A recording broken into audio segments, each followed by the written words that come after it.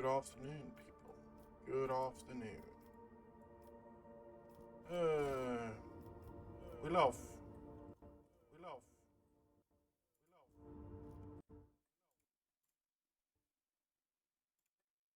Oh, fuck.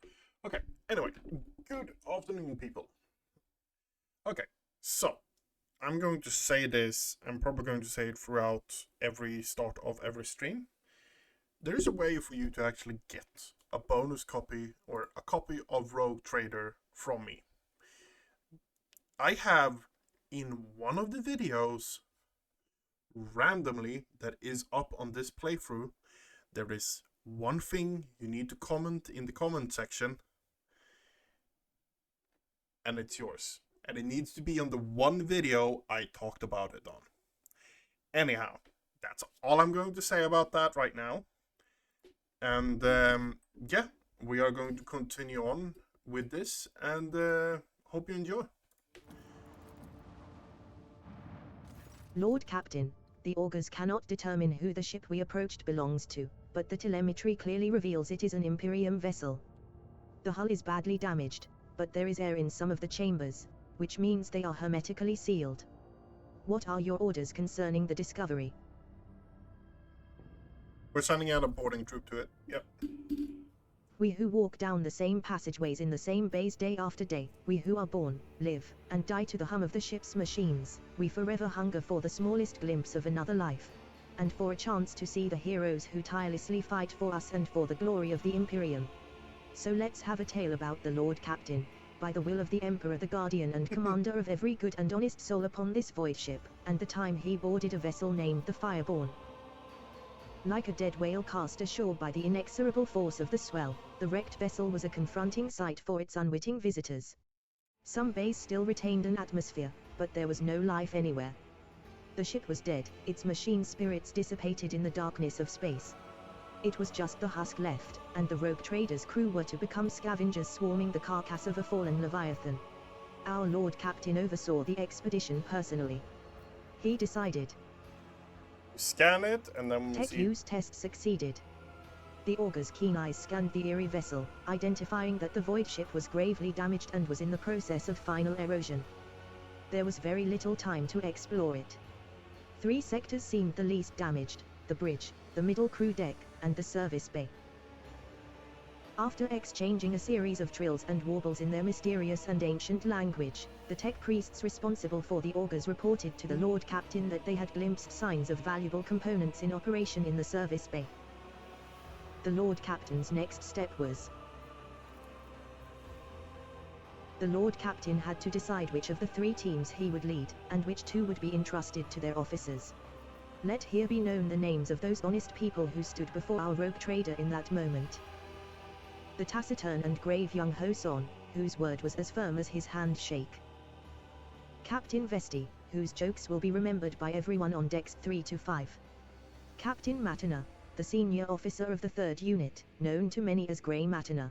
She had been leading units back when the current crop of scouts were snot-nosed kids. No one on deck was in any doubt that navigating inside the wrecked ship would be difficult. The units would be separated by kilometers of twisted metal, dead modules devoid of atmosphere, collapsed passageways, and hull breaches the size of a house. The only thing connecting the brave teams would be the delicate thread of a Vox link. And so, after weighing up the options, the Lord Captain chose to go with. Yeah, the service bay. From here on, we will relate the events based on what we have learned from witnesses, the people who accompanied the Lord Captain on the tour of the dread ship. The shuttles started up one after another and dispersed, each heading for its selected target. An hour spent on cutting through the hull in the freezing vacuum of space, a fussy boarding, and then, finally, the Rogue Trader stepped onto the cold, dark deck of the dead ship. The light of the torches revealed a sign in the gloom: Fireborn. After a minute-long exchange with the Vox Master, who quickly checked the archives, it was established that the dead vessel was that of Captain Nova Van Dane, registered at Kiava Gamma Port. Grey Matina said a prayer appropriate to the situation. Then she looked expectantly at the Lord Captain, waiting for orders. After examining the service bay and consulting the augurs, the Lord Captain suggested the ship undamaged component could be found. Awareness test succeeded. From here on, we will relate the events based on what we have learned from witnesses, the people who accompanied the Lord Captain on the tour of the dread ship. The Lord Captain's assessment proved to be correct. After a thorough search, as all searches conducted by Grey Matter were, the scouts found undamaged components and marked them for later dismantling. Sound crackled from the Vox speakers and a light on the casing switched on, signaling a message coming in on the first unit's frequency. Commander Young Ho Son calmly reported that his unit was making satisfactory progress toward the ship's bridge. This was followed by a message from the second unit, which was on the crew deck. The Vox speakers crackled, preparing to connect with the unit's commander, Captain Vesti. The words that came through sounded muffled, as though the person on the other end wasn't speaking directly into the Vox, but accidentally pressing the transmit button while occupied with something else. Never seen anything like it. It's beautiful. Hold on. Wait. Is it moving? The pale-faced Captain Matiner barked out a stream of orders, telling the unit to close ranks around the rogue trader and prepare for trouble, but then the yelling from the Vox turned to laughter. "Ha ha, I got you, old girl," boomed a voice from the speaker. It belonged to Captain Vesti, the commander of the unit exploring the middle deck. "Don't panic, we're all good here, not a thing to report. I hope where you are is just as uneventful." White with anger, Matiner turned to the rogue trader. "Captain Vesti has a unique sense of humor. I strongly suggest that your lordship take him in hand." Field of Command demanding the final report on progress. The rogue captain refused the conflict brewing between the two commanders and requested a report from Vesti and its unit's progress. Yeah. Captain Vesti reported that his unit's foray had so far proceeded without incident, mystical or otherwise. They had found no survivors from the ship's crew. Or bodies, for that matter. However, the unit had encountered a problem. The passage leading to the deck section with the arsenal and storage depot was seriously damaged, especially the power cables. Proceeding further could be dangerous. After consulting his officers, the Lord Captains issued order new Vesti unit. Vesti's units headed off carrying out their order whilst the Captain continued. Fortune smiled on the unit this time. Grey Matter, having trusted her instinct and experience, chose to return to the shuttle via an alternate route. In one of the dark branching passageways, the team discovered a modest but untouched trove of cargo from Kiava Gamma. Nice. Summoned all his willpower. Okay. The voice of young Ho Son reached the Lord Captain's ears once again. The first unit's captain soberly reported that his people were proceeding to the bridge. The ensuing deathly silence alerted the Lord Captain that something was wrong. Following the gazes of his team, he saw that the unit's dispatcher, who was carrying the large Vox caster with the antennae and transmitter, was lagging far behind the rest of the group. And the transmission indicator was dark. There were no incoming messages. Even if there had been, Son's voice couldn't have sounded so close, as if the dispatcher, or Son himself, were standing right next to the rogue trader. "Son here. Unit 1 proceeding to the bridge," said the voice again. Now it seemed to be coming from all sides, drawing in from the left and the right, from under the deck and even from somewhere among the mess of cables overhead. Lord Captain summoned all his willpower to resist. Willpower test succeeded. The Lord Captain managed not only to maintain his self-control, but also to keep the terrified unit from veering into outright panic. Led by the rogue trader, the scouts hurriedly retreated to the shuttle, pursued by their comrade's disembodied voice, which continued to repeat the same brief message. After returning to the shuttle, Harold received reports about Fireborn's status. The tech priests who relentlessly pierced the wreckage with the auger's gaze insisted on curtailing the operation as soon as possible, fearing imminent destruction. There were also reports from the other two units. The second unit had succeeded in moving through the danger zone and had returned to the shuttle with a valuable payload taken from the dead ship's stores. Nice. Augers and the Vox system proved equally useless. The first unit, which had been exploring the bridge, had vanished without a trace, almost as if the dead ship had swallowed them whole. The scouts and their commander, young Ho Son, had simply disappeared, joining the thousands of crew members lost aboard the Fireborn.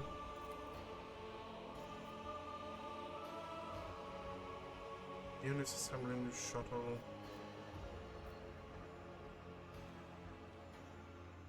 Recite a memorial prayer to the Omnisci in honor of the ship and the fallen wonder, the engineering. So many had perished, and it was sorrowful indeed. But it was a shallow grief compared to the anguish felt at the demise of a machine as magnificent as the Fireborn. The tech priest said the prayer, lamenting the dead ship and beseeching the Omnisci not to turn his back on humankind, though they sometimes failed to safeguard his wondrous gifts. Time was up. The scouting party returned to their ship. With one last look at the Fireborn, the rogue trader Gave order to the fire upon a dead vessel range. Turn away and cast a grim carcass forever in his mind. Okay.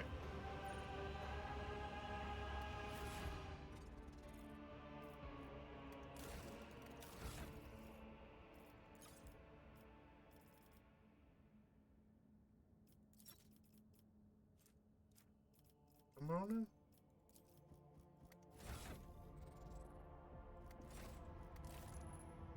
Gain. Received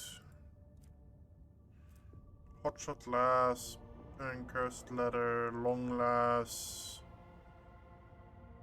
cogitated bracer.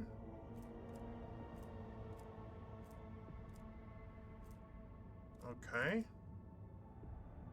Trophy. Headhunter, light carapace. Okay. We have one there, and this one here. Perfume. Okay. Okay. That's what we got. Fair enough. Fair enough.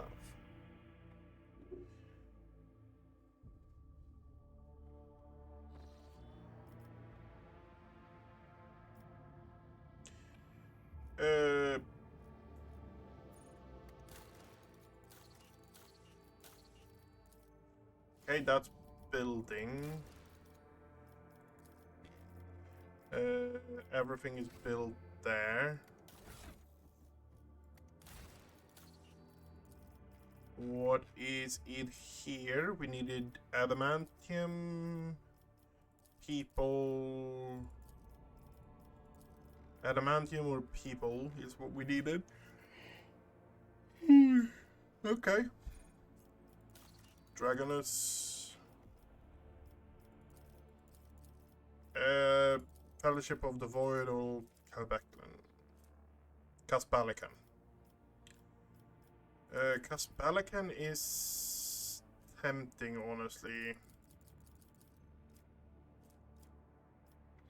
Caspalican is more tempting than Fellowship of the Void.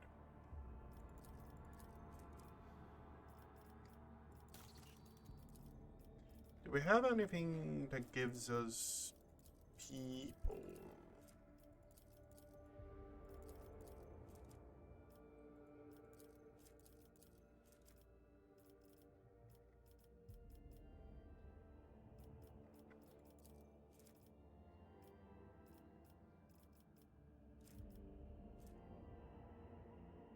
Greg, suffer.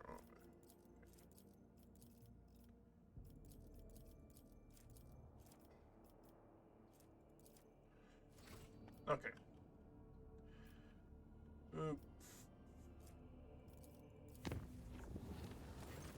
The tech priests reported a brief malfunction in the Geller field generator that left the vessel exposed to the warp for a brief second. Isolated until A part of the ship was isolated from the rest until it left the warp at the end of the journey. After the vessel emerged in real space and the chamber was unsealed, it was intact. With the exception of the crew who had barricaded themselves in a far corner of loading bay 5 and bravely resisted the unknown assailant for as long as they could. Their remains have been safely disposed of.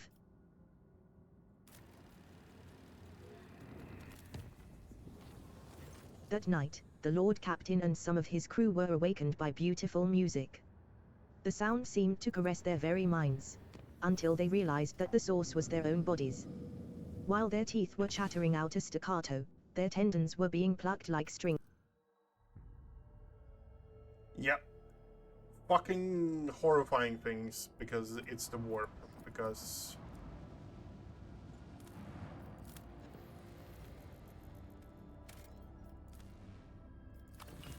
Don't mind if I do. Recolingers, pod.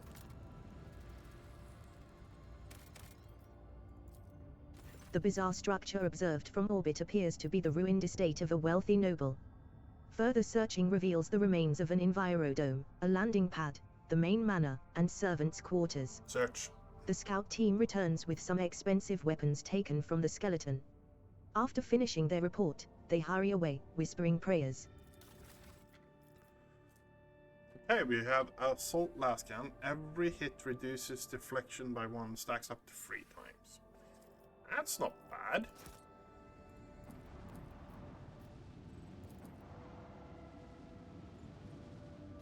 A ship that once traveled the galaxy is now suspended in the silent void like the gnawed carcass of a giant monster. When the...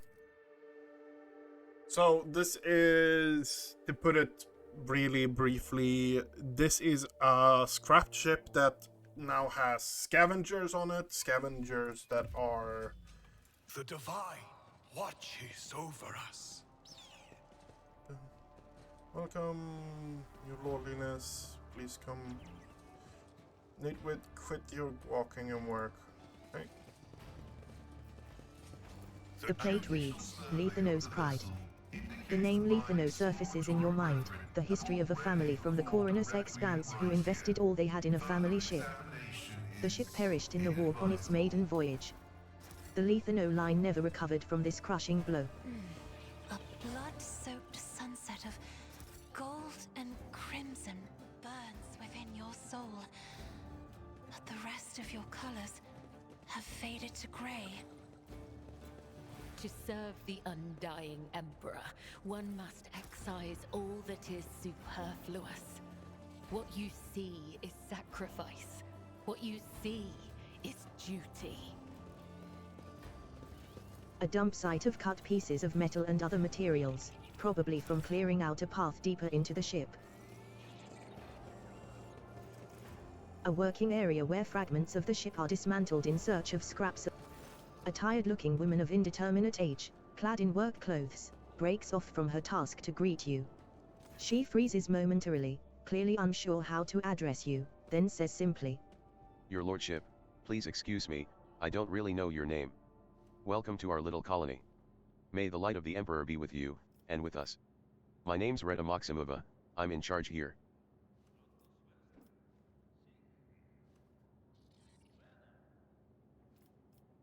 What is this place? We just call ourselves Rita's crew and this place is Rita's camp, that's it? We're recolligers. Scavengers, in common terms. She does not speak the word scavengers with any kind of disdain. On the contrary, there is dignity in her voice, the kind with which one would announce their affiliation with a respected guild or family. Tossing a glance at Pasquale, she grimly adds, And our work is all legal, even though your brethren have no liking for us.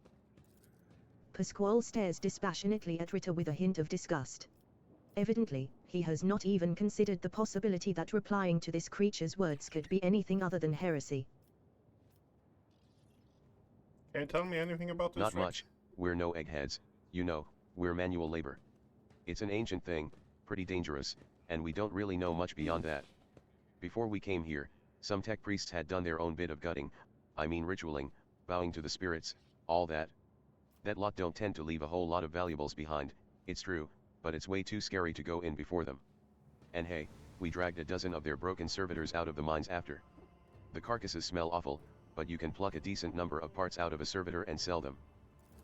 Doesn't seem like there's anything nasty living inside the wreck now, but the wreck itself is barely holding together. You go a couple of modules from here, and that's it, you won't take another step without fearing that a broken reactor might cook you alive, or a whole module might depressure us. Well, it's nothing we haven't handled before, so we're having a poke at it. But we don't have a clue what this ship is or who it belonged to. I see you take Sure pride do. in your work. It takes skill, and luck, and a good head on your shoulders. We risk our lives every day, crawling on top of these old buckets.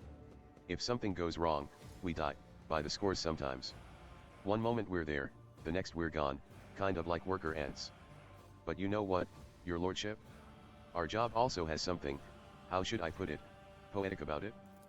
Hope you don't judge me too harshly and don't take it as insolence, but some people, even big people like you, think too highly of themselves. Let's say your ship hops into the warp someday and doesn't hop out of it in time. And around 1,000 years later, another gal like myself, who needs to feed her 3 ankle biters somehow, will be rifling through its remains, looking for anything good. That's just the nature of things, each of us comes and goes, but the way the world works stays the same. We all have our lot in life, and mine is just as good as any other.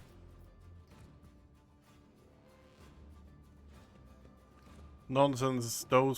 There are those who are great and those who are nothing. That is the nature of things. If you say so, your lordship. I'm a simple woman, living a simple life, having simple thoughts, and if I happen to blurt out some bunkum, that's just because I'm not that bright. Ritter shrugs. What do you do here on the ship? Right now we're gutting this old heap of junk, slowly but surely. That's a Recolager's life for you.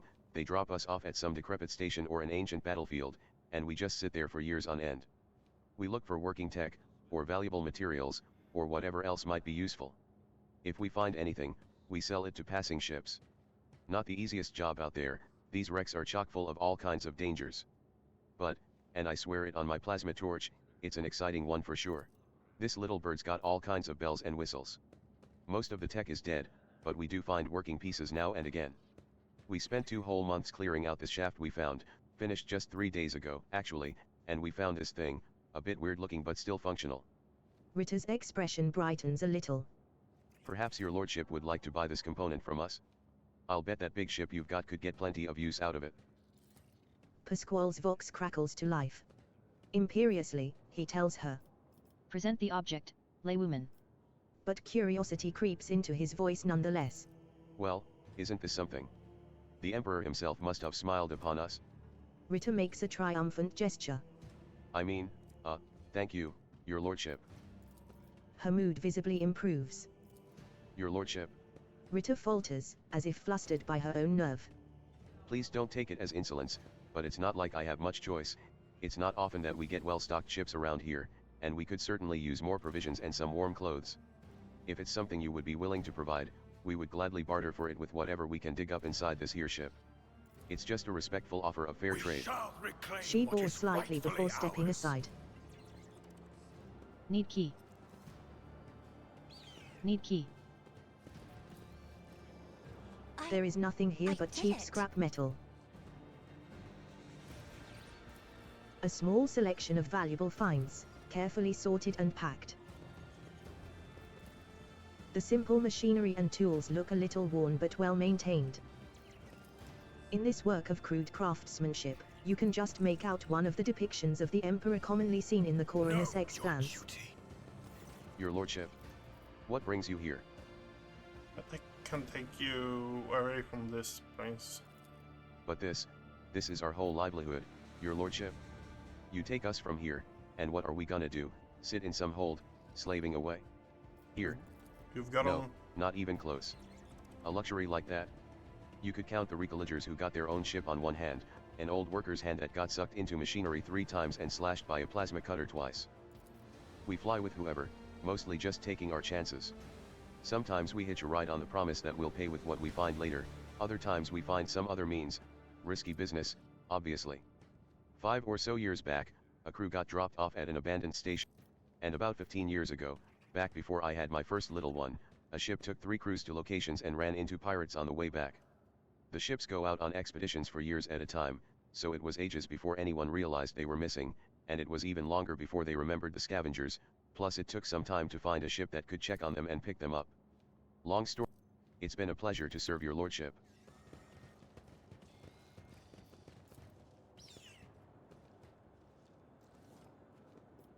Among the house wreckage would was be an proud of instruction me. manual for the duty officer on how to access the safes. You can obtain the codes to the safes by logging into the ship's cogitators. The cogitators appear to be inoperative. We are bound by the blood Okay, of martyrs. let's... The cogitators appear to be inoperative. Here then? The cogitators appear to be inoperative. Mm-hmm.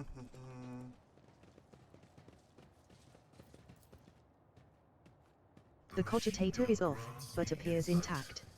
You can try to power it from a local source.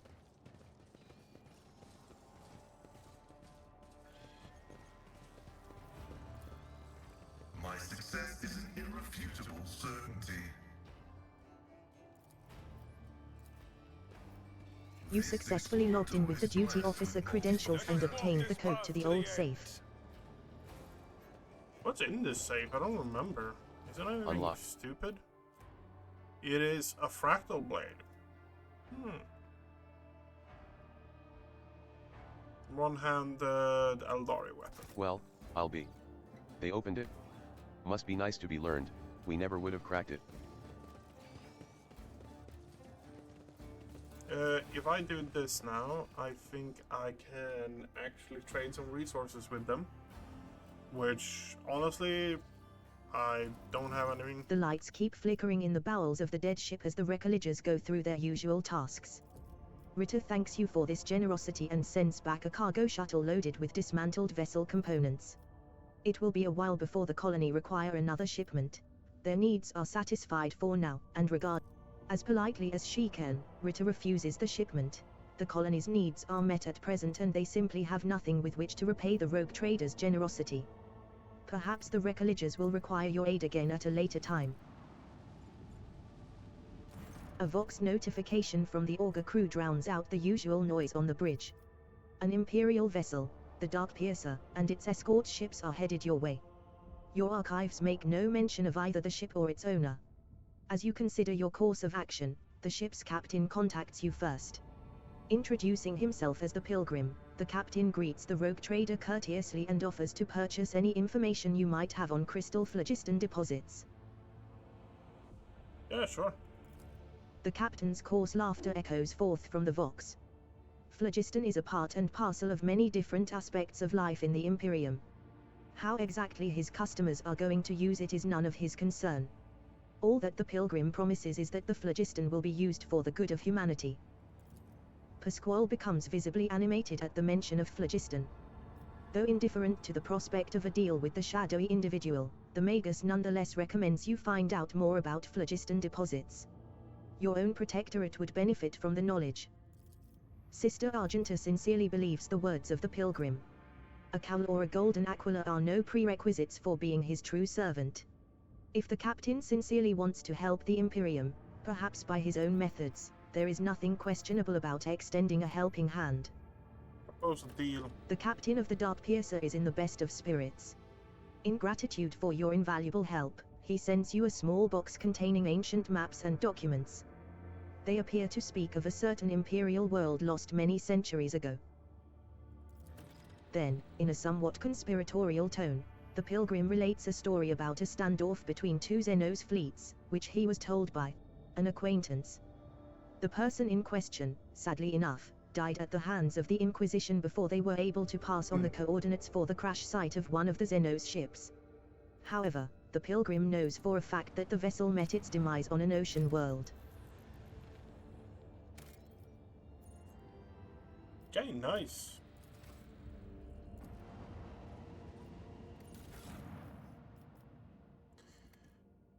So we cleared another system.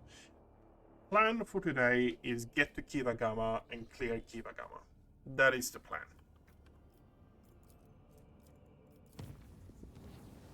Enemies of humanity have been spotted aboard the ship. Warp beasts have enthralled the crew in charge of one of the macro cannons and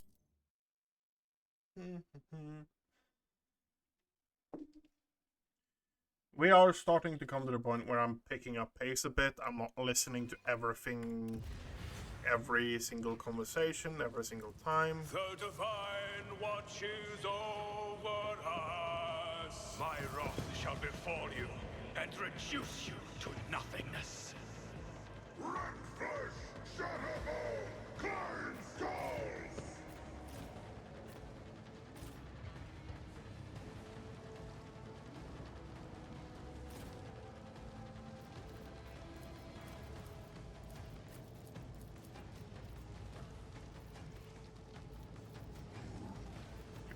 somewhere in the middle. Okay, fair enough.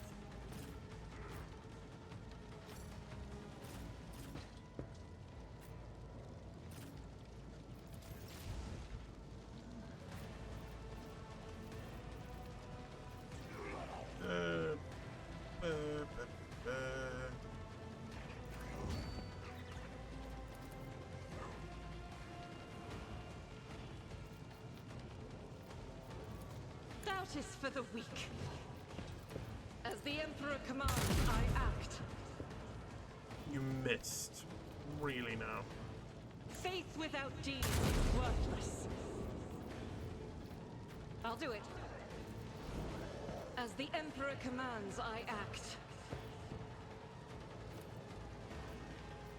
I'll do it.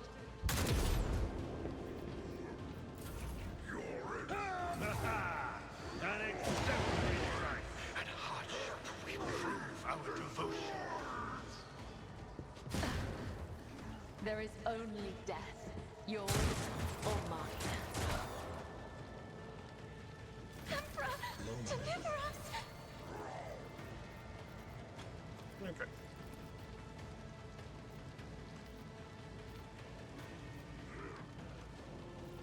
Me? If you insist, Lord Captain. I'm not accustomed to being ordered around.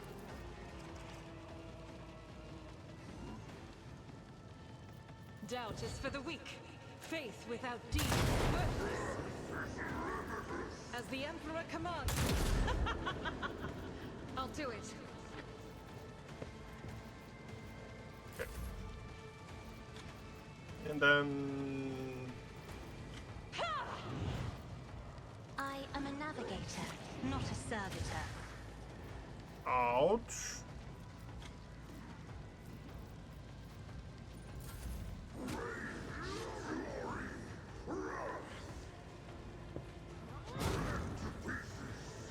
Out of my way! I serve ruinous powers. Aim for the heart next time. Okay.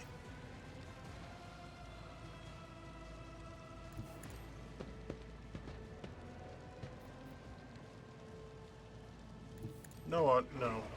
We're doing this. Initiated bioreformation protocol. I'm grateful. The Omnissiah knows all, comprehends all.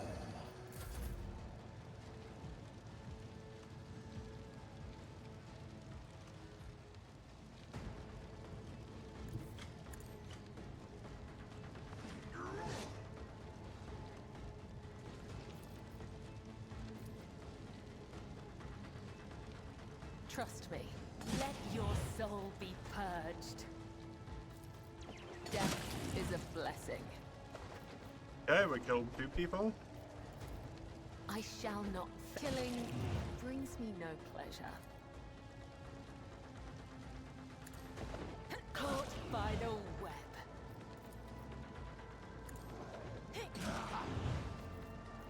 As the tenets demand. Death is a blessing.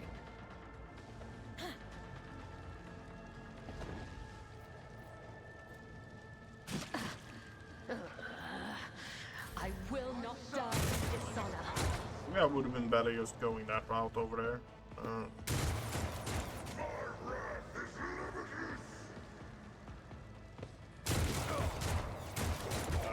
What weapon do they have?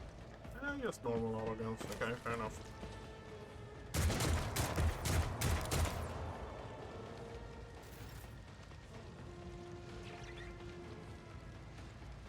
A tactically sound approach. Indeed.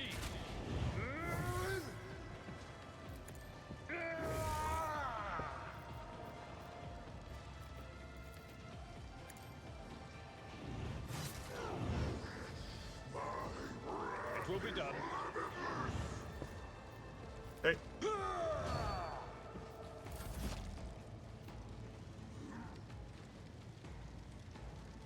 I am the chosen weapon that will crush the heathens. Let this be the warning to all who oppose us.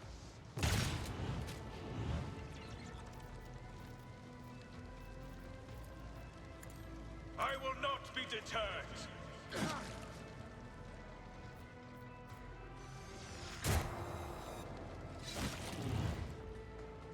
Okay, good.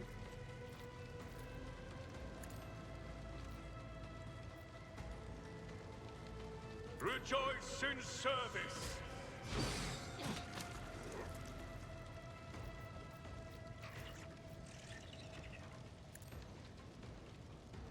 And so it shall be done.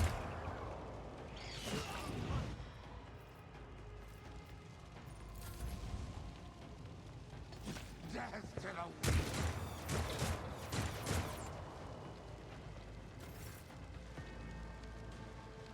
The enemies of the Emperor will be undone.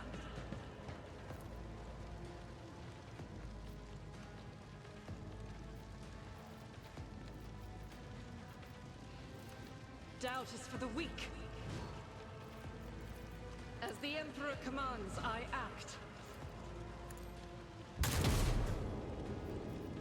That's a bit Faith annoying. without deed eradicated. As the Emperor commands, I act. I'll do it.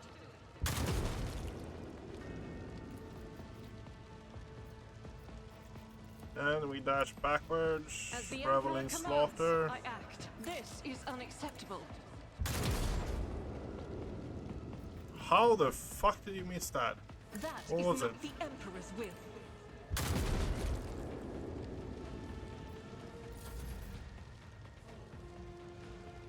I have read tomes of military tactics. Isn't this a job for the serfs? Advancing. Request denied. Okay, yeah, I can't get that far. You can get all the way over here though. I am your blade. Don't mind if I do. I cannot serve you in this way. Come, the other side awaits. So we have 18% damage there. Okay. Tried and tested tactics are the best ones.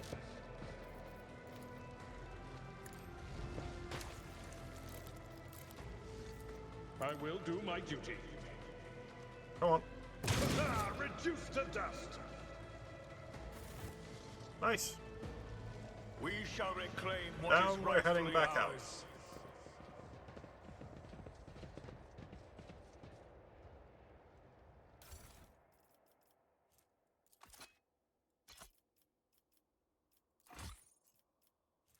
Yeah.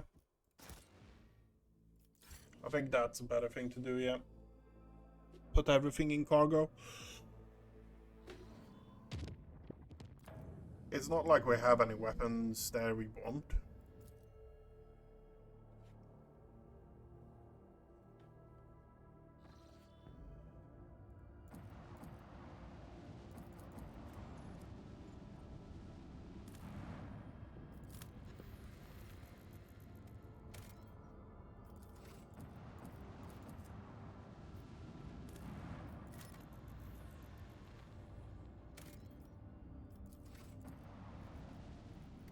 How are we with the ship? Oh, we got a new level. Okay, that's actually good. Boarding party.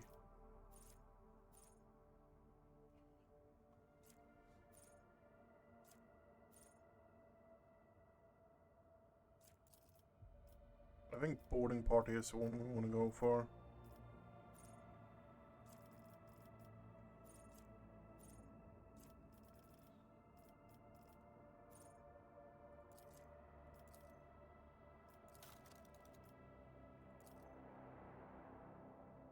Minus 100 and...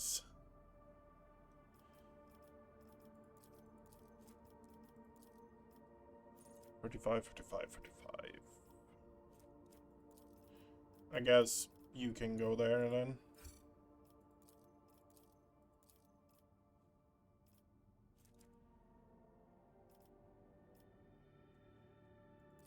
And let's upgrade that.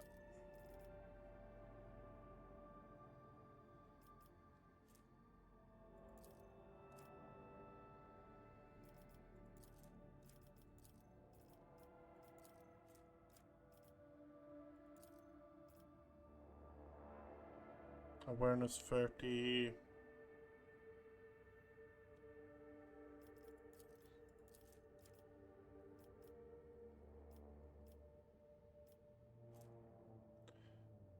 Cooldown.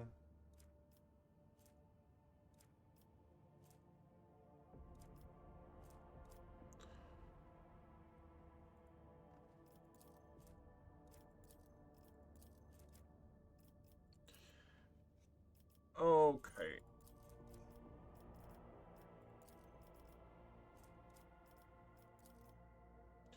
Guess I'm going to be there then. Heading. How much crap do we have? I don't know. Anyhow. Let's check this one as well and then. This mining world has been catalogued as normal. No rare or valuable deposits have been detected.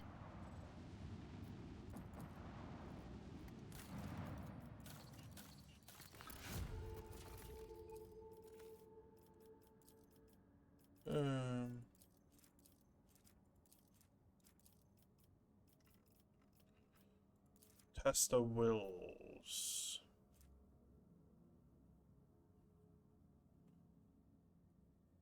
Cannon, they are recruited from Kiava's unnoted.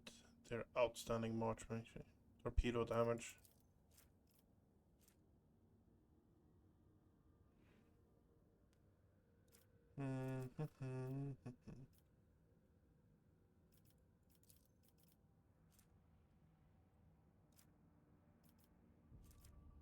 I think we're going for this one. This one has to be the one. We're going for ballistic skill. We're running actually a group, more fighty group. Also, we need to actually build Hendrix now. I've been putting that off continuously.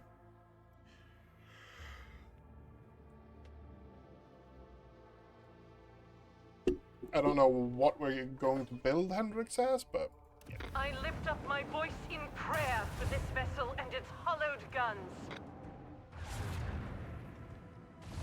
They really going after it, huh?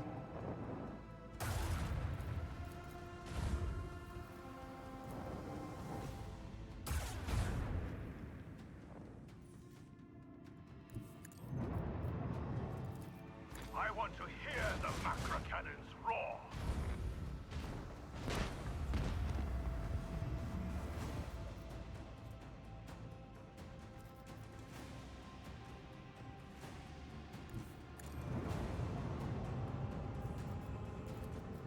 Deliver their demise.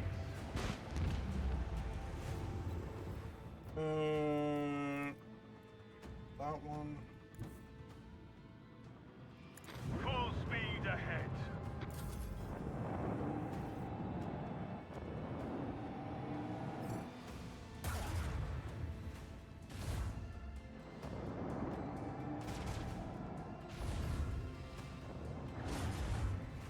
Move over here somewhere. Hey. You move. Okay.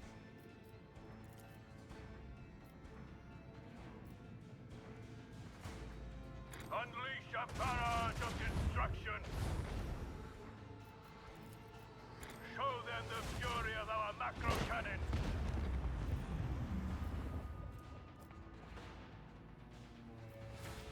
Okay, we Lock got on and launch.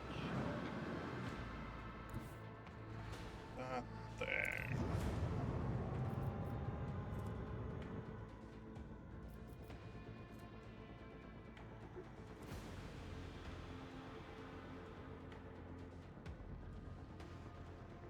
Wondering what the fuck it was, but yeah, no.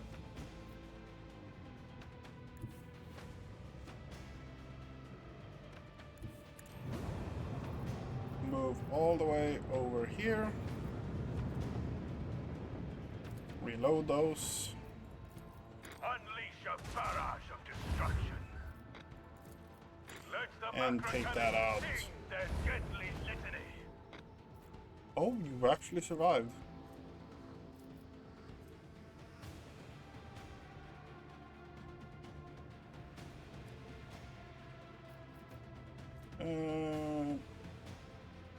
Yeah. Reload the shields.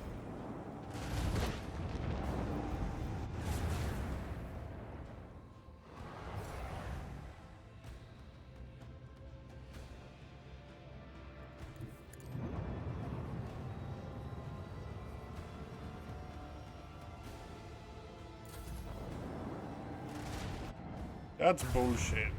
Absolute fucking bullshit.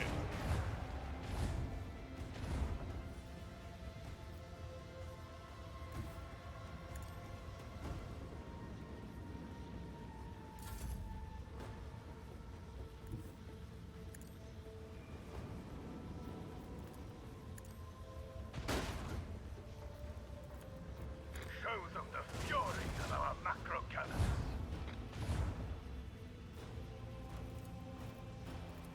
Increase the range of I it. want to hear the macro cannons roar.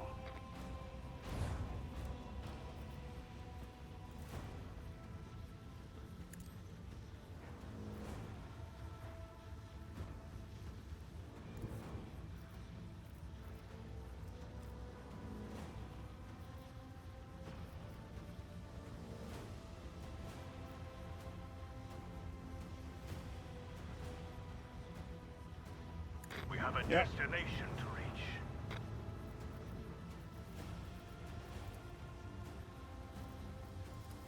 Bring doom to our enemy.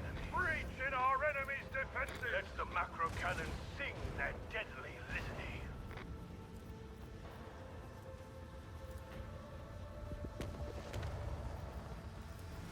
Show them the fury of our macro cannons. That's a fair bit of damage.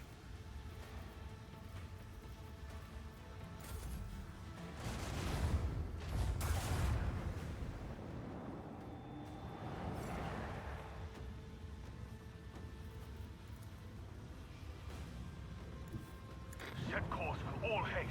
Screw you. Deliver their demise. No escape pods detected. Blessed are the faithful. Oh my god. Fireproof, it's worse. It's not bad, but it's worse than what we have. So, yeah, not really worth it. But we're going to repair our ship, that's for sure.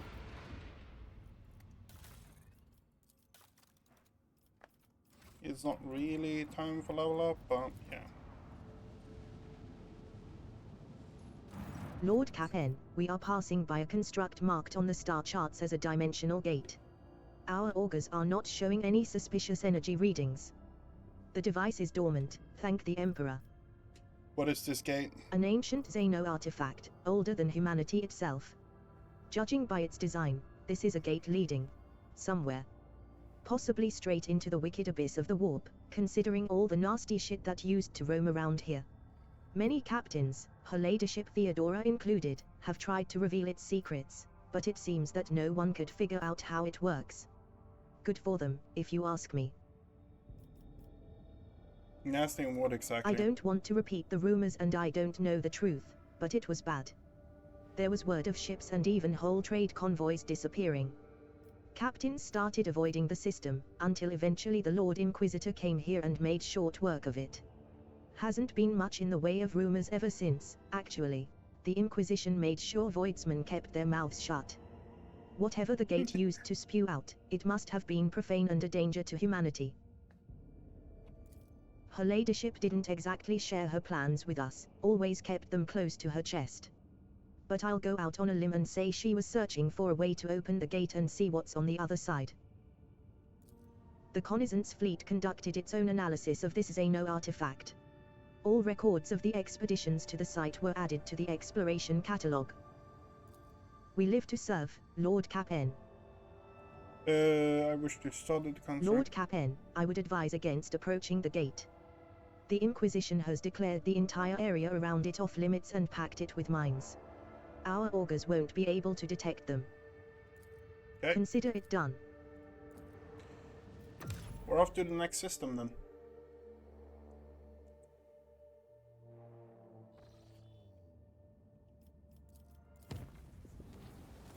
During the Sister Argenta, one of the Lord Captain's personal retinue, was found in her cabin, pale, crying, and caught up in a waking dream. She didn't seem to notice anyone around her. Instead, she clutched a fragment of a burnt aquila in her hand and kept calling for her mother. It took an hour to bring her round. Yeah, that's... In a battle, An systems of... auxiliary generator chamber on the artillery deck was overgrown with the thick stems of some thorny plant. Yeah, something The flame had been reluctant to take hold, barely flickering on the thorny vines at first. The warp creature begged endlessly for mercy, its soft voice full of genuine suffering. But the God Emperor protects his servants. When the vile spawn caught fire at last, only its oily ashes were left behind.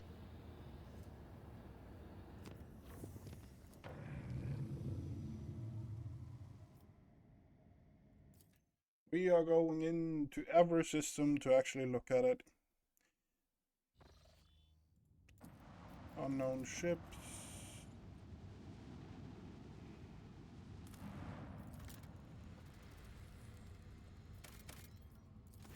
This planet is devoid of even the most primitive forms of life. However, the crew has made quite a strange discovery, a mirror, lying right in the center of a huge crater. A completely ordinary mirror in a frame, by all appearances. Destroyed immediately. The crew blasts the crater, raising a cloud of dust that blocks the auger array. Confirming the mirror's destruction is impossible for the time being, but it could not have survived such a powerful explosion. Definitely not. A vigilant member of the auger crew has detected a small Xenos vessel drifting through the void. The ship is unpowered and shows no signs of being crewed. The squad boarded the vessel without issue. Corrosion has laid waste to the ship's systems, which led to the death of the entire crew. The interior is full of dry corpses. No weapons were found on board, and the dead Xenos, judging by their clothing, were not part of any warrior caste, merely the crew of the now defunct ship.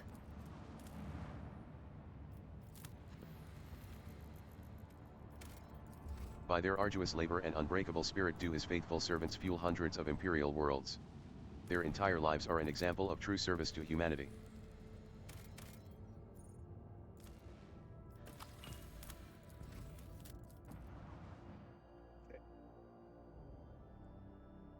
Bum, ba, bum.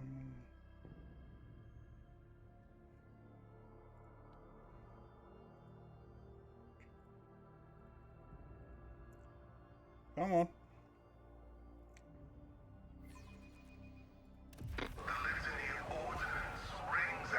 Hello, Trooper. Have some... Okay.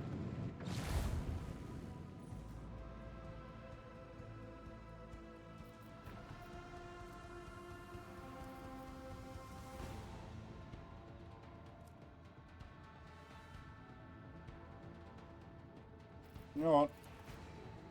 That is worth it just to Let the kill it. macro cannons sing their deadly litany.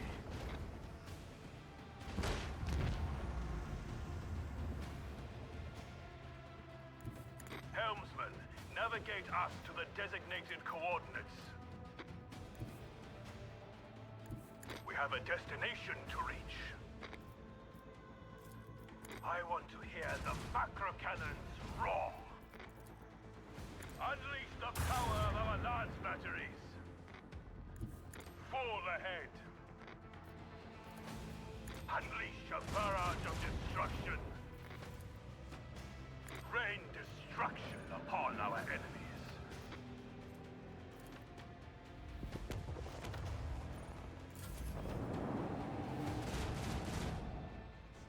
Come on. Ooh.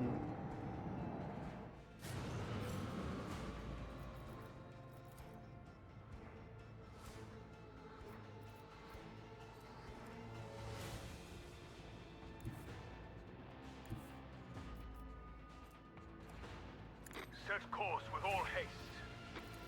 Bring Goodbye. to our enemies. 3 HP, really? Let the macro cannon sink The and dark deadly void will erase their colors.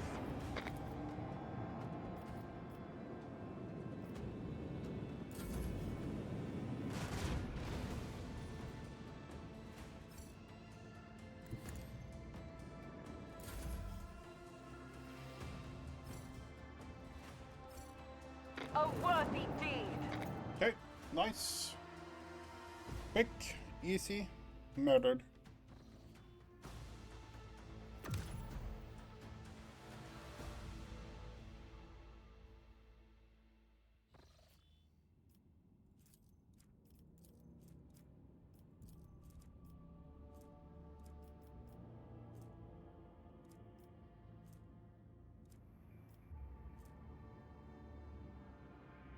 We didn't check that shipwreck back there.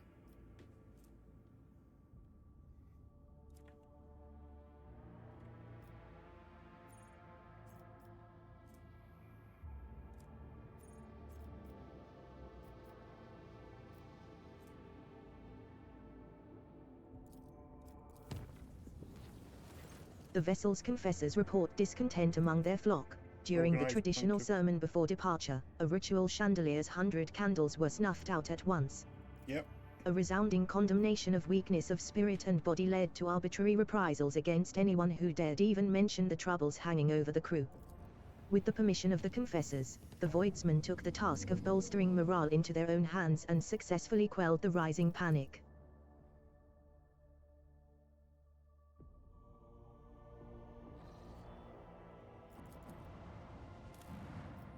Scan it. Yes, Prometheum. Not really super interested in Prometheum right now. The Santiel's pride hives are oozing noxious haze veined with sulfurous streaks. The promethium fumes from the gigantic distilling cauldrons located beyond the temperature shields. Vast, endless deadlands littered with spots of promethium stations and refineries separate the colossi of rockcrete and adamantine with its crown of gargantuan spires. The heat of this system's star has turned this world into a boiling but lucrative gland within the body of the House Corda Protectorate.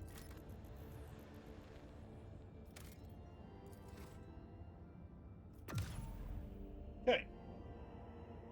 We're off towards Kiava now.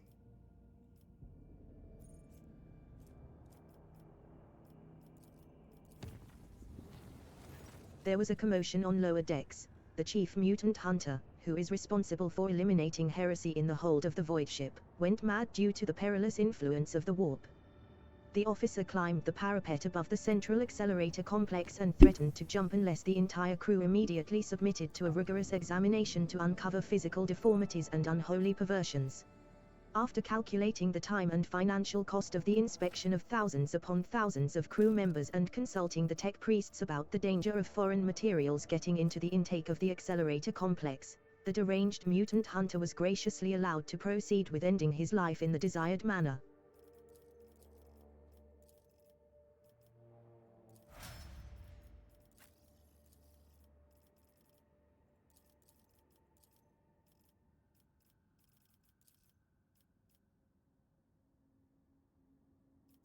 Weapon skill? Yeah, weapon skill.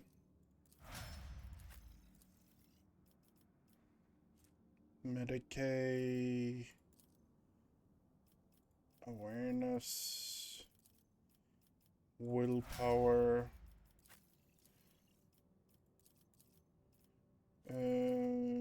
Strength, I think. No agility.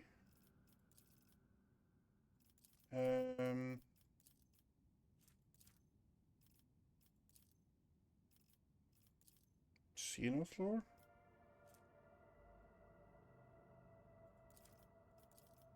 Demolition. Yeah, fuck it. Athletics.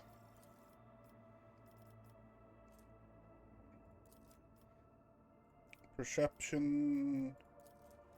Logic.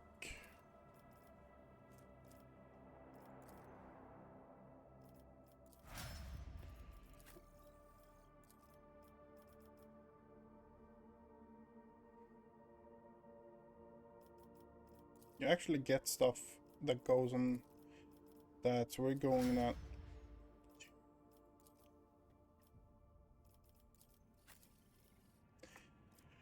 Okay, what do we actually want you at? What do we want? Is the big question. We could go assassin. We could also go arch-militant. You know what? We're probably going arch-militant with you.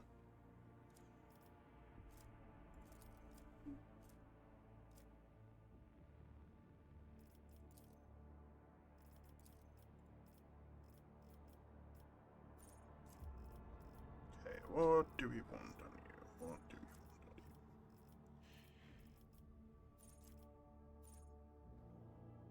you? Okay, I can attack with a second weapon. Yep, that's what we want.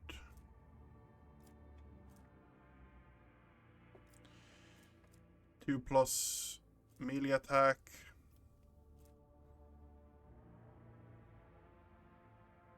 To end the combat.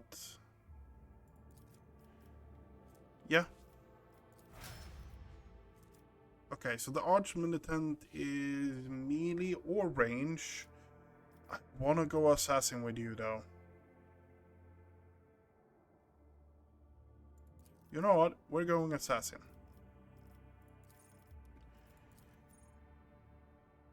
Dash in a straight line for 3 cells. Yep.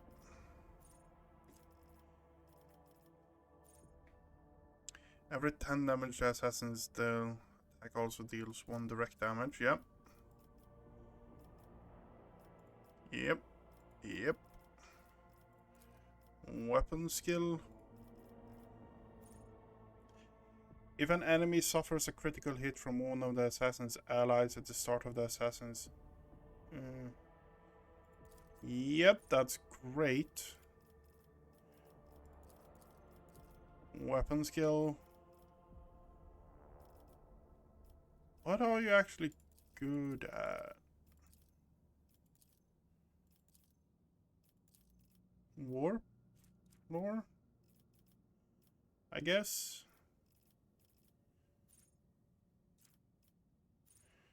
Elusive terror. One becomes the lowest priority target.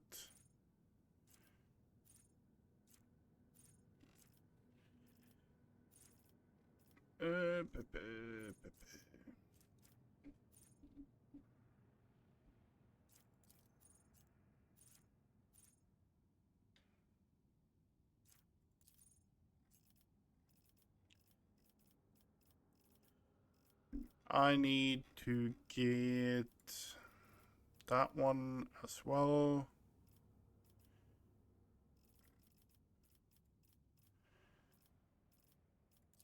Willpower.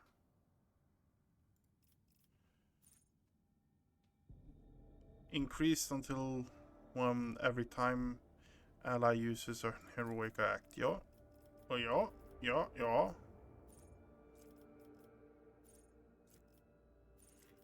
What can I get? Terminus. Yep. Perfect army. Lethality chance dealing.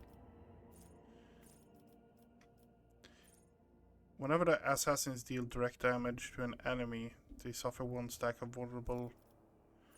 Keep your distance, killing speed. Whenever it hits an opening, the assassins deal 2+. Yep. The enemy's last damaging.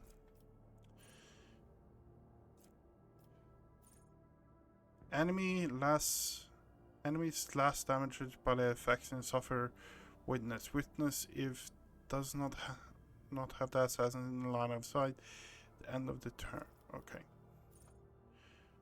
Hits a target with an attack and has 100 lethality or greater first time in the round. Hits an enemy without hitting an opening assassin's gain. Assassin gain 15 lethality against enemies that have any of the following effects. Slowed, immobilized, hemorrhage.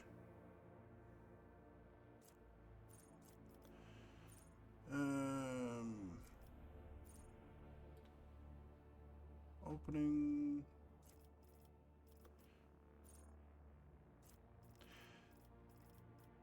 I want to focus on the assassin stuff, as in I want to make him a murder machine. At the start of the assassin's turn, all enemies that do not have the assassin.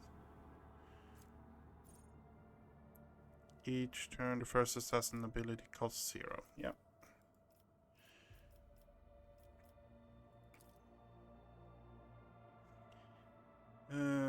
Yeah, more agility.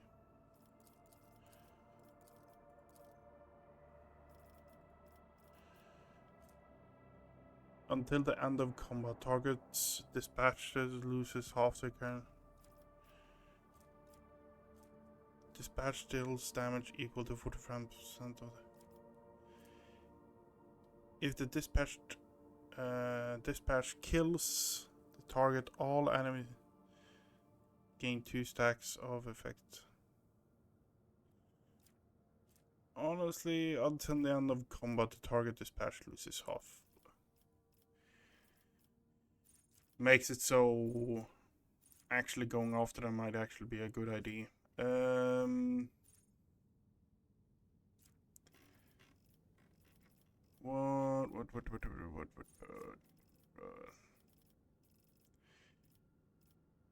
Solid weapon, plasma weapon, nimble, last weapon, heavy weapon proficiency, dual, Drukari.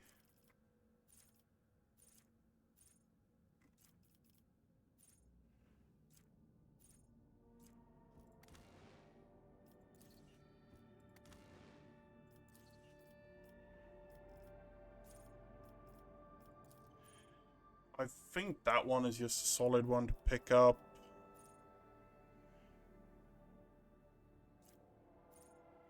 Whenever assassin attacks an enemy with a single attack, this attack reduces the armor target.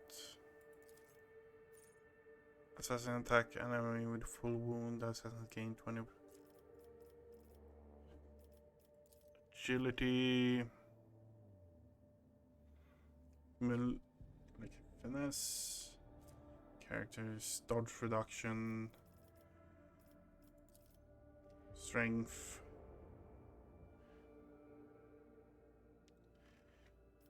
Okay. And Xenolore again, I guess.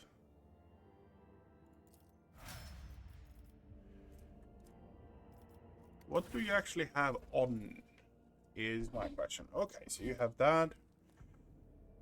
Psi rating fighting against demons. Do we have a better chest piece for you?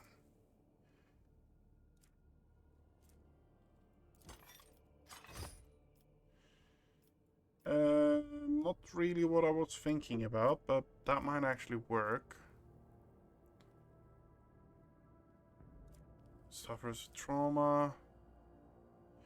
Whenever the wearer starts their turn with no enemies, they gain and do not provoke attack of opportunity.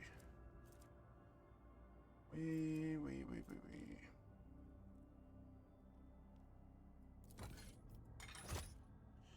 That we go.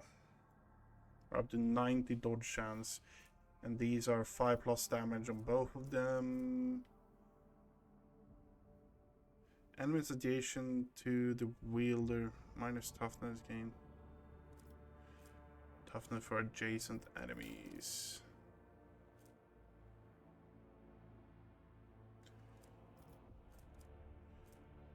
The wielder suffer power warp, disordered absorb part of the damage.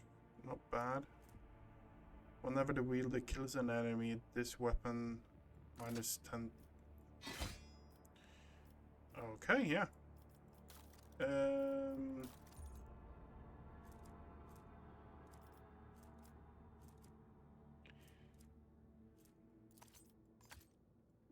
Charge bonus.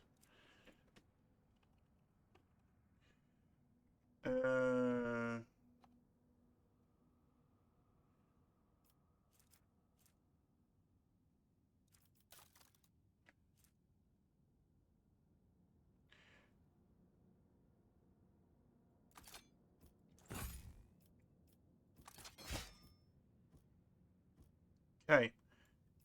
That is exactly what we want. Why are we making him now? Because the simple fact is when we enter this zone, it's pretty much go, go, go from here on out. So that's kind of why we're making him right now, instead of when we need to make him right before Kiava.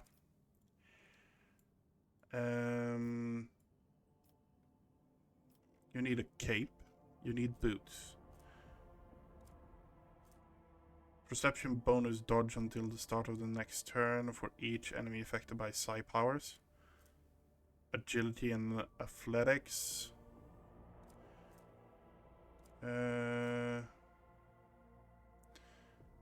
Yielding beacon. Boost grants the wearer dodge reduction bonus to melee hits. Don't mind if I do.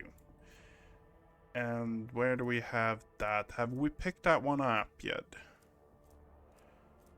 Fellowship bonus indoor. Parry and parry reduction. There is a cloak that gives extra extra stuff if you actually have 2 melee weapons, but it seems we haven't picked that one up yet. So yeah, no. Yes, this is the character we're rolling with in with. Who is he going to replace? Honestly, I have no fucking clue at this point, but we are going to see how he performs overall.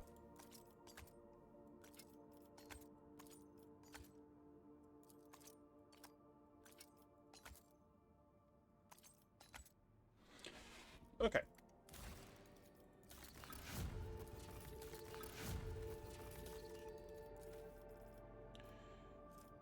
Underground, one mechanism.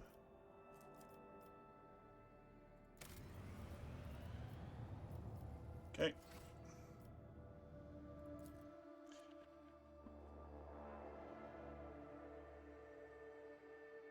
Lord Captain, according to telemetry, we are in the system of Kiava Gamma, the main industrial world of the von Valancius dynasty. However, our astropaths report that attempts to contact Governor Gaprok have been unsuccessful. But wait. The Vox Master is silent for a few seconds. Lord Captain, a new report. Kiava Gamma is sending a request to exchange data. Reply with our own request. As you command, Lord Captain. The Vox Master switches to a nearby comm channel to relay your instructions to the crew. For several minutes, Lord Captain, reporting, the Manufactorum is ignoring all our requests and continues to send us its own. The longer we do not accept their messages, the stronger and more persistent the incoming signals become. Suddenly, a deafening screech erupts from the bridge's Vox system. You hear violent tirades of garbled binary code like the low chuckles of machinery. LLL Lord Captain. Int TT Turference DDD detected in the compartment's Vox SYSTTTTum. Looks like the bridge is CC cut off from the rest of the VV Void ship. VV Void ship. Okay, so we get this one. The Void ship's bridge. Sounds of working cogitators and officers' footsteps. The everyday scene is interrupted by a near-splitting beeping sound, followed by lumens going out. In the dim glow of candles and emergency lights, one of the officers in frame cries out, another falls to her knees, clutching her head. Over the beeping of voxes, shouts can only just be heard, what's going on? The doors are locked. We've lost contact with all compartments. One of the bridge officers turns to the throne. Lord Captain, the Vox stations are malfunctioning and overloading the system. None of our outgoing transmissions are getting through. The incoming ones that do make it are distorted beyond interpretation. Continue sending orders from the bridge and request status updates from other compartments. The officer salutes and hurries over to the bridge Vox system, to the Vox Master, who is leaning over her station. Moments later, a cry of surprise. Lord Captain, our transmissions are being distorted as we speak. Depressurize the lower bays, execute adepts of the machine cult, disable the life support systems. If even one command gets out. Stop the transmissions at any cost. Tech use test succeeded.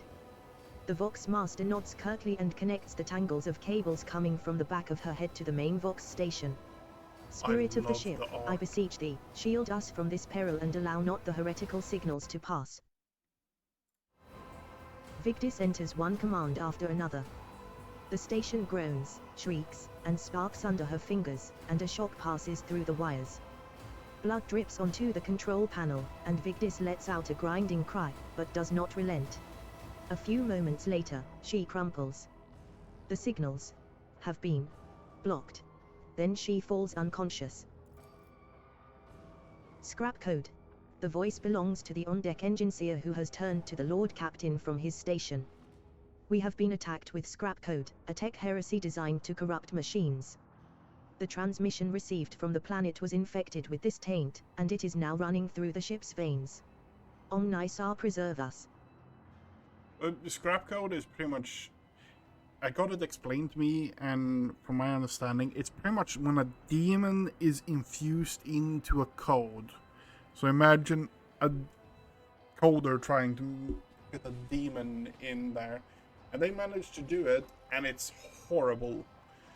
Yeah, but it's Warhammer, the Voidborn so officer appears before the Lord Captain once more. Whatever it is that's attacking us, we have a backup procedure that can circumvent the Vox barrier. In the atrium leading to the bridge, there is a terminal for an isolated system that might still be unearthed. A loud pop. The pipes over the officer's heads burst, and a blast of hot air flings the Voidborn away from the Lord Captain, his body slamming straight through a cogitator panel. The picked frame spins uncontrollably. The servo skull was jolted by the gust. The picked recorder fogs over, the Vox picking up the crackling of electricity and a death cry. Gas on the bridge. A junior attendant shouts and instantly doubles over, inhaling the poisoned air. Give the order to evacuate immediately. Persuasion test succeeded. The rogue trader personally oversees the evacuation. Bring the plasma cutters. Get the wounded to the exit. The officers repeat his orders. When the servo skull following the rogue trader reaches the doors, they fall to the plasma cutters and crumble outward. The rogue trader is the last to leave the bridge. Karas test succeeded. Leaning on a support beam, the rogue trader takes several deep breaths, trying to flush his lungs with air. Then he straightens, smooths his uniform, and heads toward a goal known only to him. The servo skull follows. The atrium is in a state of panic. Silhouettes skitter about in the dark hall, illuminated only by the flickering of emergency lumens. Curt orders and someone's feverish words of prayer can be heard.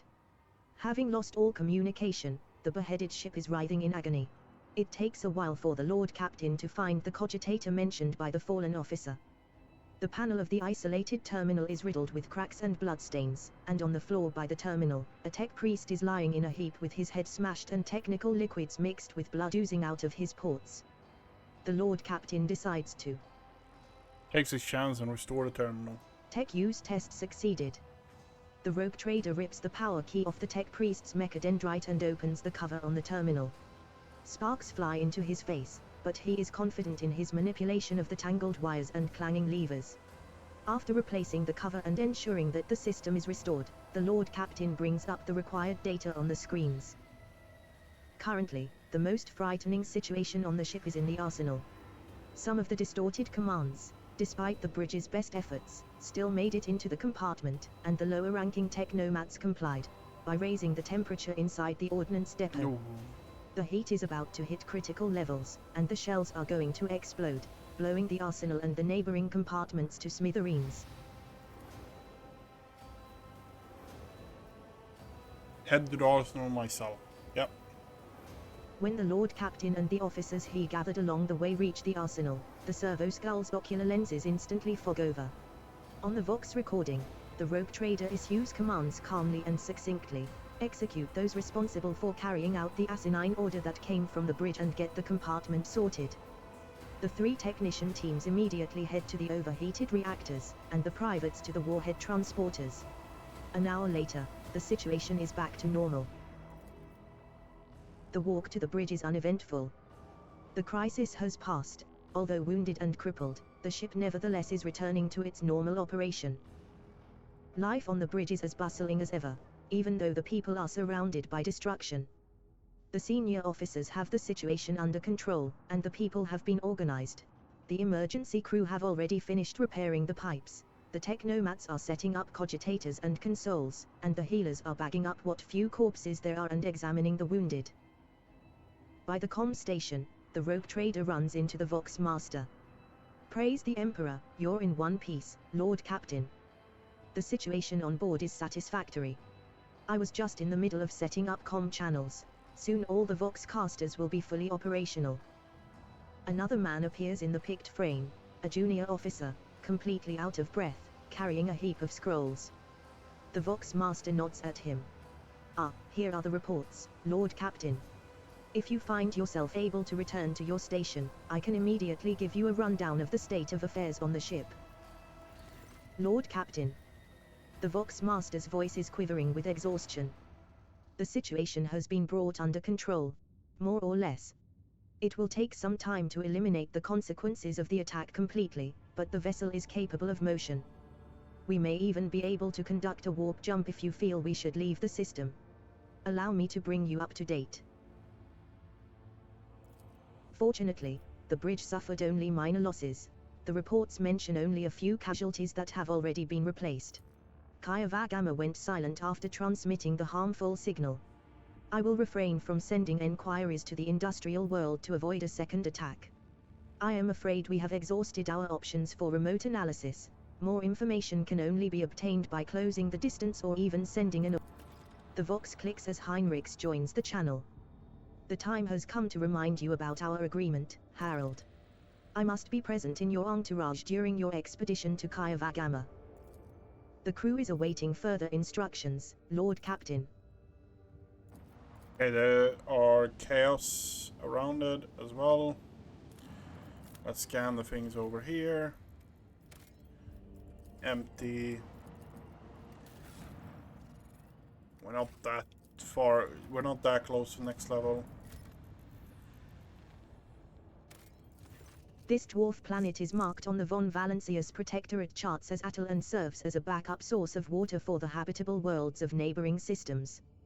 Due to Contact. The Extractium turns out to be Incendia Corda's latest investment, whose domain is located just within a few jumps from the Krenak system.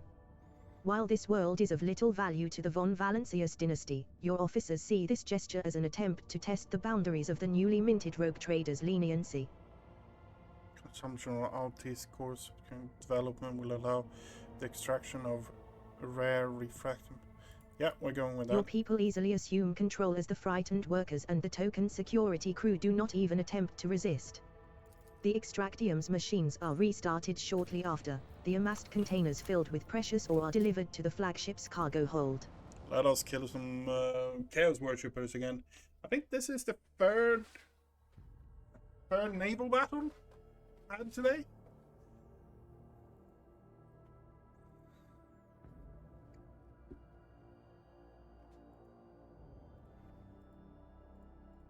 I stand ready to serve you and the Imperium, Lord Captain.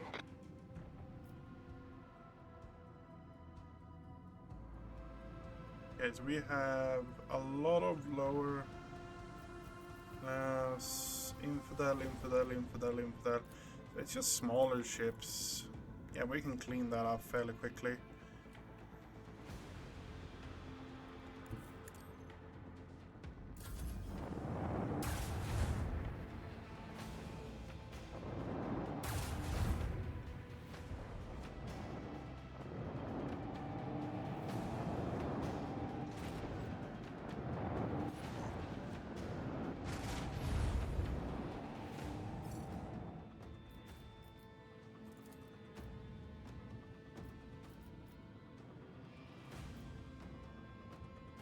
want to hear the macro cannons roar.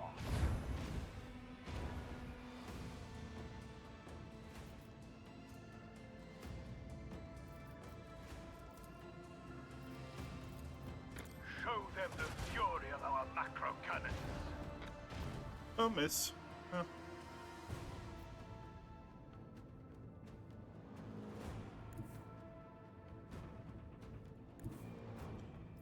Oh, we would okay, yeah. That's the right. Helmsman, navigate us to the designated coordinates.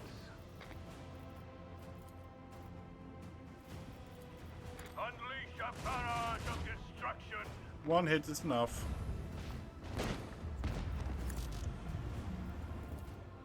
Let the macro cannons sing their deadly litany.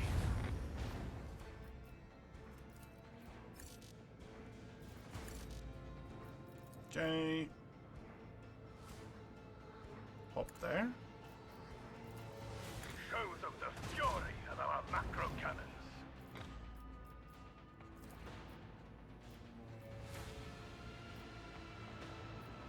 God, board them.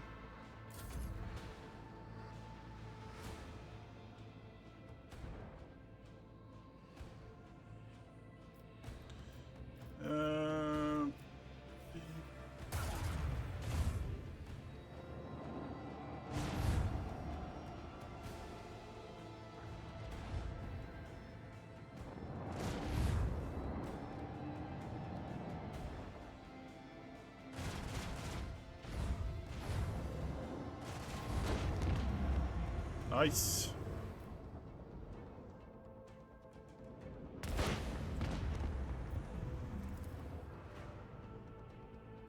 Unleash a barrage of destruction.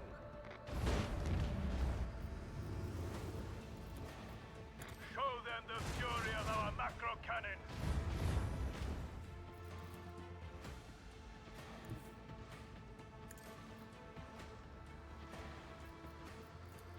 Bye-bye. Deliver their demise. Oh, you have Let 1 the macro HP. cannons That's bullshit. sing their deadly litany.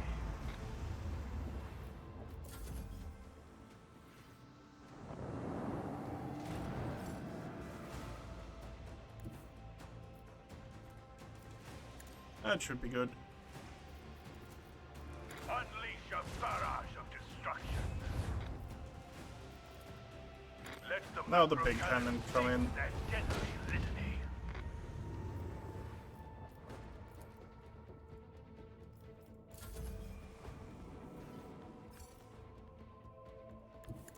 Victory is ours. Another brushed Chaos Worshipper Navy. I took 3 damage. Begin scan. Okay. Pascal is with us.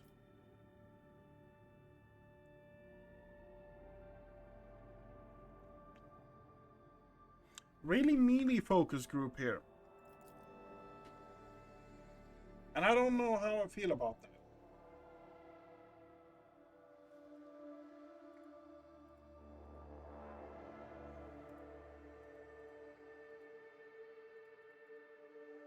Hello, Echo. Hello. How long was it you said anything? I have no clue.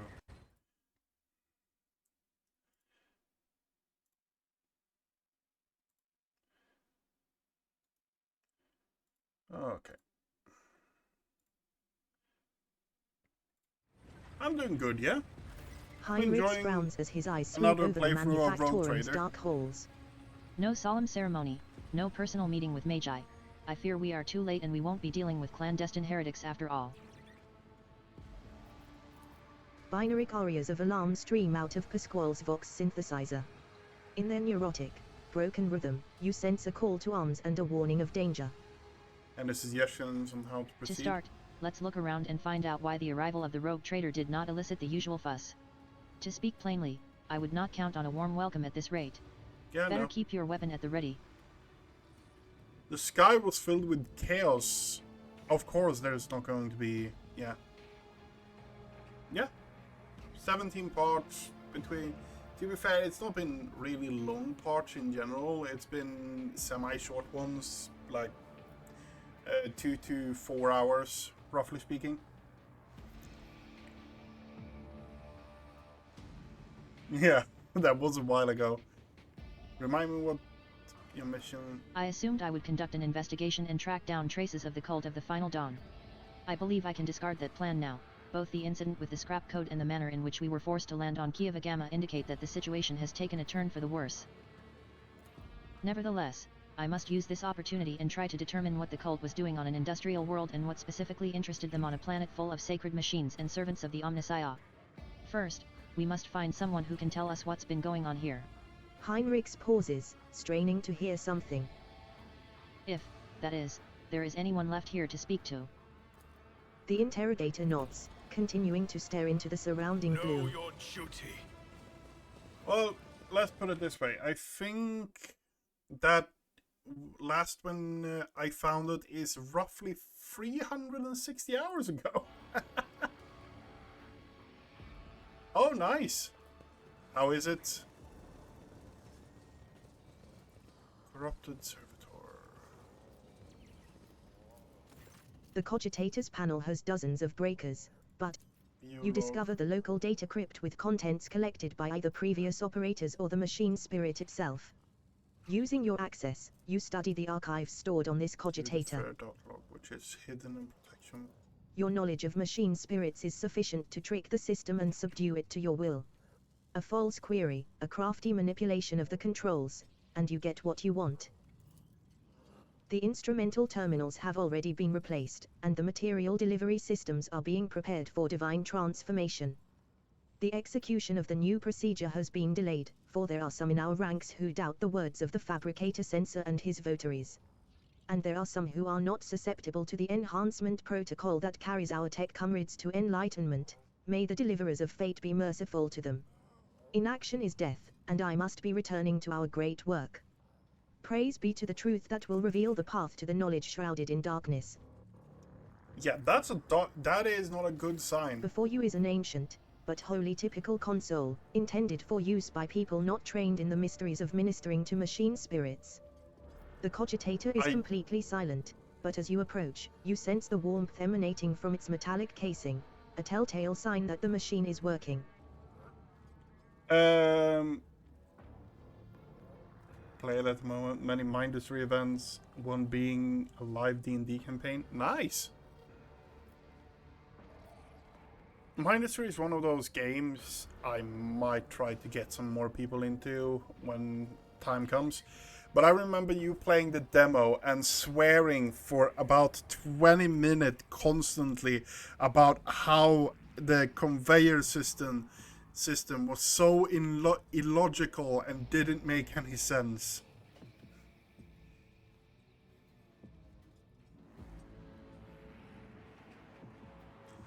Speedrunning satisfactory before diving into Factorio?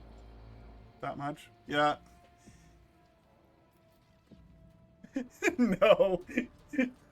No worries, Echo. No worries. I think me and DK was sitting and watching you and just laughing. Yeah, no. You discover the local data crypt with contents collected by either previous operators or the machine spirit. The vast data repository. Yeah. Have you sent up your first rocket? Let the faith guide my path to glory. The servitors before you appear as if they are performing some elaborate and confusing dance. Striking strange poses, they rock back and forth with their arms bent at peculiar angles. Upon your approach, one of the servitors jerks and tries to turn in your direction. The rest immediately repeat the motion. The strange scene is complemented by a grating sound. Dull clicks just at the edge of your hearing, coming from an unknown source. We've been playing for 2 to 4 hours, so we've reached... Yeah, but hey, it comes down to Factorio, Mindustry, Satisfactory. All those games is the more you play them, the more you understand and stuff like that. We kind of quit our last playthrough of Factorio because it just... People's scheduling was so fucked up. that we just took a step back and just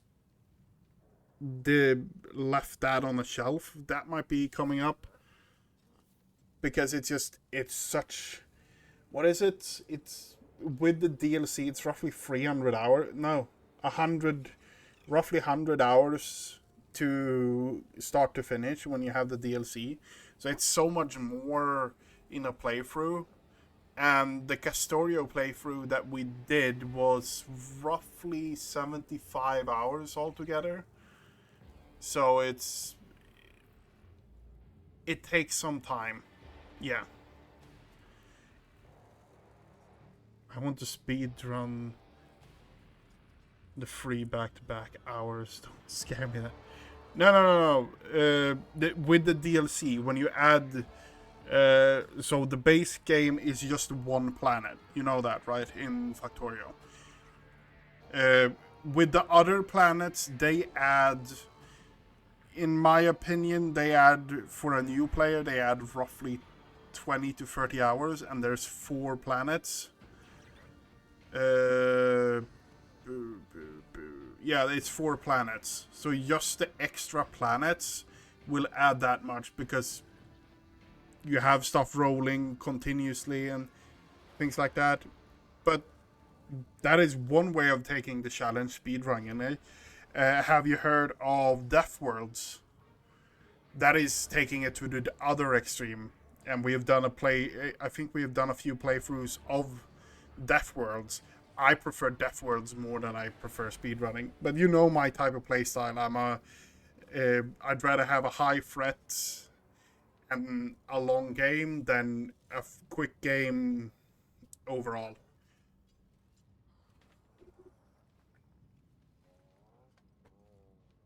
Opening the window. So I recommend, when you finished your first playthrough of Factorio, before you even consider purchasing the DLC and stuff like that and the Space Age things, actually move in and do a Death World playthrough. Because that is going to change... That's going to pick up how you actually defend yourself, because you're going to need to learn how to build defenses on Death World.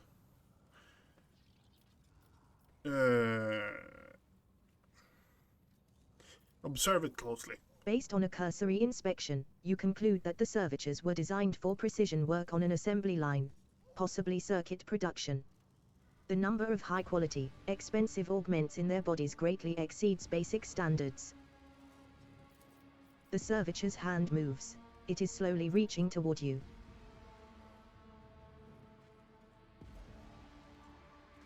Yep.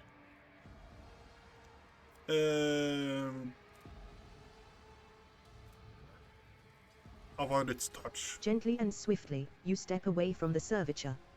It stretches out its hand, as if trying blindly to touch you in the space that you have already left, and stills once more. It seems its brain is incapable of quickly processing changes in its surroundings. Find the source of the repeating clicks. Soon enough, you locate the source of the clicking. On the back of one of the servitors, a tumor, oozing with murky ichor, is growing straight through the augments. The relays, coated in inflamed tissue, are blocked, hence the reason for the persistent clicking. A mutation in a servitor? Tech priests typically reject the use of flawed soft tissue for their constructs. Perhaps something has caused this aggressive growth, and quite recently. Yeah, chaos! Cut away the terminal from the spinal cogitator. Without much difficulty, you cut the excess flesh from the mechanisms. The liberated relay lets out a rapid burst of clicks, then a spark flashes before your eyes, and something begins to hum deep inside the servitor's flesh. As if on cue, the servitors stop moving, lower their arms, and turn to you. Crew 24, second lane of the manufactorum. Commencing work. State your request. The servitor addressing you is looking past you, and the voice is coming from the vox built into its throat. Deactivate. Your service is done. Okay. Let us walk this path to the end. Your mind is swathed in blue-grey smoke, Master Van Calox. A heavy color for heavy thoughts, I presume? You are a dangerous person, Lady Orselio. Well, all navigators are, but your abilities place you in a special category. Okay, so we have athletic check over here. A massive cogwheel constantly drives the colossal gear system, which is lost in the haze. Unlocked. No, I've been playing a lot of tactical RPGs. We've been playing Baldur's Gate, which is a ton of fun, and I'm playing Rogue Trader. I'm still playing the MMO that is a private server as well, so I'm... Tome contains revelations on the Omnissiah recording in special binaric dialect. Only a member of the cult Mechanicus with a key cipher may be able to partake in the wisdom. Okay.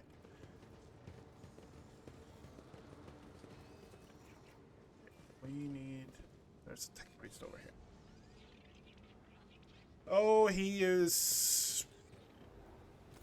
The lumps protruding under the tech priest's bedraggled red robe hint at the mechanisms implanted in his body.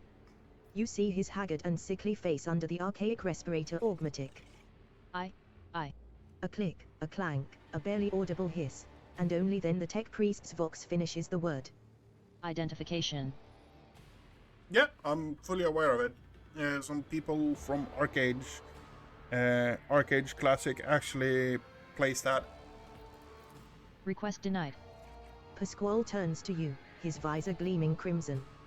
Registering anomalous behavior within this servant's organics in an invalid noosphere response. This unit is compromised. Examine the tech priest. You carefully study the robe-clad figure. A black border of necrosis spreads out from around the tech priest's implants. For some reason, his body is rejecting the true flesh.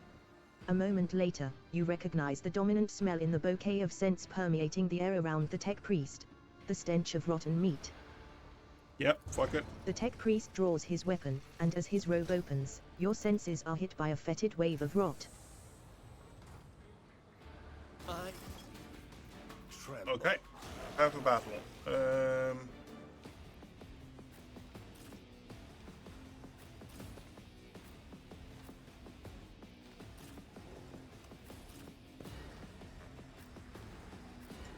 Bella will take care of him. Scal will stand there.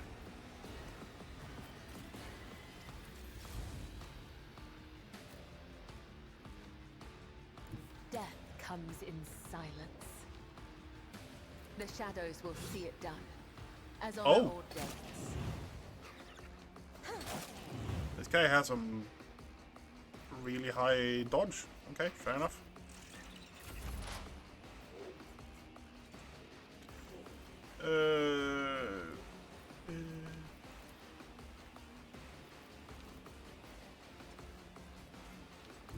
Activate calculated fury algorithm. The scriptural prognosis is favorable. Request approved. Hey. I feel nothing. Fear nothing. To be fair, if you want a pirate MMO, I'd rather go. Oh, okay, they're self-destructing. That is not good. Ouch. Ouch.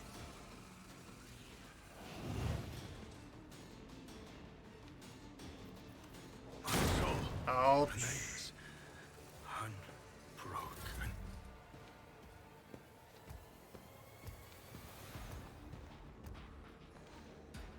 I was not ready for those guys being self-destructing. Liturgy is required. I'll revert to more conservative tactics.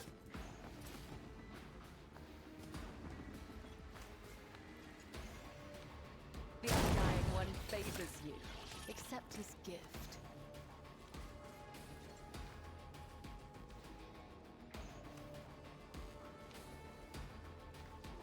Can I kill everything with her? I don't know.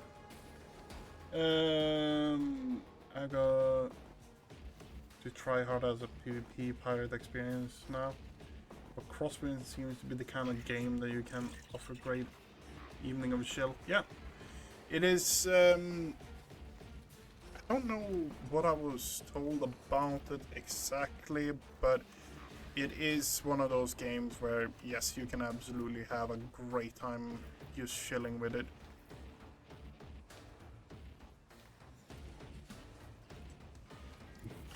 A dance of blades and shadows. Very. I shall not fall. As honor ordained, let your soul be purged. As the tenets demand, there are many blessings to death, and you chose this one. Load last save. I forgot. They explode when you kill them. I didn't think of that yet. No. Okay. We're running this crew, yes.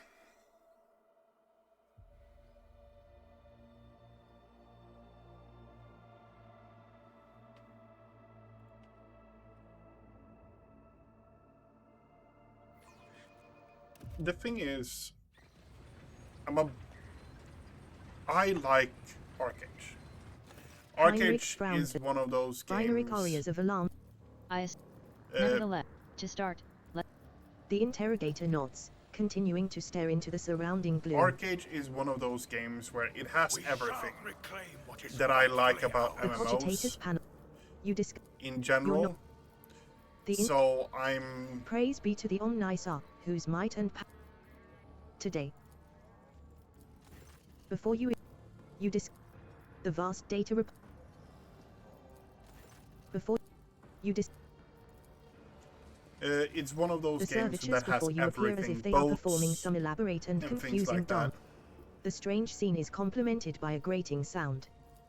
Based on the servitor touches you. Based on a cursory inspection, soon enough, you locate the source of the clicking.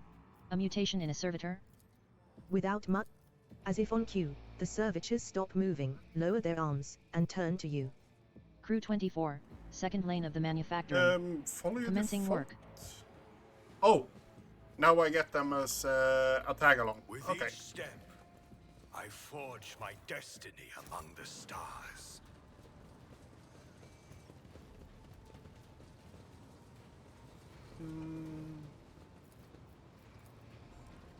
Unlocked.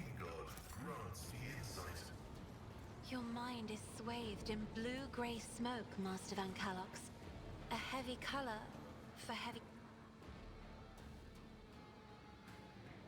Never played MMO yet, but I know stories of fun. The lumps protruding under the tech priest's bedraggled red robe hint at the mechanisms implanted in his body. You see his haggard and sickly face under the archaic respirator Dogmatic. I. Request denied. You carefully study the robe-clad figure. A black border of necrosis spreads out from around the tech priest's implants. The tech priest draws his weapon, and as his robe opens, your senses are hit by a fetid wave of rot. Okay, how is it? Corrupt and Magus.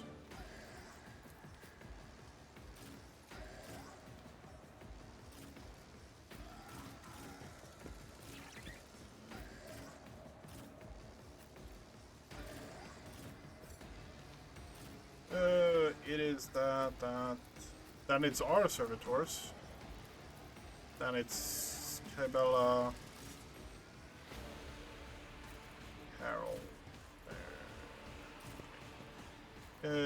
Taking more defensive posture in general. So I'm not willing to go easily into it, but Crosswind, there is ocean, ships, cozy buildings. I can put hours into that. You just described Arcade, by the way.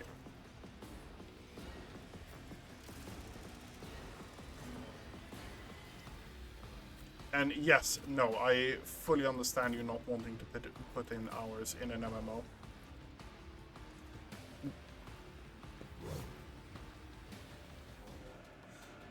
I read in between the lines, don't worry about it. as honor ordains. The shadows will caught by the web. But yeah, I get that. I 100% get it.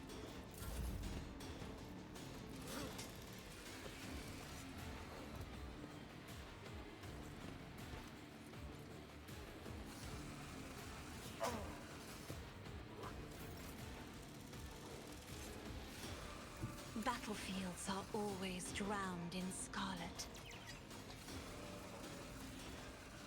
If I may,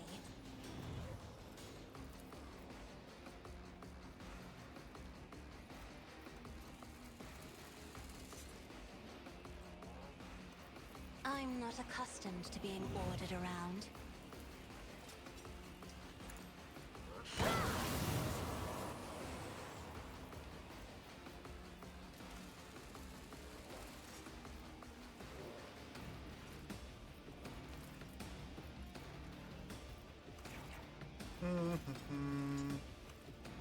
I am a navigator, not a servitor.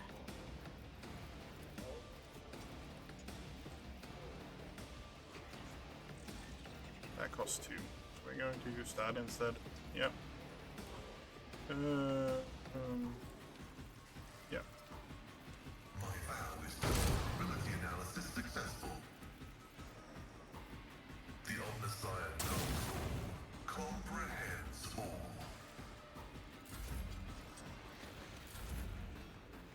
Oh, I get what you're looking after, and I understand it as well, 100%. Naturally.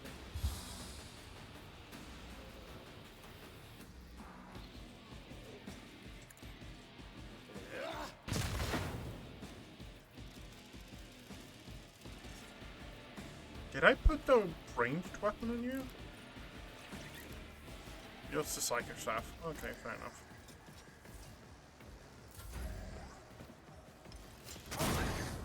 Yet iron knows no pain.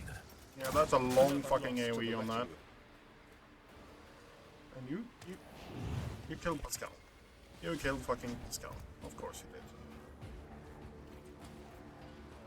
To redouble our efforts. That's bullshit.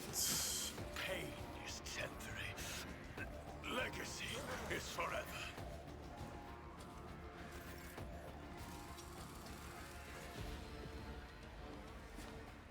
Okay, what is content? I will live in. Objective flash. Scrap code protocol.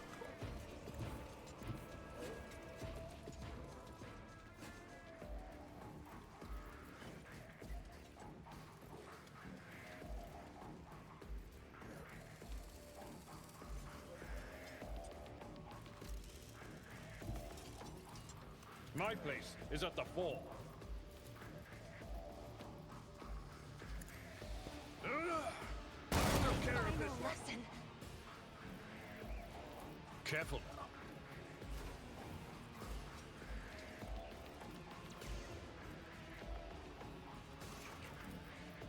It will be done.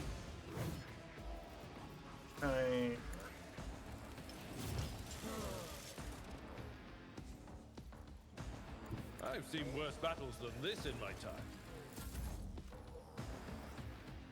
Okay, we got 7 HP back.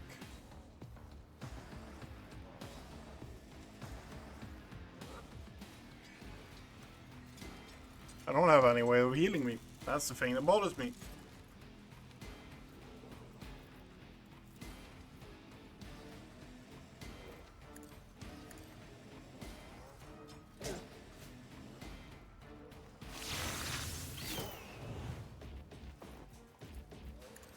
The Emperor commands.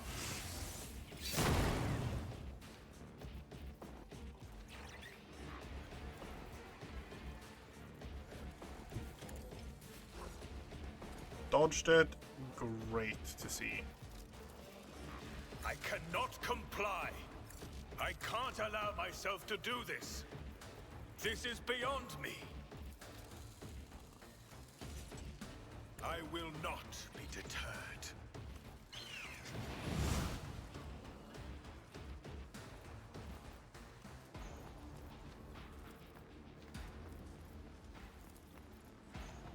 rejoice in service. Every thread ends in death. Well, no more suiciders left at least. Trust me, as the tenets demand.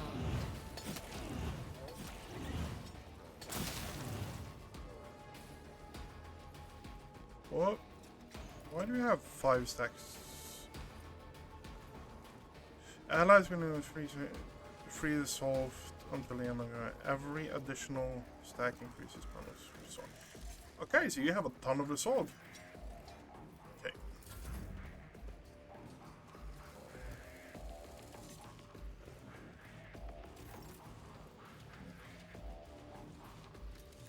The Emperor is on our side.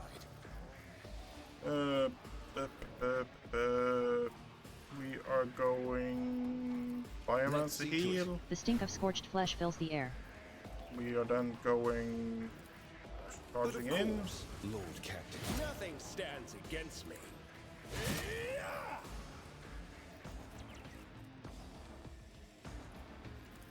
I won't object to it.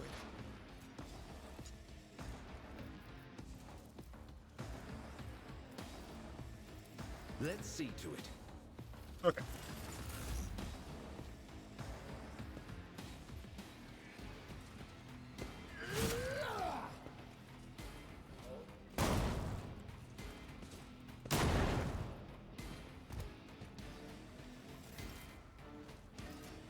A tactically sound approach.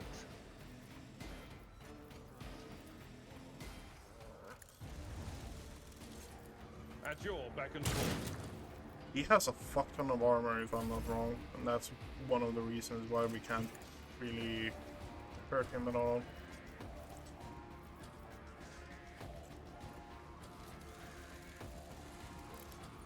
You only have another 200 sword yet.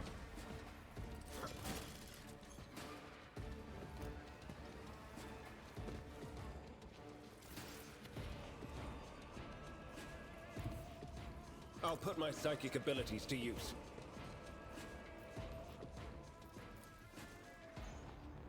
Naturally. The Inquisition sends their regards. Not sanctioned to do this, but of course, Lord. Okay.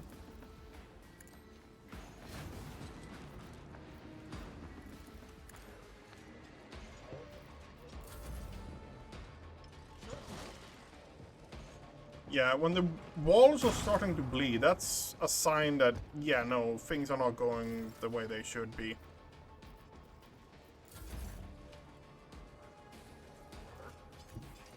I bring mercy and retribution. Trust me. As honor ordains.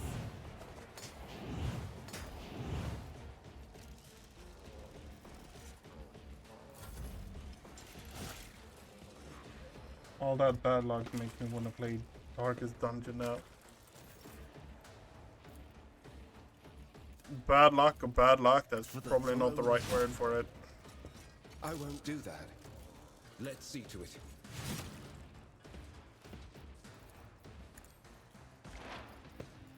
I won't object to it. High momentum.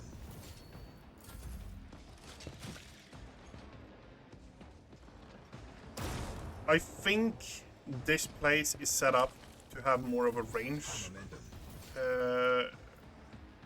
It's more focused on a range group, and I have a lot of melee, let's put it that way. So that is just the reality of it, that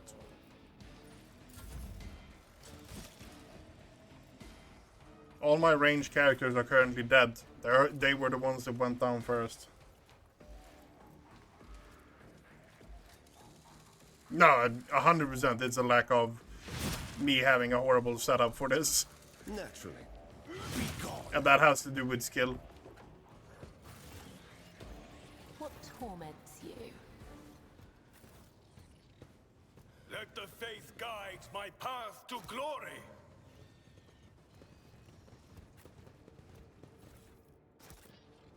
I'm watching your. And it's also me wanting to do specific dialogue options.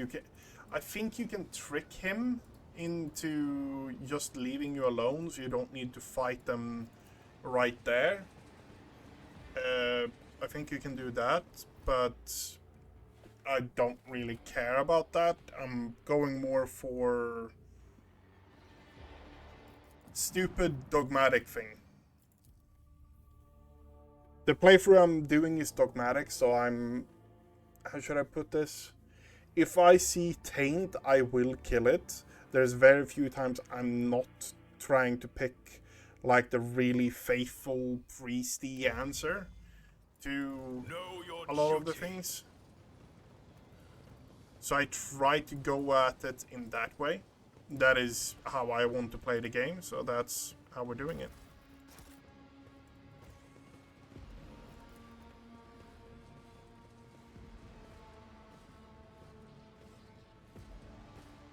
At the same way that the heretical one was just fucking bonkers, this is also fucking bonkers to a certain degree. Yeah, you can see here that the walls and floor actually has starting to have flesh on them. So yeah, that's not a good sign.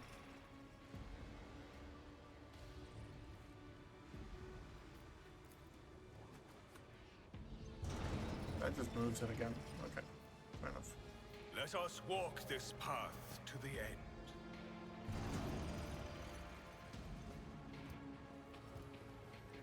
I need to look closer.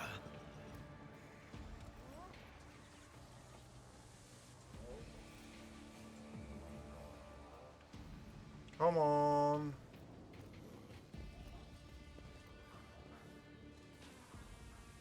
Come on, disarm. Yes, good. Just as I was taught.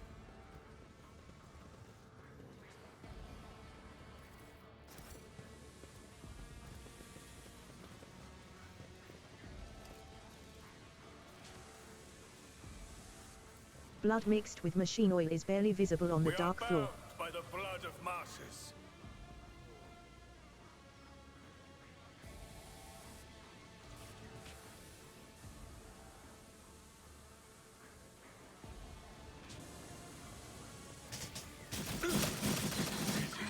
Out of the ordinary. Look at this mark. Someone was dragged.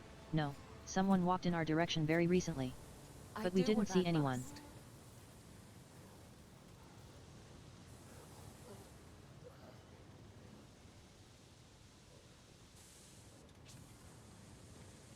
The divine watches over us. Yeah, I'm being a scummy little person right now. Okay, go there. Go there. Come on. Nothing's impossible for this old officer. Okay, good. I'm unlocking the shortcut so I don't need to run through the traps. In this game, when you run through traps out of combat, you don't die, you get trauma, and you get debuffs in general. And biggest problem I have with this game is the trap system, because it is really, really annoying. It's not fun, it's just annoying. But yeah. Because the traps will rotate. Guide my path to glory. Some traps you need almost 100% to just be able to do them. That was which barely is a challenge. Just annoying.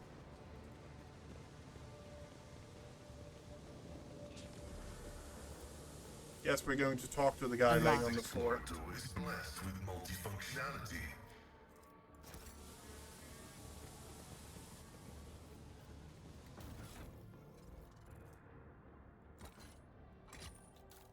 And we got ourselves some better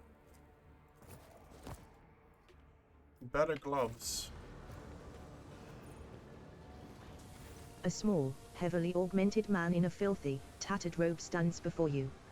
As you approach, he hesitantly looks up at you, his eyes filled with horror. A portable inscriber with a keyboard hangs from straps at his front, and you can see his detached cerebral cogitator peeking out from under his hood.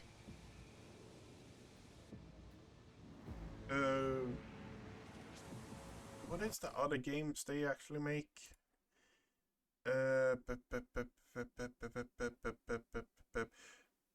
The long-term traumas and injuries. Yes. Owlcat Games also makes Pathfinder. Is the other game in the same kind of thing as this. The traumas and stuff like that gets reset every time you come back to the ship. So you can cheese it by actually doing as I did just now and just run back to the ship, clear all debuffs.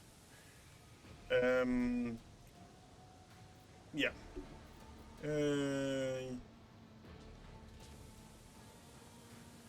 What is this? Another one of the cultist minions. The tech priest cowers behind his hands, whimpering pitifully.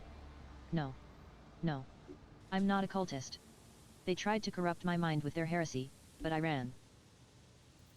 I am Manufactorum Lex Mechanic Zeta 86. I performed the rituals for the machine spirits of Foundry 95, up until we started going mad. Priests devoted to the Omnissiah suddenly started praising the dawn of something or other. They stopped the belts, and then they desecrated the visages of the sacred machines with unholy symbols. Yep.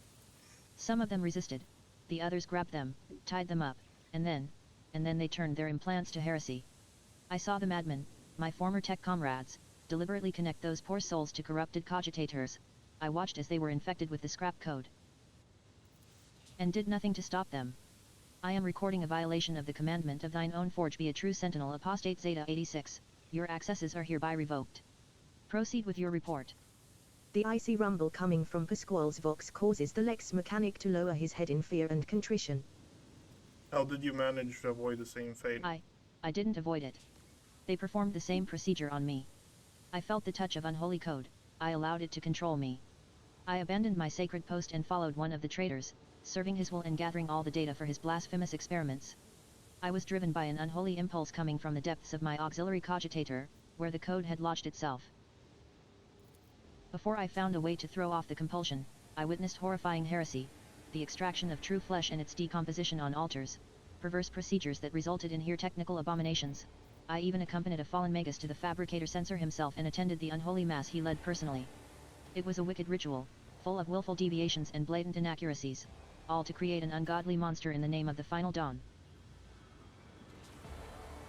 You don't act like the other priests that were corrupted. The Lex mechanic gestures at the wires and connectors spilling out from under his hood.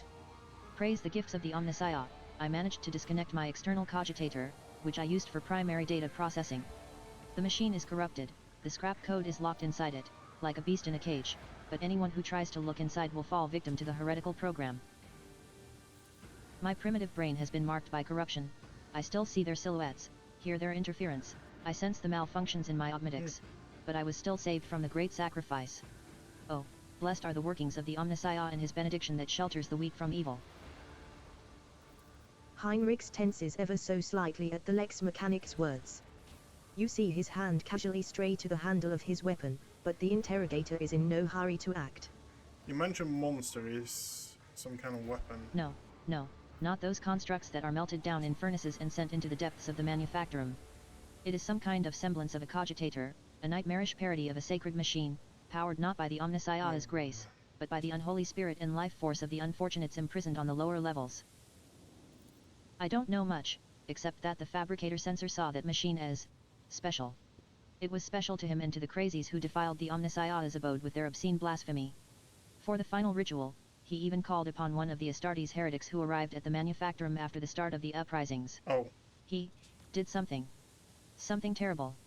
And only after that were they able to switch the machine on. It is a true abomination. Even standing near it is unbearable.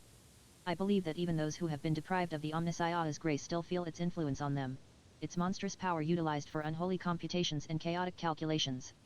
Whatever that, like the grace of the Omnissiah had left them entirely, replacing free thought and progress with blackest corruption. I witnessed them desecrating structures blessed by the fabricator censor himself.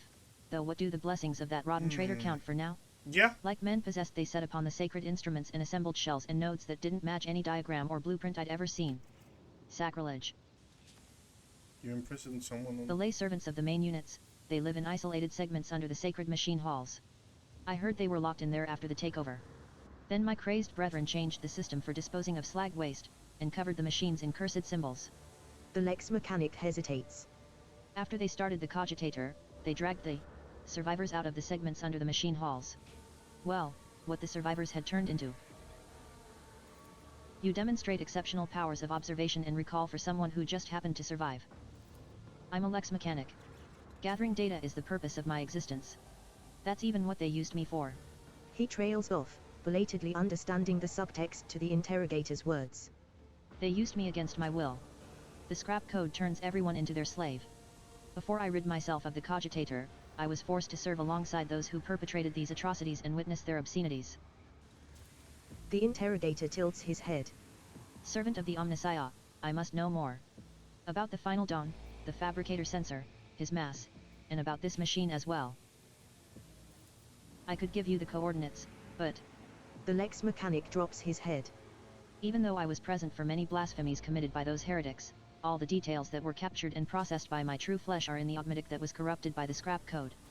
I am convinced that if I hadn't fought off that foreign compulsion in time, I would have been doomed. The corruption would have spread to my biological cogitator as well. The Lex mechanic taps a finger on the device hanging from his ear on several wires.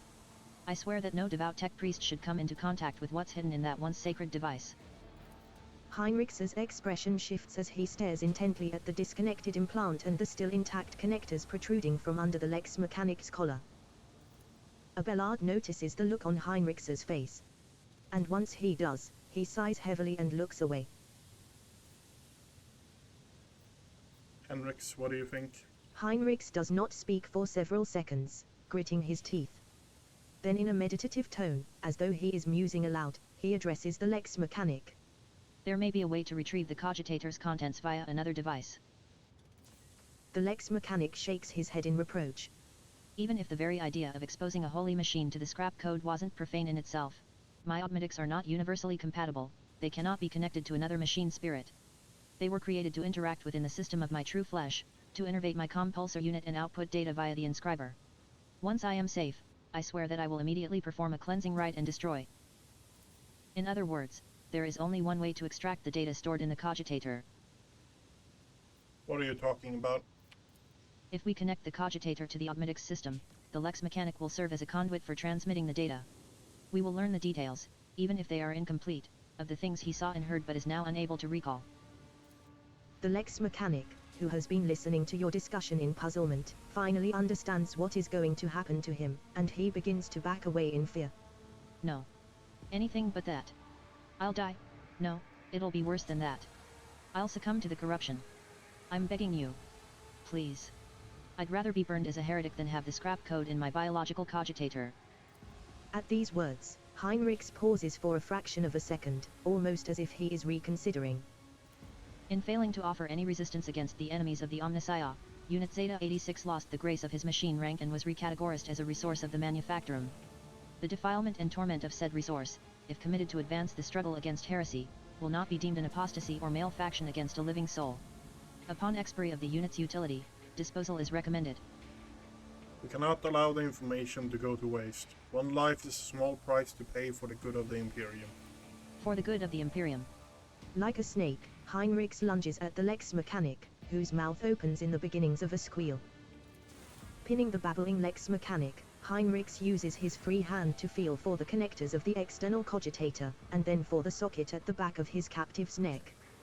The Lex mechanic struggles a few times, but when Heinrichs twists the reel on the cogitator's hanging wires, the Lex mechanic lets out a chilling howl and arches his back sharply. His hands twitch and leap to the inscriber, and begin typing furiously, pounding on the keys with huge force. Cassia, who has been stoically observing everything, flinches and averts her gaze when the Lex mechanic starts crushing his own fingers into a pulp. Yeah. The scroll that creeps out of the inscriber's printer continues to grow, undulating in waves of parchment that settle on the floor. The crunch of breaking bones can scarcely be heard over the hammering of the keys. After several minutes, the Lex mechanic's fingers are well and truly crushed and blood is splattered over the inscriber, but that does not stop him trying in vain to press the keys with the scraps of bones and skin that remain. It will take time to study this in full, but at first glance the data from the Lex Mechanic's cogitator suggests something of the nature of the cult's major preparations. Refitting the Manufactorum, accumulating resources, mentions of focus points, these are preparations for a large-scale chaos ritual. It appears the local cogitator, whatever that may be in actuality, is one of the key points in this list. We can learn more if we find the construct that was created on the fabricator sensor's orders. The coordinates are here. It is located here, in the bowels of the manufactorum. Heinrichs casts a final look at the Lex mechanic, now locked forever in a cycle of mindless motion, and turns away. We had better hurry. Yeah, I feel bad for that one. I feel bad for that one. No question about it. What is it, rogue trader?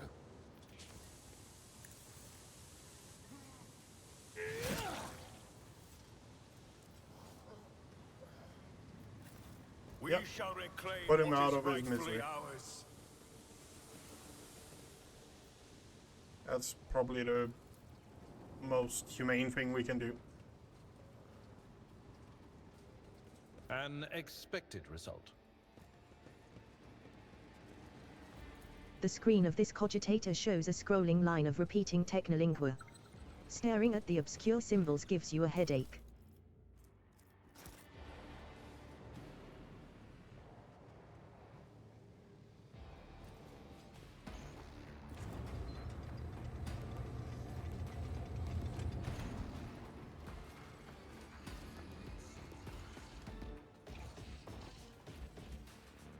The massive magus clad in ritual garb lets out a binary trill and turns to you. From beneath the deep hood of his mantle, two dimly lit eye implants gaze out at you. You hear another binary tirade, this time clearly addressed at you. What's the matter, little tin comrade? Implants on the blinking? Forgot how to speak properly? You dare address me in the vile tongue of savages? Me, the steward of Kiava Gamma, lord of the machine world? Kneel, pathetic spawn, if you seek swift disposal. You propose that I, a rogue trader of the von Valentius line, will kneel before you? I give you 5 minutes. No, not to beg for forgiveness. To speak your last words, to offer your final confession. You are one of the troglodytes who once had the gall to oppress my comrades and resist my will? A messenger from the barbarian who drank the sacred unguents bestowed upon her through others' toil? Very well, then, your appearance is the perfect opportunity to teach your ilk a lesson. My name is Cubus Delphim. I once held the title of Fabricator Censor of the Kiava Gamma Manufactorum, but I rejected it, along with the other fetters that hindered progress. Once, my faith was flawed and led naive fools from the cult Mechanicus into the darkness of ignorance.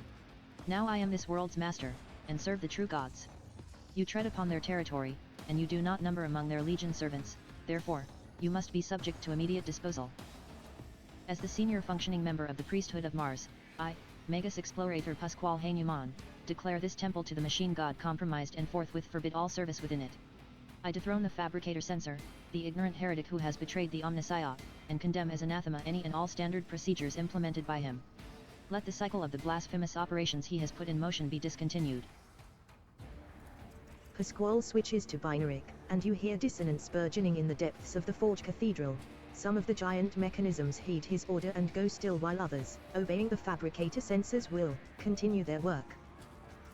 Hanuman? Liar, you are not him.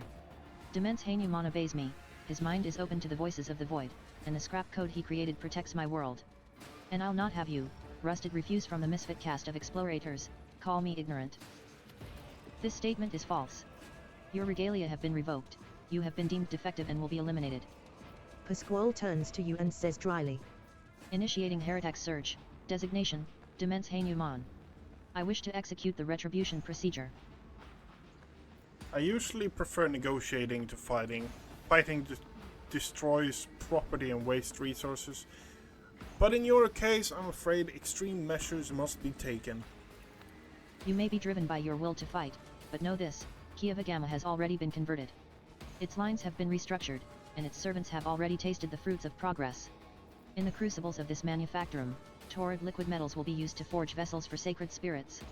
The adepts are already tirelessly delving deeper into new mysteries that were once barred by false tenets. You, servants of fake gods, are too late. The entire might of this world will soon rise up against the anathema and his slaves. Check your chronometer. Your 5 minutes have passed, I hereby sentence you to death. And I will be the one carrying it out. Comrades. Purge the manufactorum of any random variables. I must prepare for the culmination of our great work. Okay, let the murdering begin.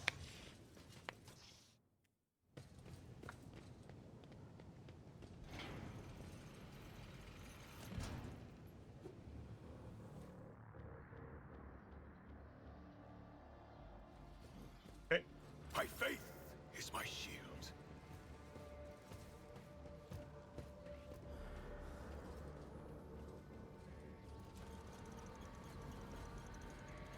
The Emperor gave me a vision. Stay faithful, and you will be Whisper rewarded. and be heard.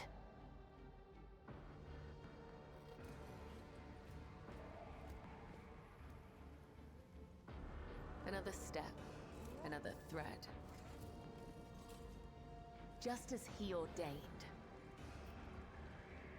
Just as I was taught. As you approach the cogitator, you notice a number of deep scratches left by huge claws on its metal surfaces. Despite the apparent damage, the machine seems to be in working condition. Activate the emergency bridge lowering. You touch the levers and the reels on the control panel and disturb the slumber of the spirits that reside within this cogitator. The machine dawdles as if still drowsy, but nevertheless performs its assigned function. The cogitator is silent, awaiting new commands. Your log. The log contains nothing of interest.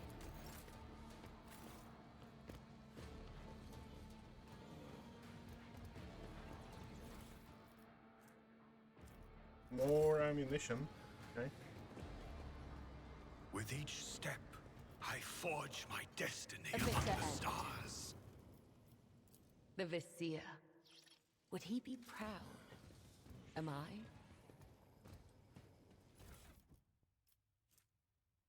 Oh, Malta weapon by adapters mechanics increase firepower and range. Yeah, don't mind if I do. Don't mind if I do.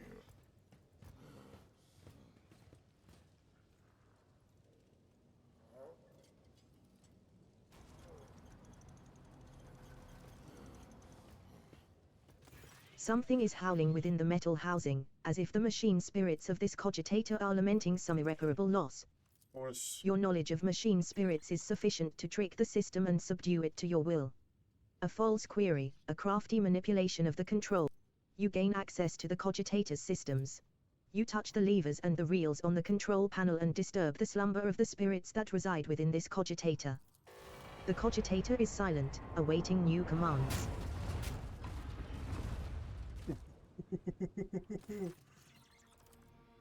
We do got 4 more. Okay, you have gotten a new weapon. We have a multi-Malta now. To be fair.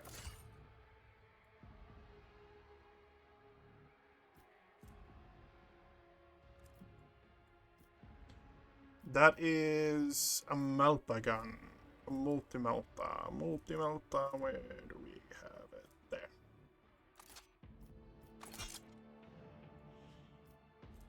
$20 to $26, and the weapon I had was 18 to 24. But the multi has 1 less ammo, more range, same rate of fire, more armor pen. Okay, yeah.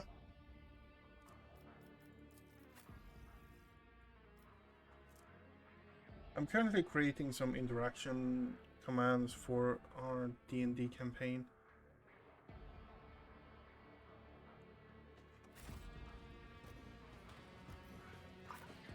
Let us walk this path. I don't know, Echo. I don't know. I am deep in the Warhammer 40k universe currently, to put it lightly. Okay. You know what? We're going actually going at Nothing matters them more. from here.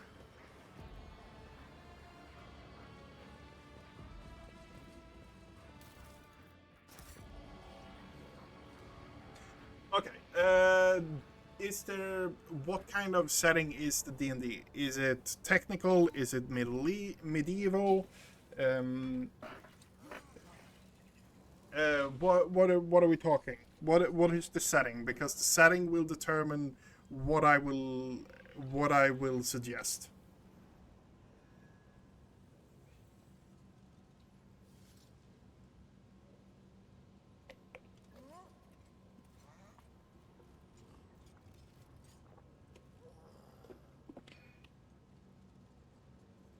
Or is it using -3 as a base and you're having a D&D in there? I don't fully understand.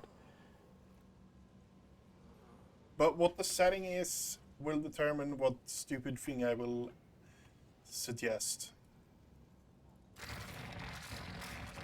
Okay, so I want to see Do you require Hendrix inquisitorial approval?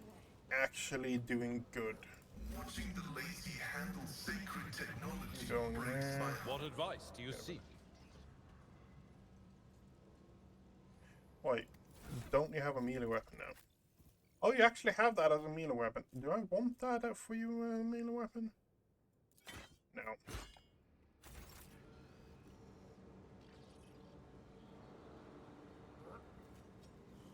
The web serves. Heresy grows from idleness. You are in the presence of House Orselio. For the Emperor. Processing data from tech familiar units. The scriptural prognosis is The impure cannot escape their fate.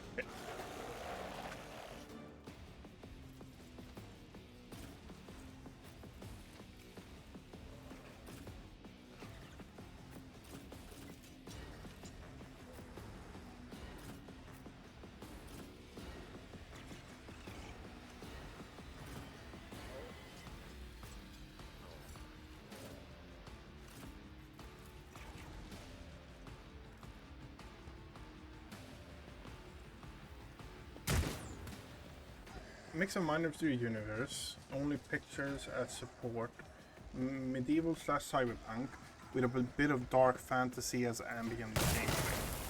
Okay.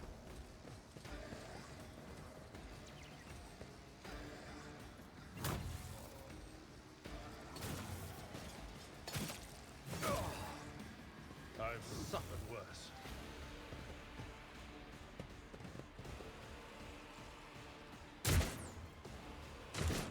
Then my first thought is going to What is the ring? be... If it's cyberpunky... as the tactical imperative dictates. Really? Running binary override. Do they have any kind of interactions with console?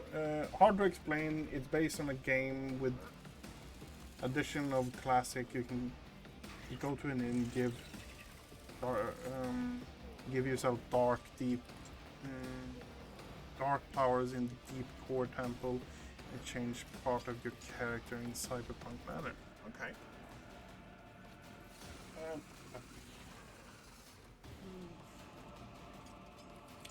Can you add anything with for the machine god or the Omnisaya?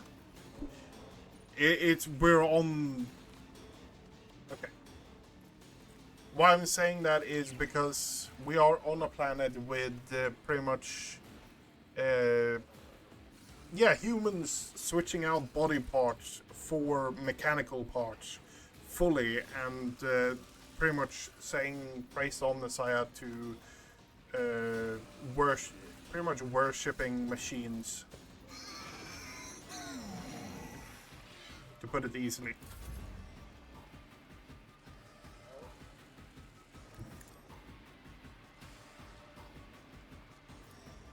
Trust me.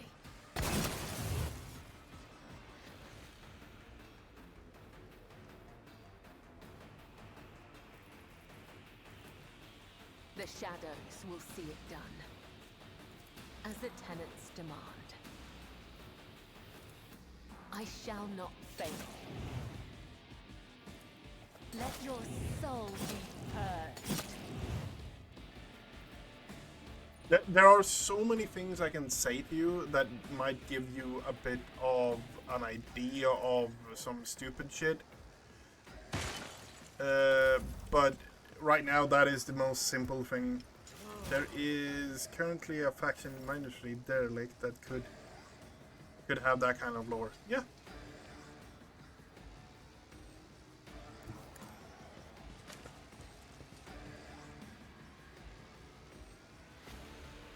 Uh, 69. Let's see to it. But of course, Lord Captain. I won't object to it. Let's see to it. And I almost killed myself Naturally. by killing that one. Yeah. That is a simple thing. If they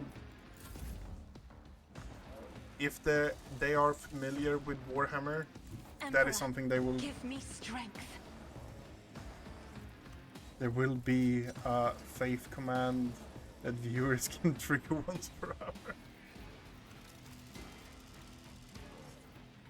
You are always Isn't this a job for the so serfs? imaginative, and you have the knowledge to actually do it.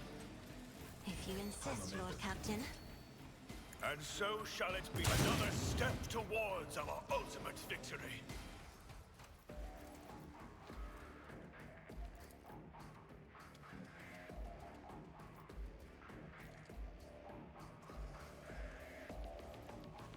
What am I? Oh, I can only see him. The Emperor commands.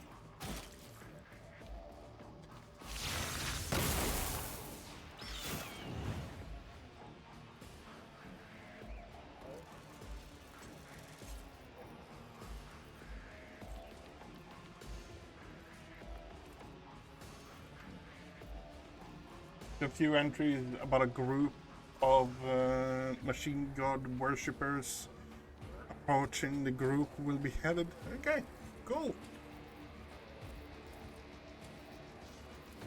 I will not be deterred. Rejoice in service. Yeah, it wasn't really the best choice, but Actions yeah. will speak louder than words.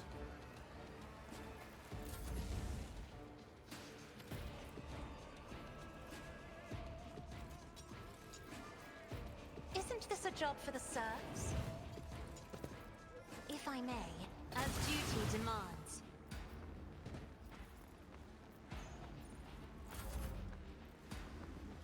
Tried and tested tactics are the best ones. It will be done.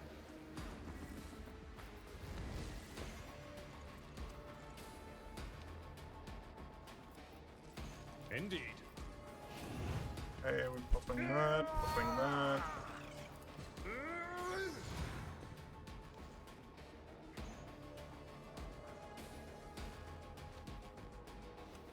Oh, forgot to actually give this guy grenades Follow and stuff my like that again. Okay.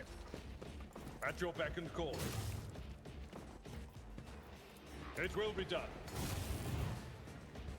At your beck and call.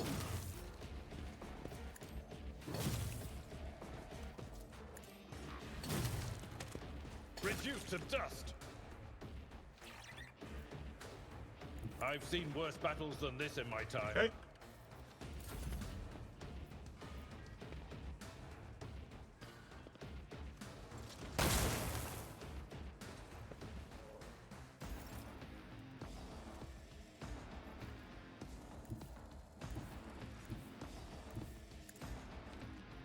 Okay, we're moving up.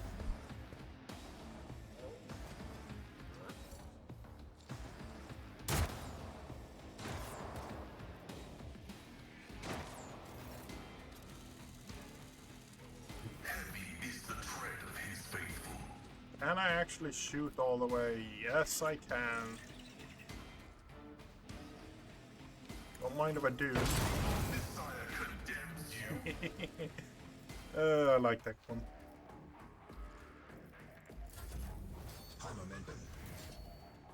And you have a ridiculous amount of movement speed that you shield. No, as honor ordained. Caught by the web. Let your soul be purged.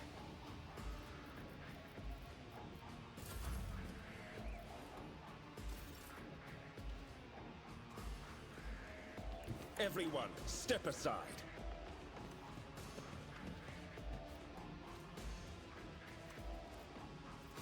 Someone's death wish is mine to grant.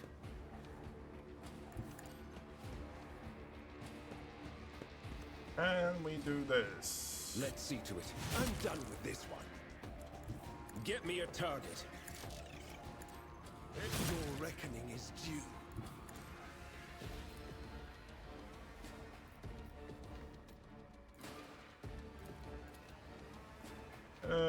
Yeah, sure. For the throne's glory. 90 damage. But of course, holy terror, smite your enemies. Naturally. Okay.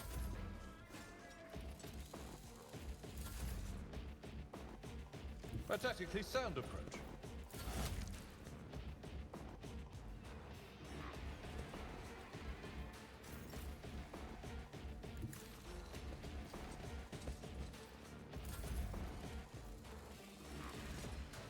The servitors are just so slow. Explorers know one route. Forward.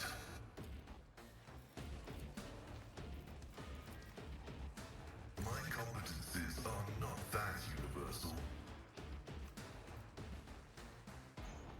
Request approved. XP value. Okay. Now it's just you left. Trust me. Goodbye. Caught by the web. My blade whispers your name. I would that I could. Killing brings me no pleasure. Come on. Loot. So we're getting arc rifles now. Yeah, no. We are I don't bound really by the have blood of any martyrs. major IDs and stuff like that. It's just He random withholds his influences from flavor. Warhammer 40k, but it's at this point I do what I must. I'm so deep in the gutter of this game, so I don't know what people actually want out of it, because I have my own things I'm actively looking at.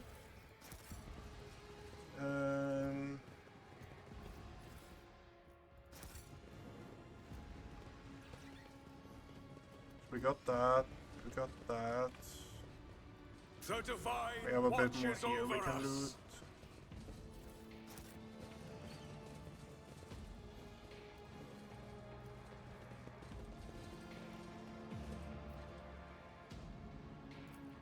The marks of chaos seem to draw your eye and strike terror in you at the same time.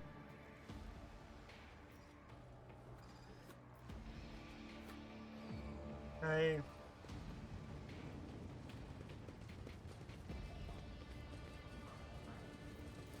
The device, now evidently used to chop bodies into pieces, was once an ordinary cooling fan. What is rightfully ours. That is how I feel about Warhammer 40k right now. This was just once an ordinary cooling fan. Now it's used to chop up bodies. Let us see what I found. Okay, disarm that. Just as he ordained. Disarm that. The shadows reveal their secrets. Just as I was taught. Disarm that as well. I do what I must.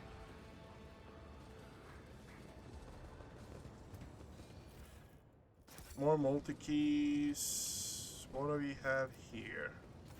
The Cogitators panel has dozens.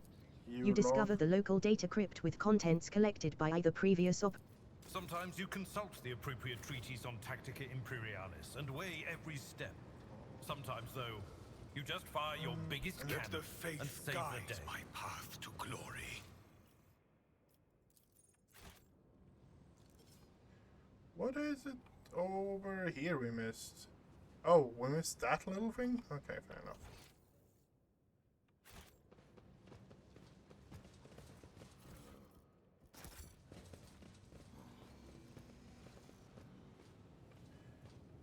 Bum,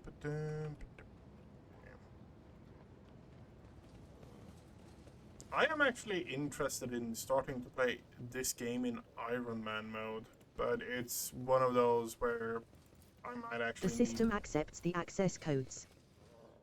I need to actually do meta builds, or I actually need to research and make good builds instead of just winging it.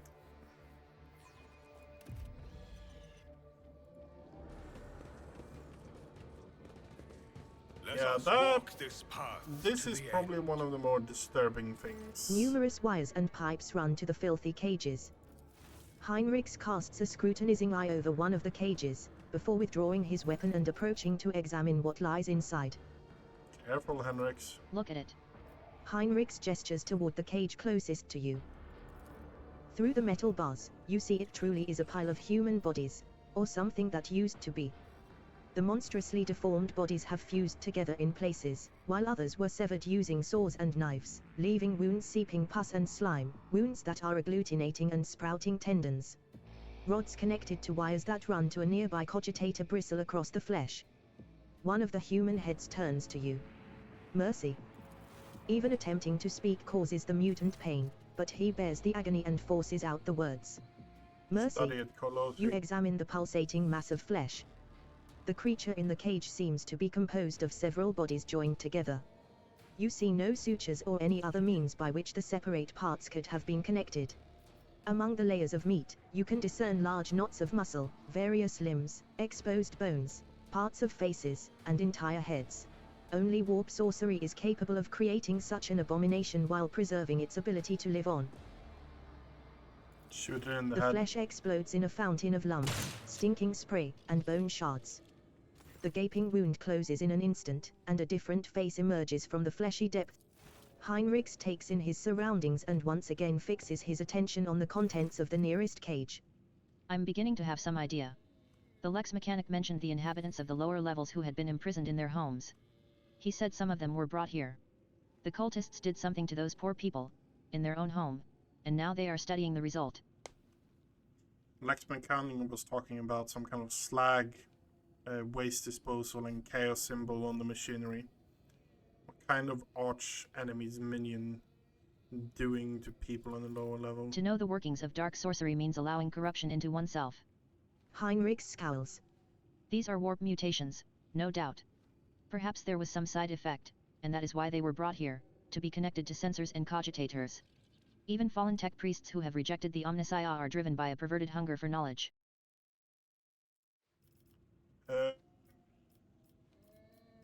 Have you seen anything like this before? I have seen a great deal, rogue trader. That includes mutations caused by the sorcery of chaos. But what frightens me most is not their repulsive form, but what is hiding beneath it. Heinrichs frowns. A human soul in torment. Chaos never forgets to ensure its victims retain the ability to suffer. Why are they hooked up to cogitators? Heinrichs carefully studies the screens of the computing machines. Linguotechnies, corrupted by the scrap code, I'm sure. It's unlikely we will be able to extract anything of value from their data crypts. Thinking, Heinrichs clenches his fist and bites down on a knuckle, and then recoils when the mutant from the nearest cage reaches a hand out to him through the bars. You. A female face watches you from within the gloom of the cage. Even though half of her head has been turned into a mess of bones and lumpen growths, her single eye looks at you with a surprising amount of intelligence. You promised. You promised us. Her words are echoed by other voices in the depths of the cages. Heinrichs leans toward the cage, but at sufficient distance to ensure that the mutant cannot reach him. Who are you talking to? What did they promise you? You. You took us from the inferno.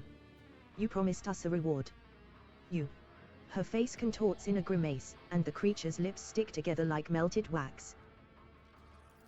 I'll be damned. They can still speak. They remember the people who did this to them. Heinrichs balls his fists in powerless rage. Then he frowns in thought. Perhaps a little biomancy will allow us to draw the fragments of knowledge out of them. Or it will trigger further changes.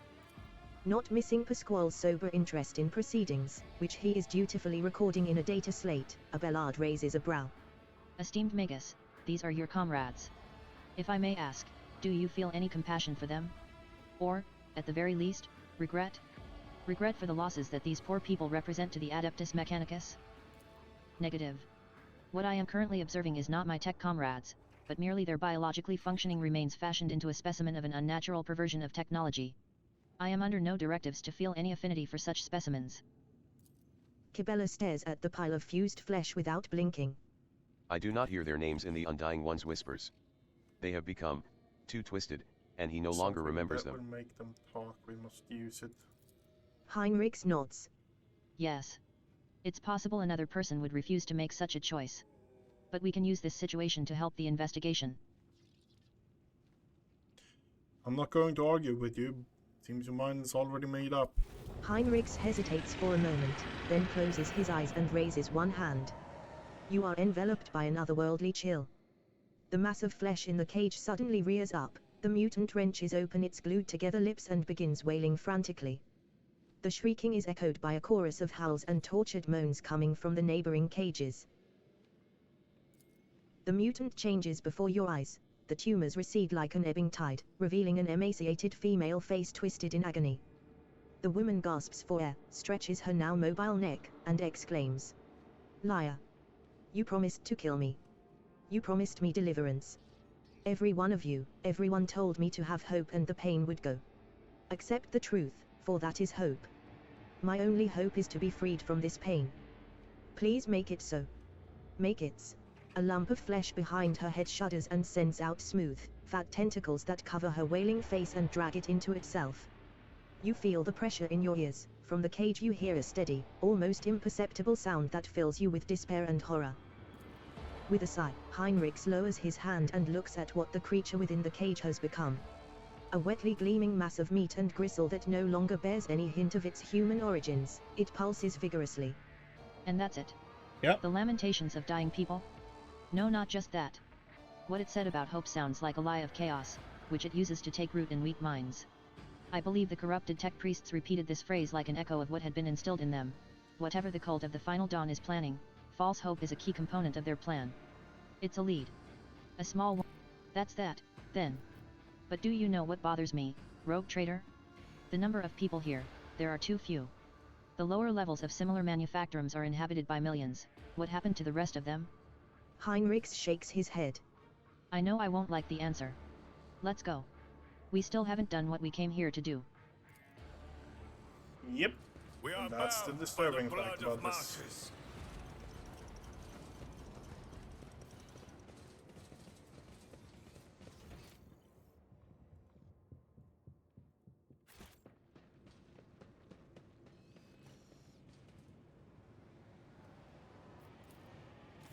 The massive cogitator grows out of the metal bulkheads like a grotesque tumor. A hollow roar sounds from deep within the metal housing. Whatever spurred the computer into action, it has enough power to supply a small command center. As soon as your eyes fall upon the cogitator, you feel a tingling in your temples. Every nook, every component of the machine radiates a sense of wrongness, one that is difficult to explain but no less palpable for that. It is as though the construct itself defies the laws of physics and perspective. Heinrichs makes a warning gesture. His voice, ringing slightly with tension, is threaded with disquiet. Stop, Harold. That is a creation of the archenemy, don't go near it. You have done enough for me and my mission, don't put yourself at risk now. As soon as Heinrichs takes another step toward the cogitator, it emits a deafening shriek like hundreds of metal needles driving into toughened glass, as though sensing the stranger. Wincing, Heinrichs approaches the control panel and bends down toward the screens. Despite the heat clogging the room, you feel an ice-cold breeze. Heinrichs is clearly using his psycho abilities to try to fend off the pernicious effects of the Chaos artifact. The Omnissiah's grace has not touched this object. This mechanism was not desecrated but born flawed and unnatural. Iron most profane. Pasquale unhurriedly produces a data slate. Initiating observation log. Let not fear stand in the path of knowledge. Yeah, take care, Echo. Draw your weapon. We must destroy this machine immediately. Out of the question. Even if we disregard the potential loss of data, it could kill us. Cut the power supply. This spawn of chaos has no place on my world. Heinrichs fails to stop you in time. Your blow sends the torn cables whipping out in every direction, scattering sparks and droplets of noxious scarlet slime.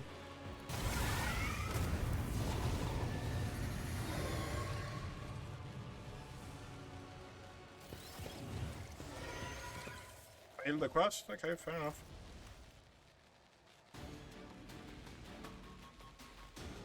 Death comes in silence.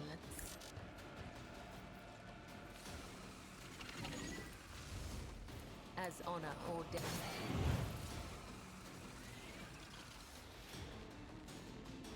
Trust me.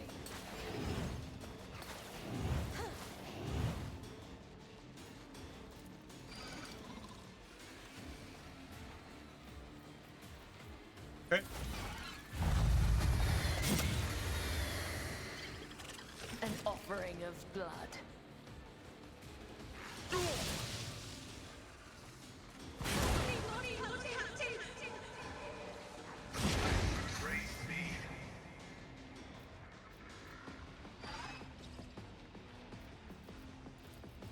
I won't object to it.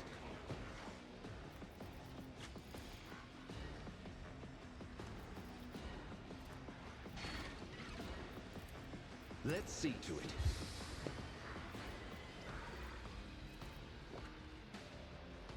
Okay, Pascal is low, but Pascal is turn after this. But of course, Lord Captain.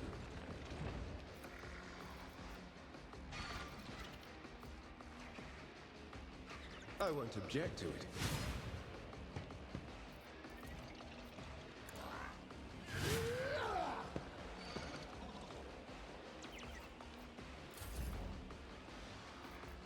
So we're going to heal up.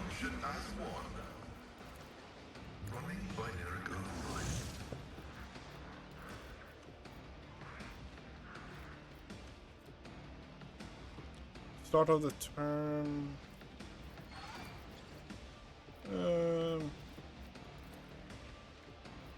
No what? Do it that way.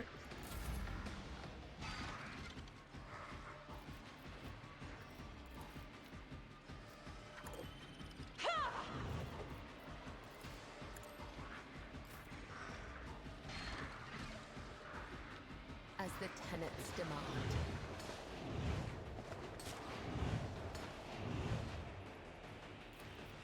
I shall not fail. Caught by the web.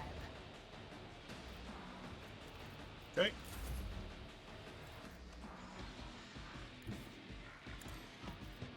And we I'm pop not that. accustomed to being ordered around. Isn't this a job for the serfs? Nice. The other side Focus, Van Kel. Focus.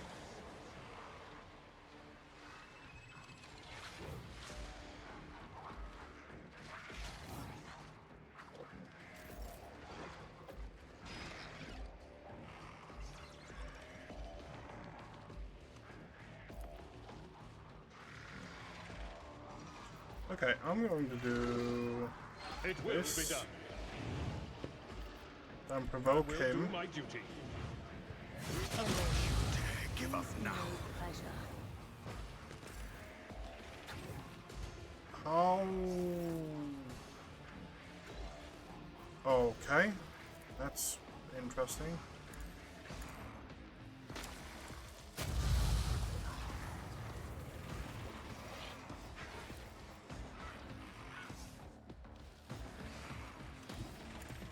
I won't suffer this.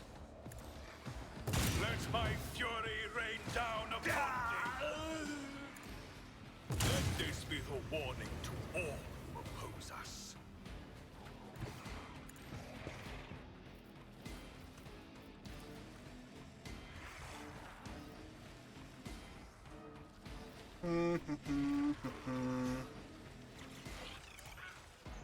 Heal you up and give you an extra turn.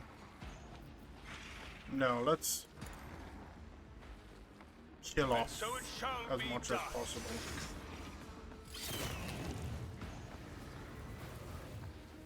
We're almost up to a full extra turn again.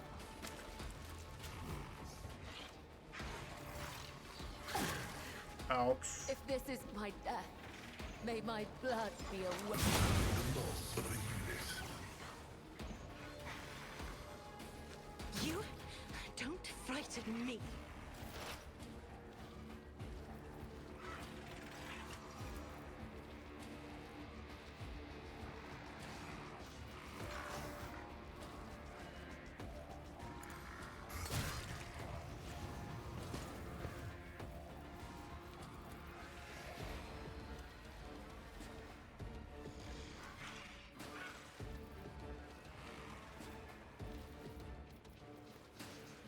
I need to move that over here though. Yep.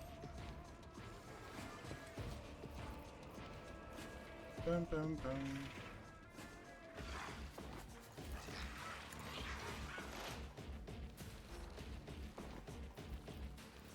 My vow is to serve. Okay.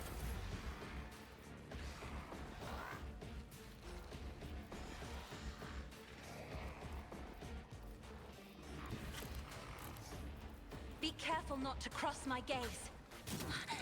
Oh, Dare fuck's you? sake. I am a navigator. I see you gasping in crimson. Me? If you insist, Lord Captain. If I may.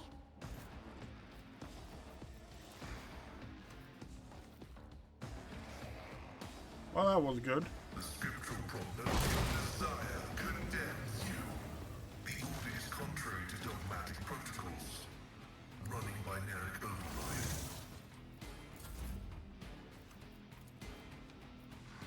Me? If you insist, Lord Captain. Okay.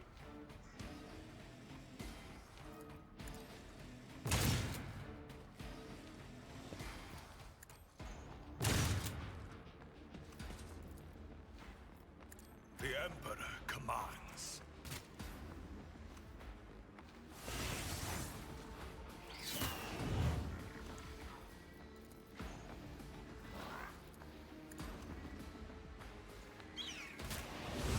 Okay. And that should be I enough will to not kill you if be nothing deterred. spawns. Okay.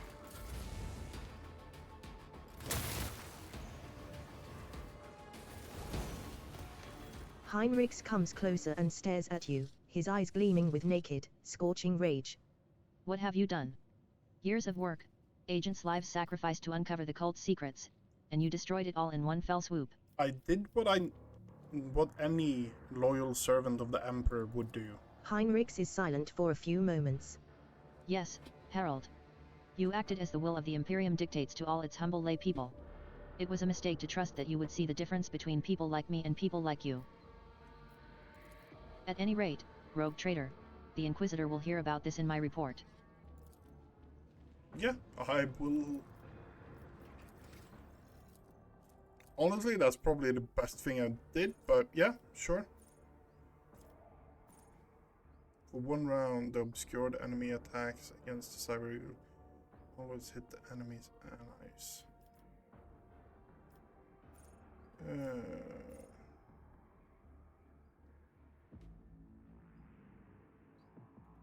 What does bait kit do? The cyber eagle soars whenever an enemy attacked with bait effect. Each attack that allows the cyber eagle to deal damage to the attacker once the You know what? Yes. That can be actually kind of funny. Welcome back! Allies deal 18% more damage. Vanguard chooses an ally and all enemies in the free stealth radius. Yep. Okay, what do we have here for you now? Body order. Stable routes. When the navigator uses navigate power veil degradation -1. Any navigator heals 7 at the beginning of every turn and gains +1 wound for every navigator talent taken.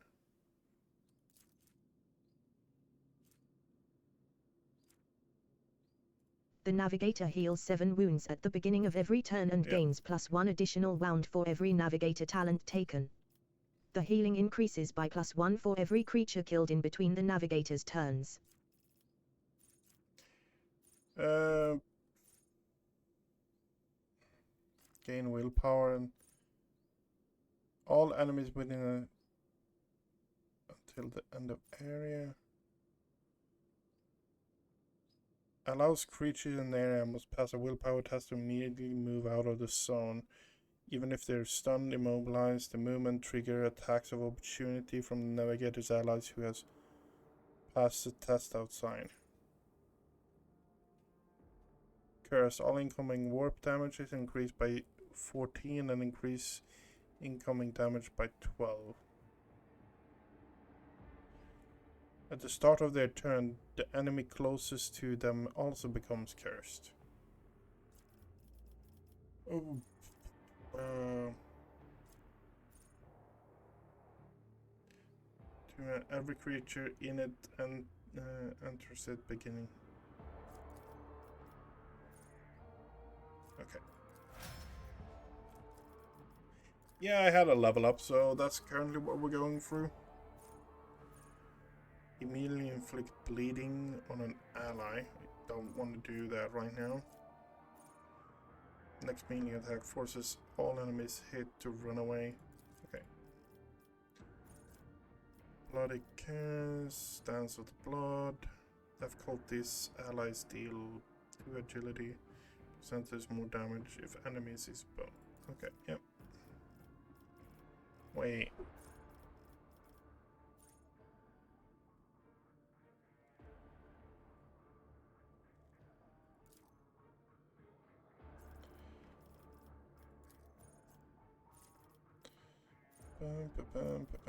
Chain weapon. Combat. I think Combat Mastery is the one we should be taking.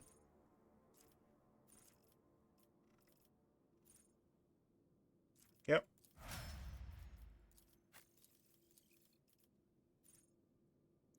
At the start of each turn, each enemy in the full save radius of certain. Each enemy failed consider service called a priority. I don't want that. Dashes to the... Yeah.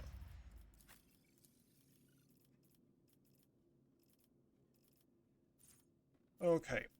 Regenerate. Regenerate. Warp speed. Metabolic overcharge.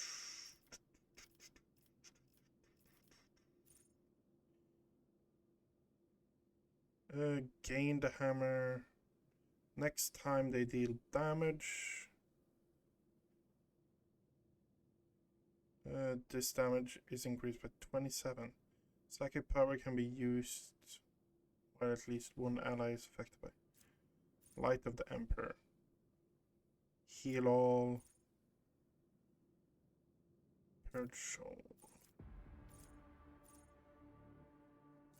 I think we're picking that one up. Okay.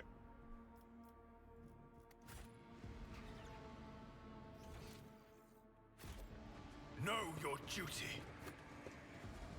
Okay. We have now finagled.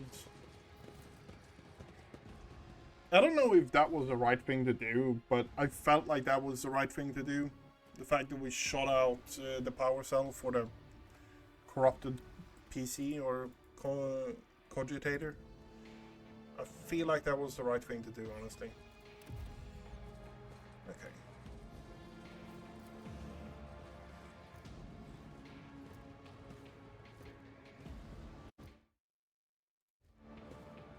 Oh, come on.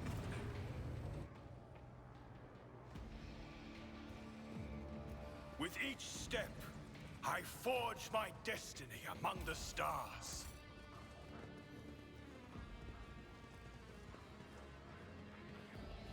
We have a combat down here, right?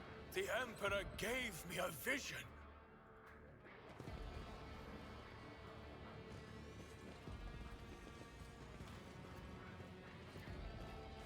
My faith is my shield!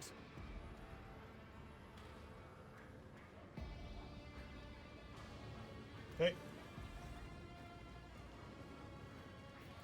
This large device is a cargo lift used for transporting parts. The cyberguard is asking for access codes you do not have. You shall reclaim what is rightfully ours.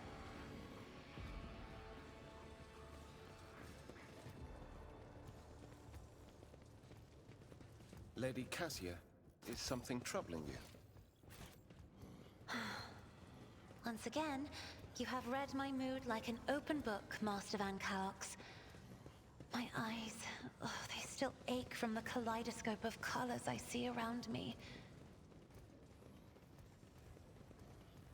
Okay, where are we going? Okay, we're getting a save. Let the faith We guide have my some path to stuff glory. over here. We have some stuff over here. That is needed for a puzzle.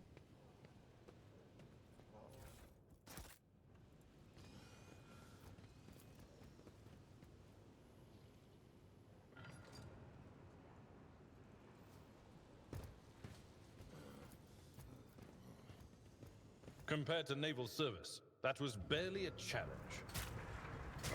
Am I dealing damage to everyone now? Of course I am. Because that is logic. Let us walk this path to the end.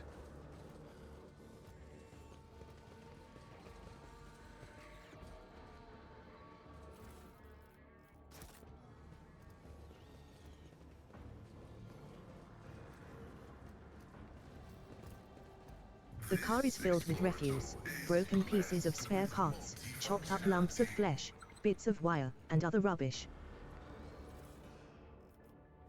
This is flak wells, granting deflection armor at the beginning of every combat. During the first free round, the bonus of deflection is minus. Okay, yeah, no.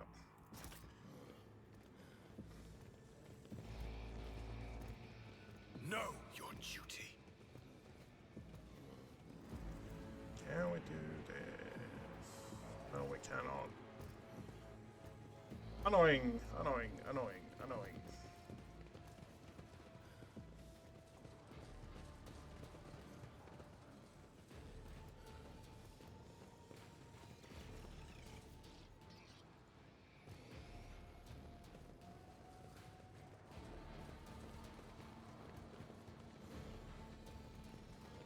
With each step, I forge my destiny among the stars.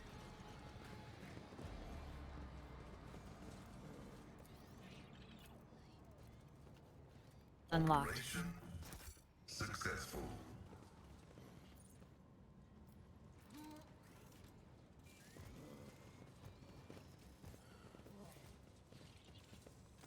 The cogitator looks dead. Only a single lit lumen shows that there is life within.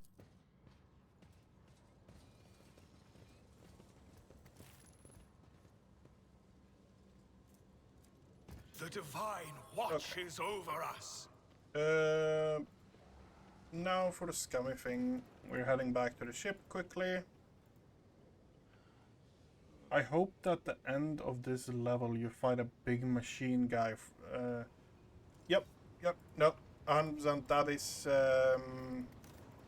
That is one of the things you fight at the end combat. There's more big machine things you fight as well.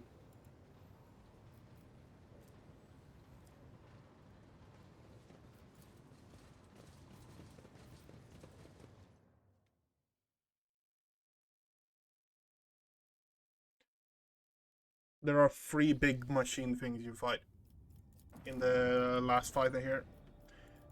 To be fair, we also are... I don't know, how familiar are you with the 40k universe?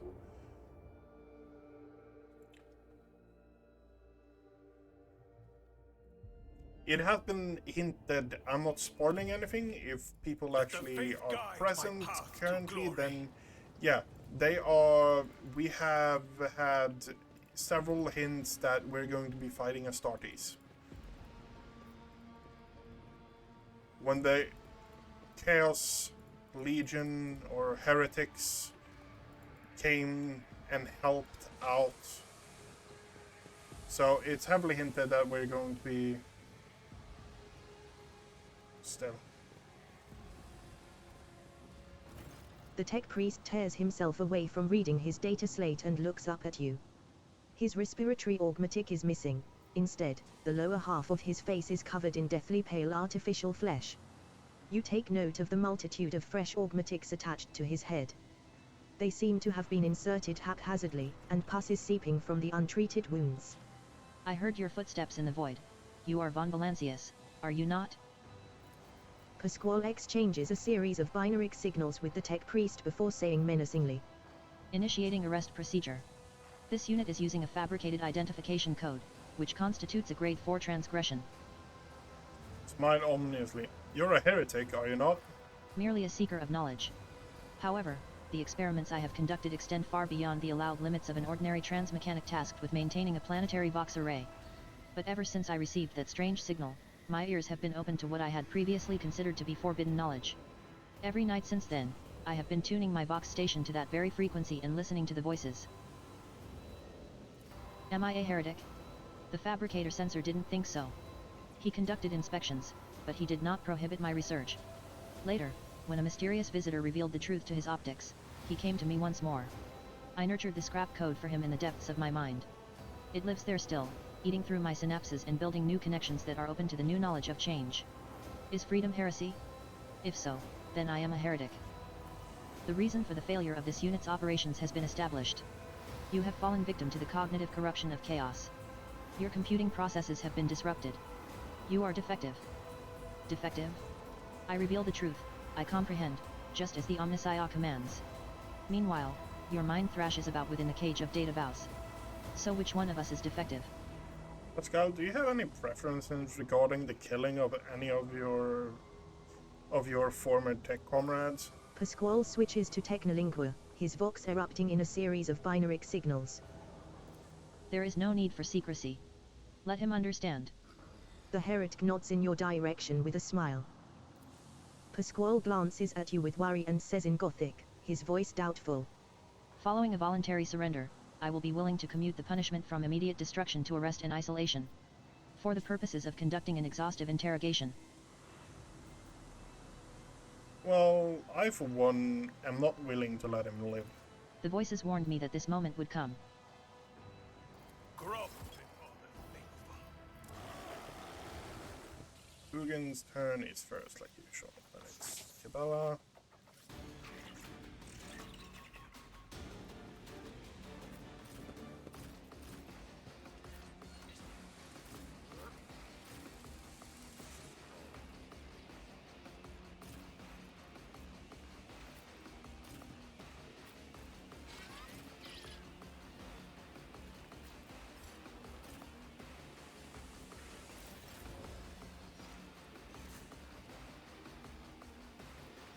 A dance of blades and shadows.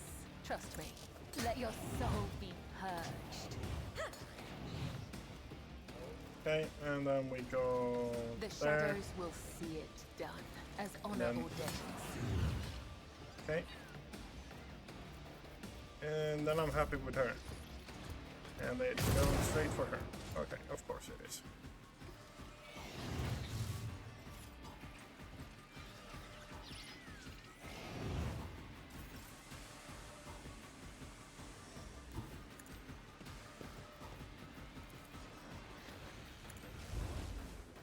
Be gone.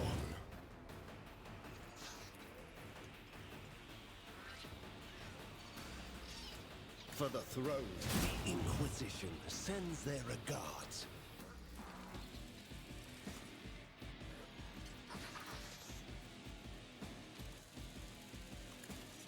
A gust of otherworldly wind brings the smell of rot. Naturally. Let's see to it. Hey!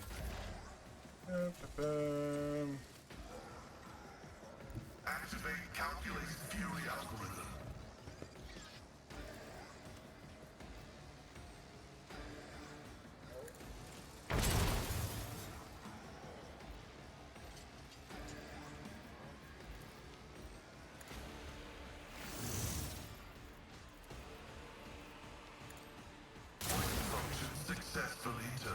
Okay, good.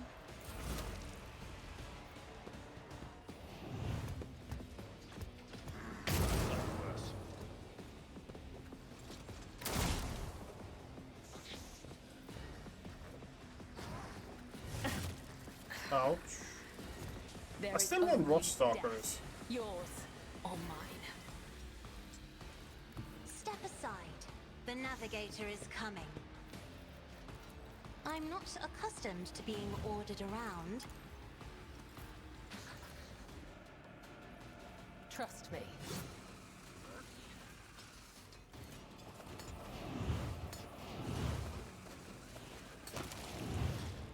Okay, and you killed him as well. As the Okay, tenants now it's big servitor left.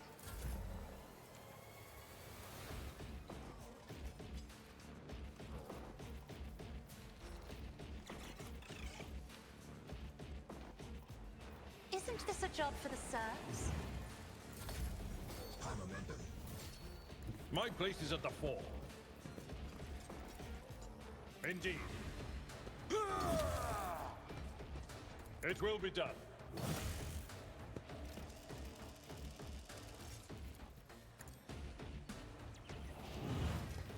Okay. Servitors are slow, but can't really blame them for that, honestly.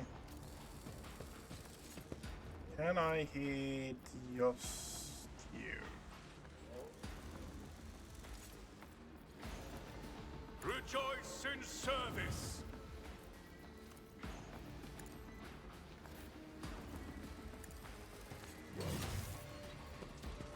Victory is imminent. We'll rule the stars themselves.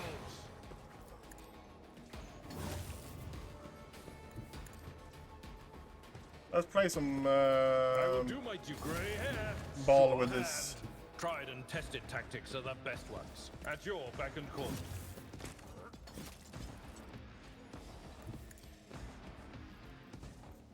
I'm not interested.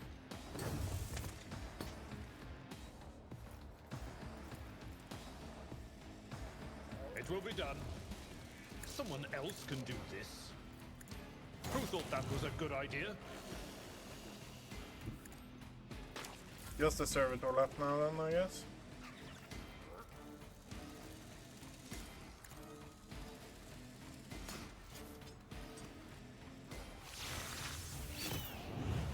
This is just bullying almost.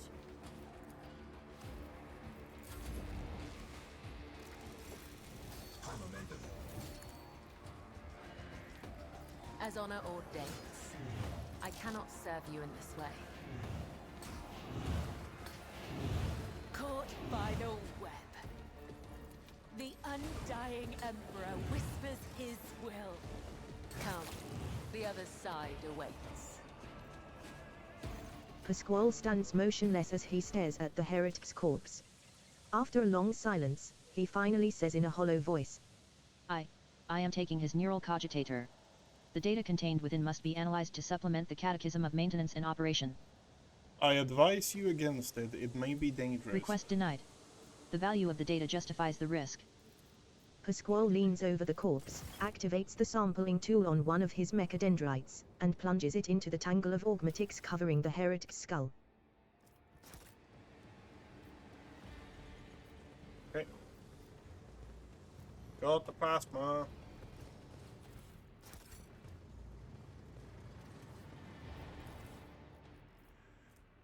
If there were melee attack made against an enemy other... Okay.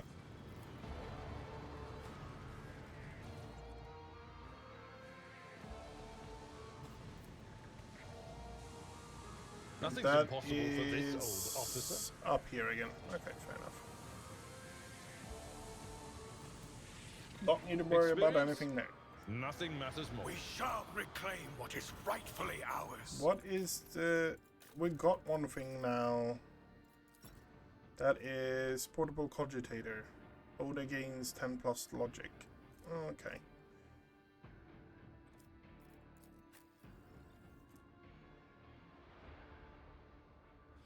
+10 armor if the wearer has 55 more intelligence. 65 armor. It's not... We'll lose a tiny bit of tech. 9+ armor. What is that actually going on? It's going on logic, and that is going on reject flesh. Okay, fair enough.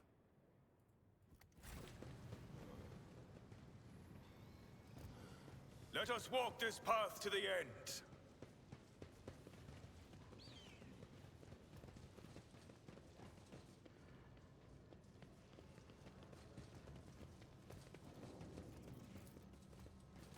The cogitator looks dead. Only a single lit lumen shows that there is life within the machine. Yeah, I know that's a hidden door, my friend. I know that. But I don't remember how it is you actually open Know it. your duty. Okay. Stay faithful and you will be rewarded. Oh, it's on that. The Vizier. Would he be proud? Am I? Okay. We now have a space marine to kill. The chaos. Listen, for my words reveal to you a path from the darkness unto the primordial truth, which has thrown open its gates for wayward souls seeking deliverance from the shroud of lies and torments of enslavement. Your minds have shed the bonds of the dogma that has guided you into the abyss. Accept now the hope granted to you by the great. Heinrichs hisses through gritted teeth. I knew our meeting on Rykad Minories wouldn't be the last, but to run into this anathema here. Kiava Gamma did not merely succumb to heresy, Herald. Your world is in the clutches of the greatest evil known to the Imperium. Pasquale gazes at his former brethren and whispers dryly. The new sphere signature of the defective units has been archived. In accordance with the sacred commandments, I will tolerate no heresy and hereby sentence you to categorical disposal without redemption. Yep. Interrupt the sermon with pennon of the God Emperor. The words of the righteous hymn cut through the torrent of the heretic's impious proclamations. You feel as if the light of the Emperor himself touches your heart, warming it with grace and protecting it from the malignant corruption. We got a permanent buff. Nice. The Chaos Space Marine roars in fury as the tech priests turn and charge you as if on cue. You dare cross an agent of the throne? Let the blood flow!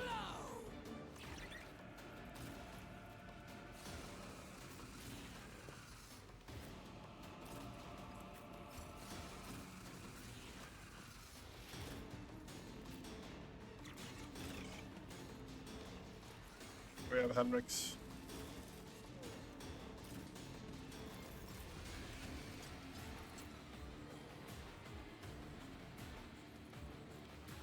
I will leave footprints of scarlet.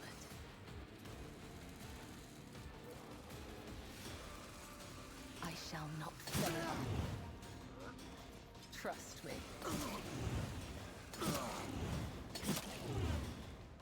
No. Killing brings me no pleasure. The shadows will see it done.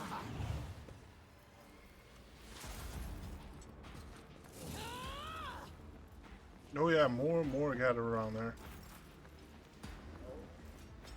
Okay. So I'm gonna start with But of course, Lord that. Captain. I won't object to it. You're becoming more of a buffer than a combat character. Naturally.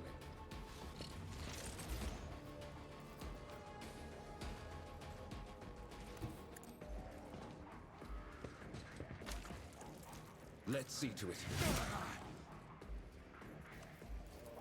For the throne's glory. Until the next turn, all allies affected by okay. Let's see to it. Okay.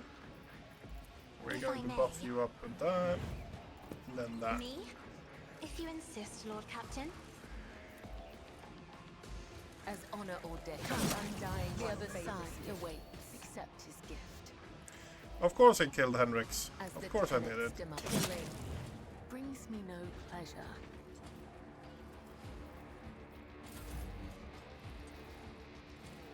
I forgot that Kabbalah kills everything. I am a navigator, not a servitor. I don't wanted to use him more. A soldier would have been disciplined for such a performance.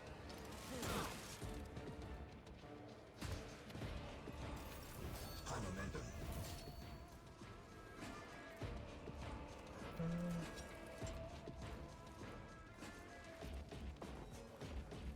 My enemies shall be crushed like dust beneath my feet.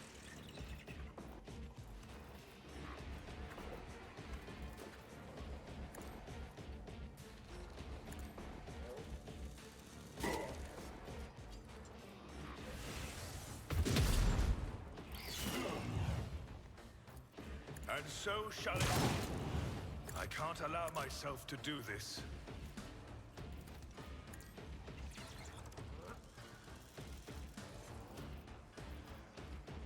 Okay.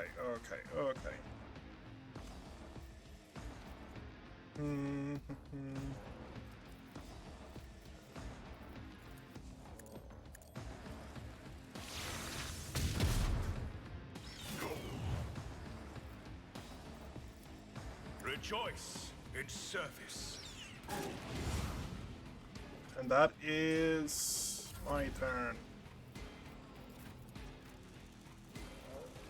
Indeed. One fewer target. That's not the Seneschal's job.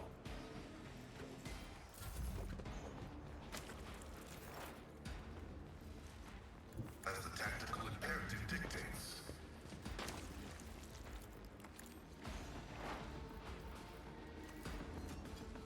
Bye-bye. Not really. Let the cycle be discontinued.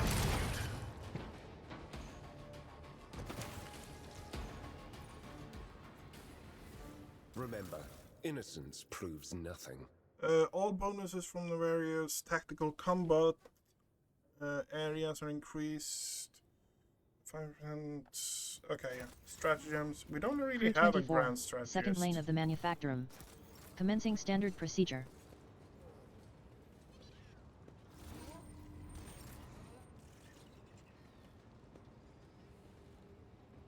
Which debuff did you get? Perception. Okay, yeah. Fortune smiles on Ooh, us. we got a mine. An We got a ill mine. omen. Just as he ordained. I'm still new to the With art each of step, exploring. I forge my destiny among the stars. I do what I must. Okay, we are going to save here quickly.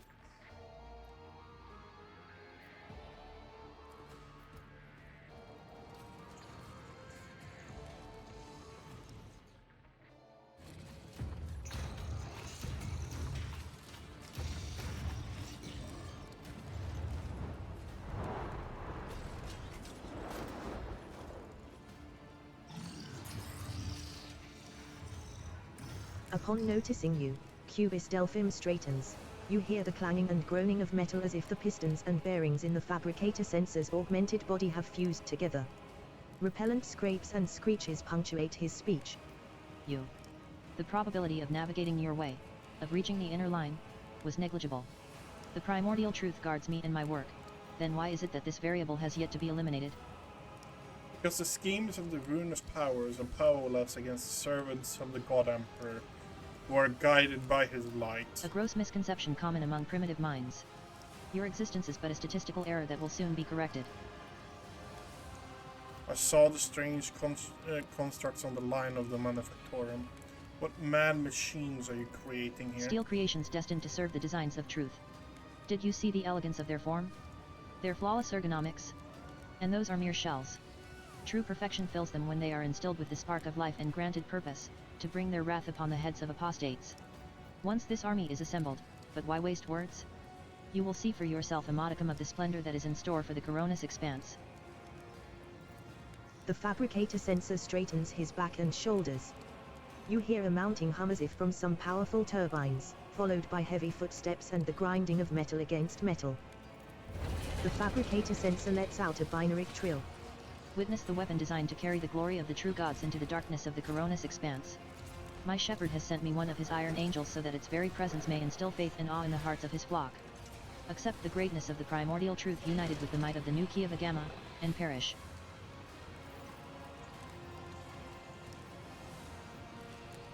For the God Emperor.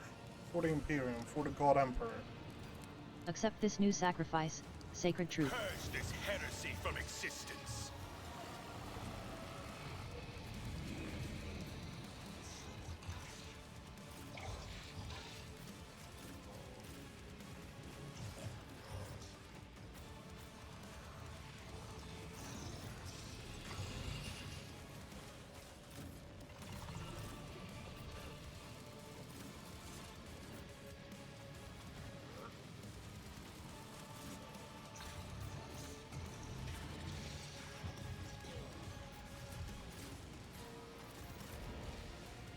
Okay.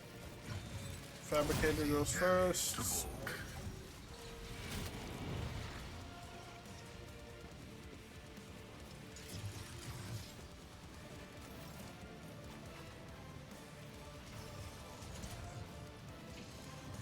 I bring mercy and retribution.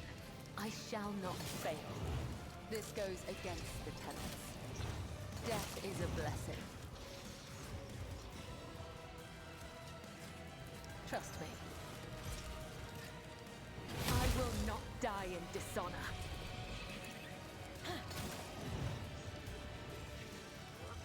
Okay.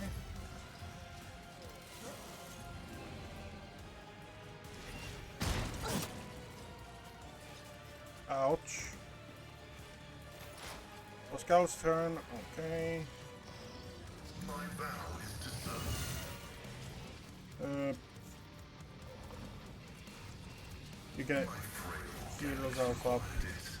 Pop healing mode on that one as well. And then your turn is done as well. Okay.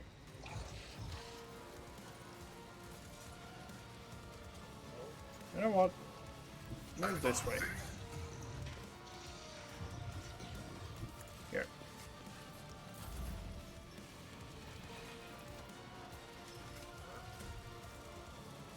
Naturally.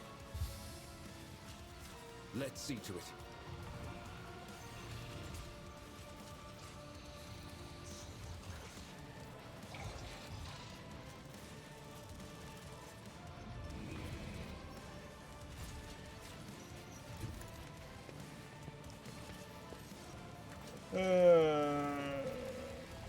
For yeah. the throne's glory. Let's see to it. 92 damage. Will be swift. I won't object to it. Oh, you actually provoke attack of opportunity when you do that.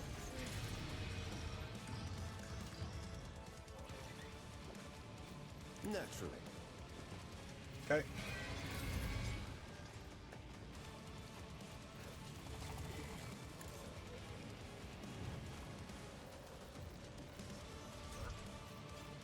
That is a good question.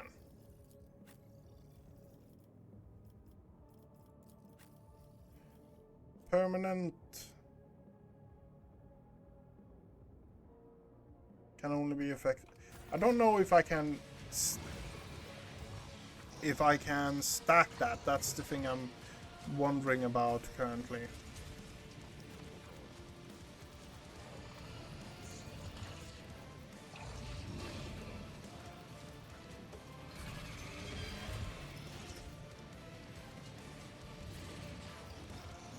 Isn't this a job for the serfs?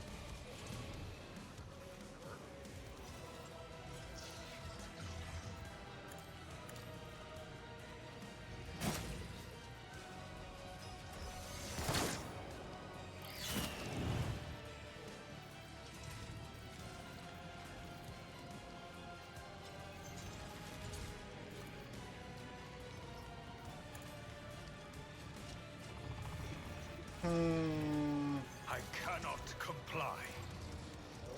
The Emperor commands. Clearing these guys out is priority in my opinion. Because that means nothing will shoot at me. Actions will speak louder than words. And that's kind of where I want it to be.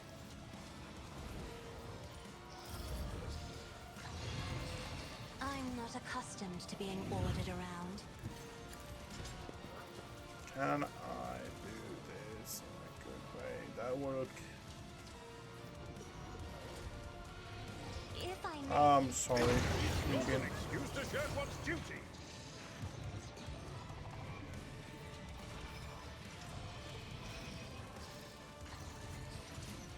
in the name of House Orselio, I shall prevail. I need a foothold. What?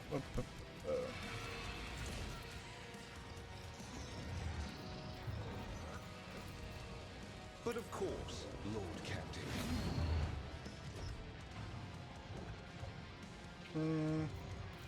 For the throne's glory.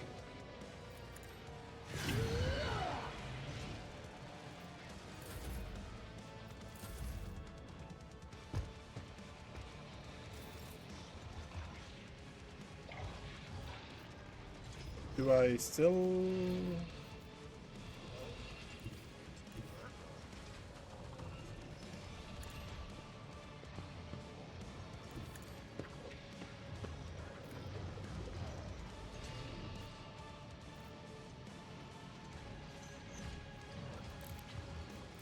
Um.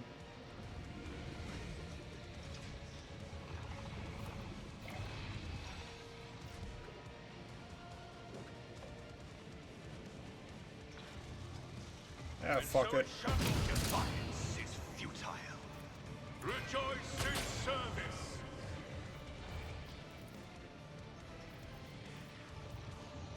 The Emperor commands. Actions will speak. Come, the other side Good. awaits.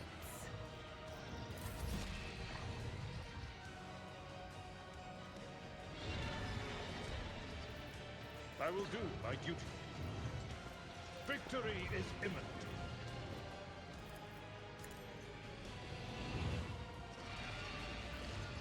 Okay, and then we're doing that.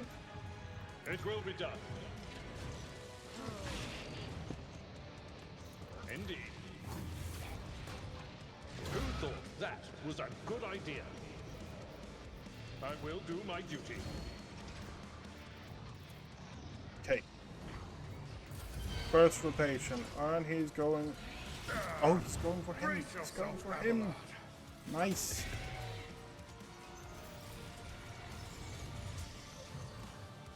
I am your blade and shield. My blade whispers your name. As honor ordained.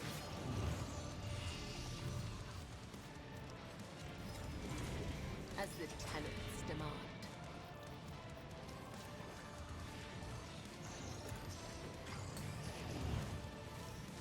The shadows. Okay, will and now you go die.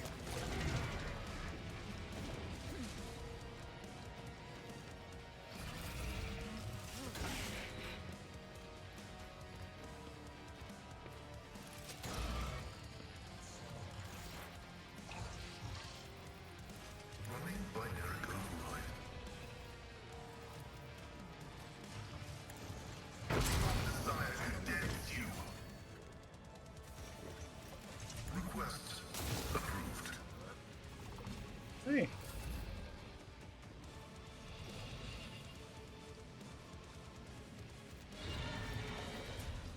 Let's see to it. Holy terror! Smite your enemies! I won't object to it. But of course, Lord Captain.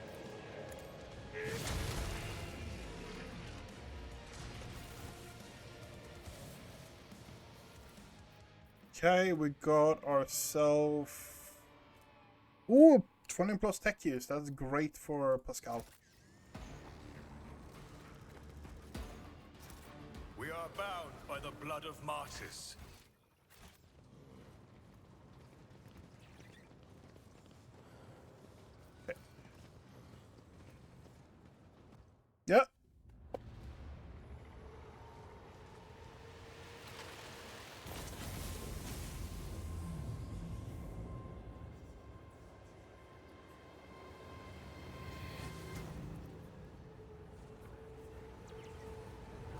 Sharp pain pierces your head, and the light dims in your eyes.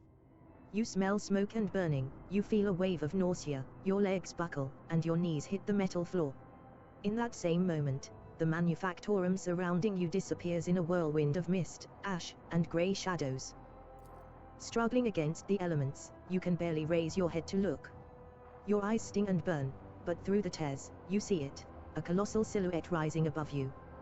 The roaring tempest is unable to shake the mighty figure.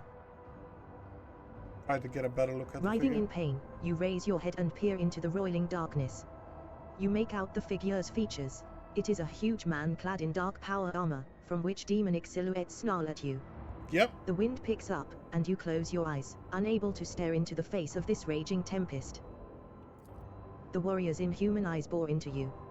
I am the master of those who have been felled by your hand in the halls of the primordial truth. I am Uralin the Cruel. The souls of my followers return to the fount of power they served, crying out for me to cast my gaze toward this sacrilege. And what do I see? Yet another lackey of the corpse emperor. The giant's voice causes the storm raging around you to die down somewhat, as if the very sound of his voice is enough to make the whirlwind subside. You glance at the huge warrior, and notice on his chest a winding azure symbol. The shades of blue seem to glimmer and mingle together. Worshipper of Sinch. I am the sovereign of Kiava. This is my world, not the minion of chaos. Oh, clinging to illusions will do you no good. The rituals have already been performed. The mortals are already singing the litanies of the primordial truth or decorating the sacrificial altars with their flesh.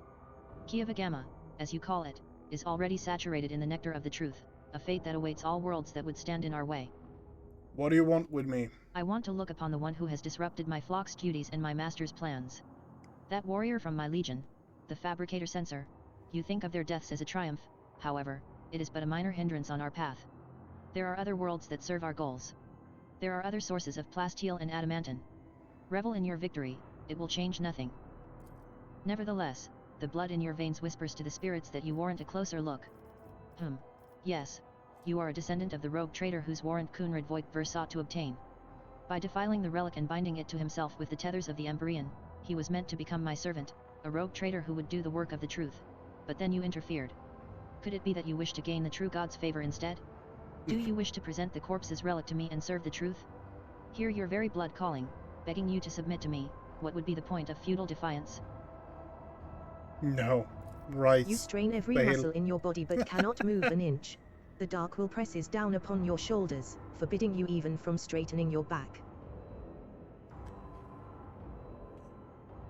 Never, Chaos Spawn. Never. Do you know how many mortals uttered this word to me? And how many of them, just minutes later, were willing to give up all that was precious to them to make the torment stop? This isn't your first time meddling in the deeds of the word bearers. No. You were there on Rykad Minories, Yeah. and so I want to know if you hold in your hands that which is not yours to hold. And you will tell me yourself.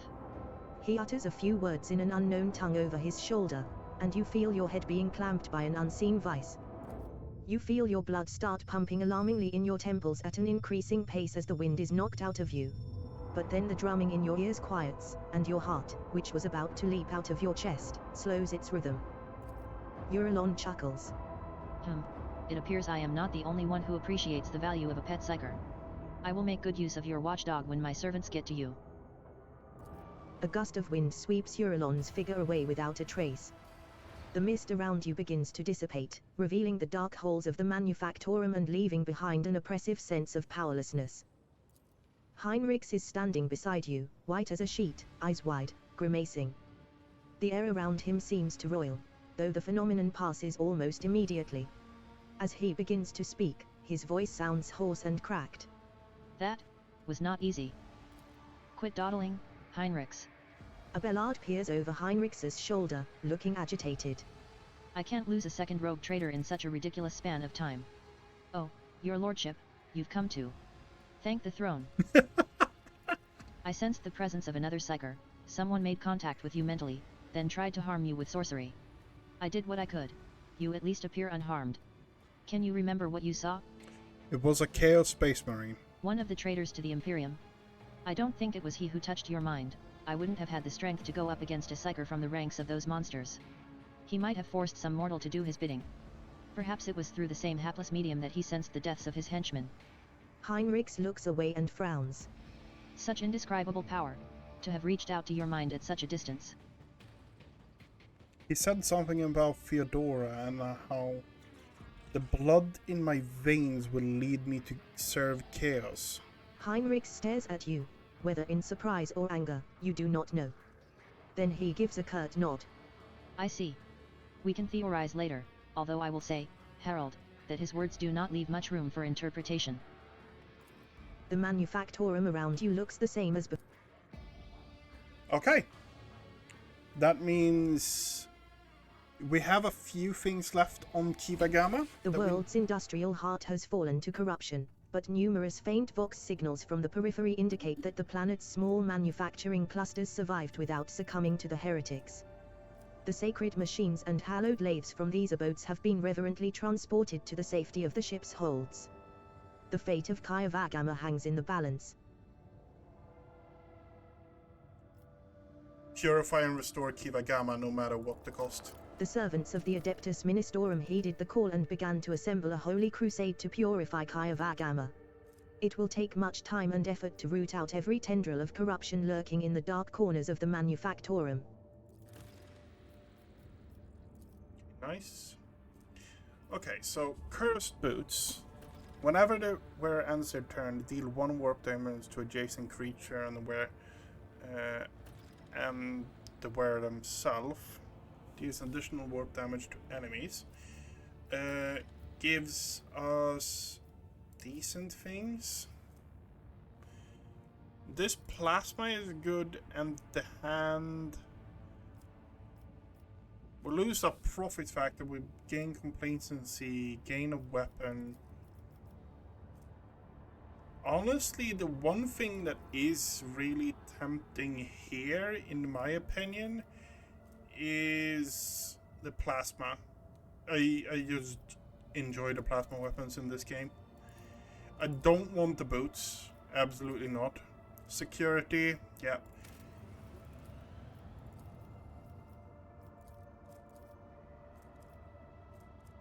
So explorators, tech guard, efficiency, proficiency, profit factor, explorator rep.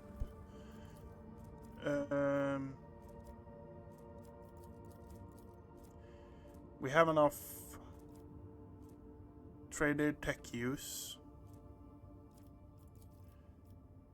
Battle servitor. In ships encounter, the rogue trader squad is supported by servitors. That doesn't bother me. I can deal with almost everything now.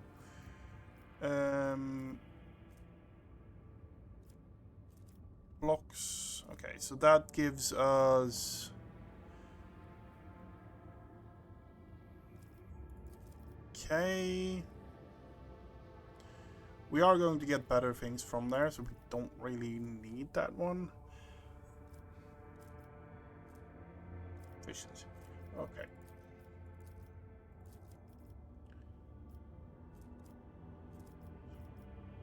What I need is actually fucking people more than anything else, honestly. Okay, Kiva Gamma is done. We now need to do this. No, we need to do this. We need to leave here. We need to go and talk to Pascal. I think it is.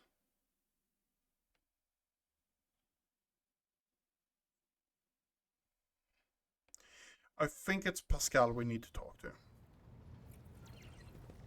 Okay, head over here. The reflections of the bridge lights are playing on the unlit vid screens of the cogitator. Next to the machine. Yeah, I think it's Pascal we need to talk to.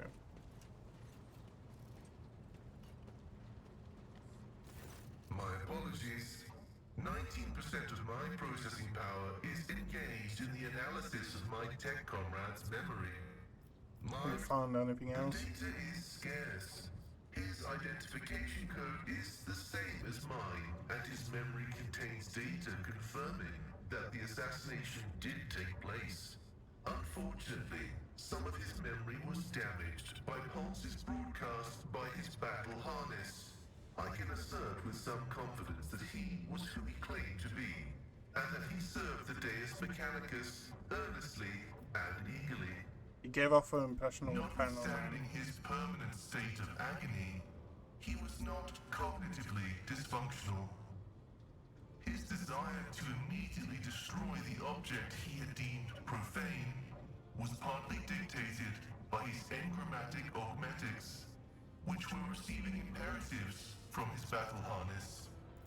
In light of the oddness of our matching identification codes, I find merit in his hypothesis as to the existence of a clandestine malevolent agent or conspiracy operating inside our fraternity. Are you not surprised that Amaranth's word had such an effect on the I was not knowledgeable as to how popular Blessed Amanat's teaching was in exploratory circles. The Cognizance fleet is massive. His ideas might have found a larger following on its periphery than in the Mother Squadron. What do you think about No that? data available. Okay. I am concerned about the fate of Archmagos Amanat. According to Opticon 22, he went missing in the wake of the incident on an Arc Mechanicus, the Hermetico. I will continue my research into the Blessed Martyr's memory with all due reverence. Okay. The strange messages that have been appearing on the ship's log, what do you know about them? This statement is true. Algorithmic violations have been recorded, as a result of which I twice performed an offering to the cogitators of corrective data vows and ruled out the possibility of sabotage. I hypothesize that the violation is a consequence of the discontent of the ship's machine spirits. I recommend a procedure of placation of the honored spirits for the glory of the Omnissiah and the steel angels sent by him. Okay. May Leave. We talk to him the again. Omnissiah knows all, comprehends all. Okay. May your We need to talk about The reflections of the bridge lights are playing on the unlit vid screens of the cogitator. Place your hand inside The it. serviture's power. The tech priest by the cogitator nods curtly. The sacred mechanism is awake and ready to receive your request, Lord Captain. Pascal has informed me the system has encrypted data stored inside. I wish to know the contents. Without another word, the tech priest turns to the cogitator. He raises his hands, and a prayer of binary code pours out of his Vox device. The servo motors in the bowels of the machine grow louder, its undulating hum responding to his chant. Scanning 0000.0. The machine spirit has discovered numerous critical errors. The data is damaged. The tech priest stops abruptly, and the green glow of his visor narrows. Registering an intact segment. The machine spirit has spoken. The worlds of Kiava Gamma and Dargonis hold certain data repositories. The mechanism is ready to provide the rogue trader with data keys that can unlock said repositories. That remains hidden. The encrypted databank belonged to the esteemed Theodora von Valancius. She was the only one who could have known about these repositories. Perhaps the former Engine Seer Prime also could have known. Omnissiah accept his code. If I were to propose a hypothesis, it would be most prudent of a figure as eminent as a rogue trader to store her classified data in receptacles most secure. How do I accept these The keys? cogitator's vid screen blinks. Forward. The gracious machine spirit is willing to transfer the data keys to the head of House von Valancius by means of an electo, a hypodermic tattoo augment. If you are ready to accept the keys. Yep. Deep within the serviture's dark gullet, unseen, burning hot needles pierce your wrist, but the sharp pain only lasts a moment. I need to know more about the The captures. vid screens flicker rapidly. Forward. The tech priest's augmented fingers dart around the control panel. The Omnissiah favors you. The machine spirit is willing to commence the calculation procedure that could restore the lost data. Restore cache and The machine hums louder until it lets out a resounding crackle. Then the sounds stop, and an unmoving numerical combination lights up on the screen. The tech priest's synthesized voice sounds almost concerned. The data has been restored, but it is only a single phrase. Litanies of the motive force, that is all the sacred mechanism was able to salvage. Okay, Kiava Gamma. The servo motors within the cogitator pick up the pace, their heavy thrum growing louder. The machine clicks abrasively for several minutes, until eventually, a numerical code appears on the screen. The tech priest turns to you. Blessed are the Omniscia's deeds. The repository on Kiava Gamma has a security system guarding it. The machine spirit has recovered a code that will allow you to disable the defenses. Okay. The tech priest bows. Have the tech priest of the Adeptus been able to discern how the ship was able to start a warp engine? There is no doubt that it was a miracle sent by the Omniscia as a manifestation of his will, yet the Engine Seer Prime managed to perceive some logical connection within the streams of data. I am not privy to this connection, but the Engine Seer Prime will surely share this newly discovered knowledge with you in a detailed report. Okay. We are going to jump back down to Kiava Gamma. Now we have the things to unlock the caches.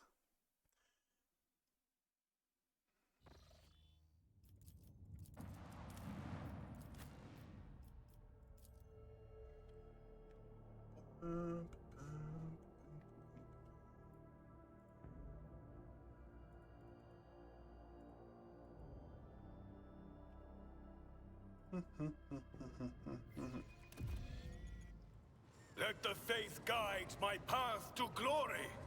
So, we are going all the way over there.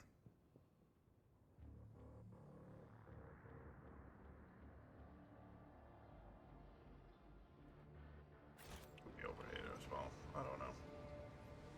I do not remember. We were over here trying to actually do stuff. We have the key now. The cogitator looks dead. Only a single lit Bring lumen. the electroscanner. Several lumens light up on the panel. You hear distinct clicks, and the cogitator goes quiet, clearly having fulfilled its purpose.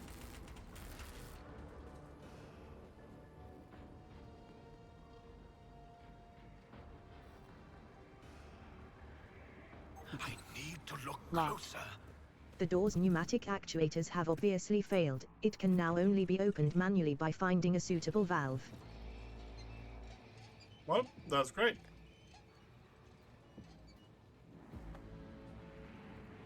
The Emperor gave me a vision. What torments you?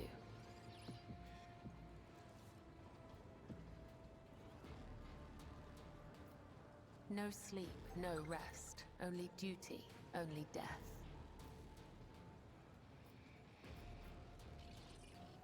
Data furnace. Data meditation is terminated. Litany of reconnaissance recited. The towering furnace wreathed in scarlet light fills you with awe. Input you code to disable The the furnace traps. responds with a short binary signal that evokes the mechanical rustling of unseen switches. Request. The machine reacts with a curt binary signal followed by a low, drawn-out tone.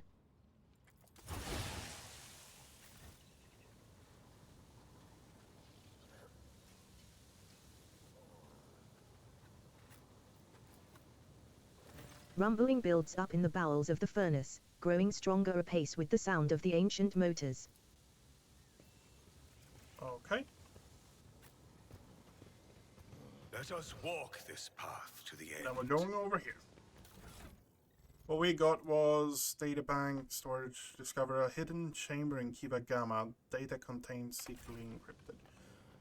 I don't know if we can open this right now or if we need. The cyberdude is asking for access codes you do not have. Yeah. So we can't do that just yet. Okay, fair enough.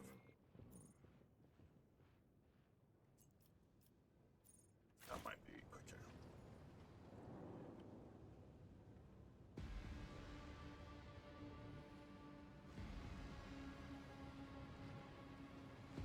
Know your duty. We have done everything we can do currently on Kiava Gamma.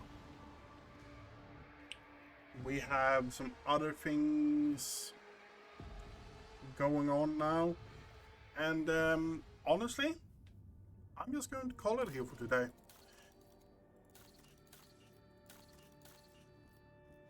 This is the first playthrough we actually have all 5 settlements and stuff like that. I've been going at it for 4+ hours. I'm feeling my throat. I'm tired. I want to get some food. That's going to be it for me today. I want to wish you everyone a good night, and I hope I see you guys around. And if you actually want a copy of Rogue Trader,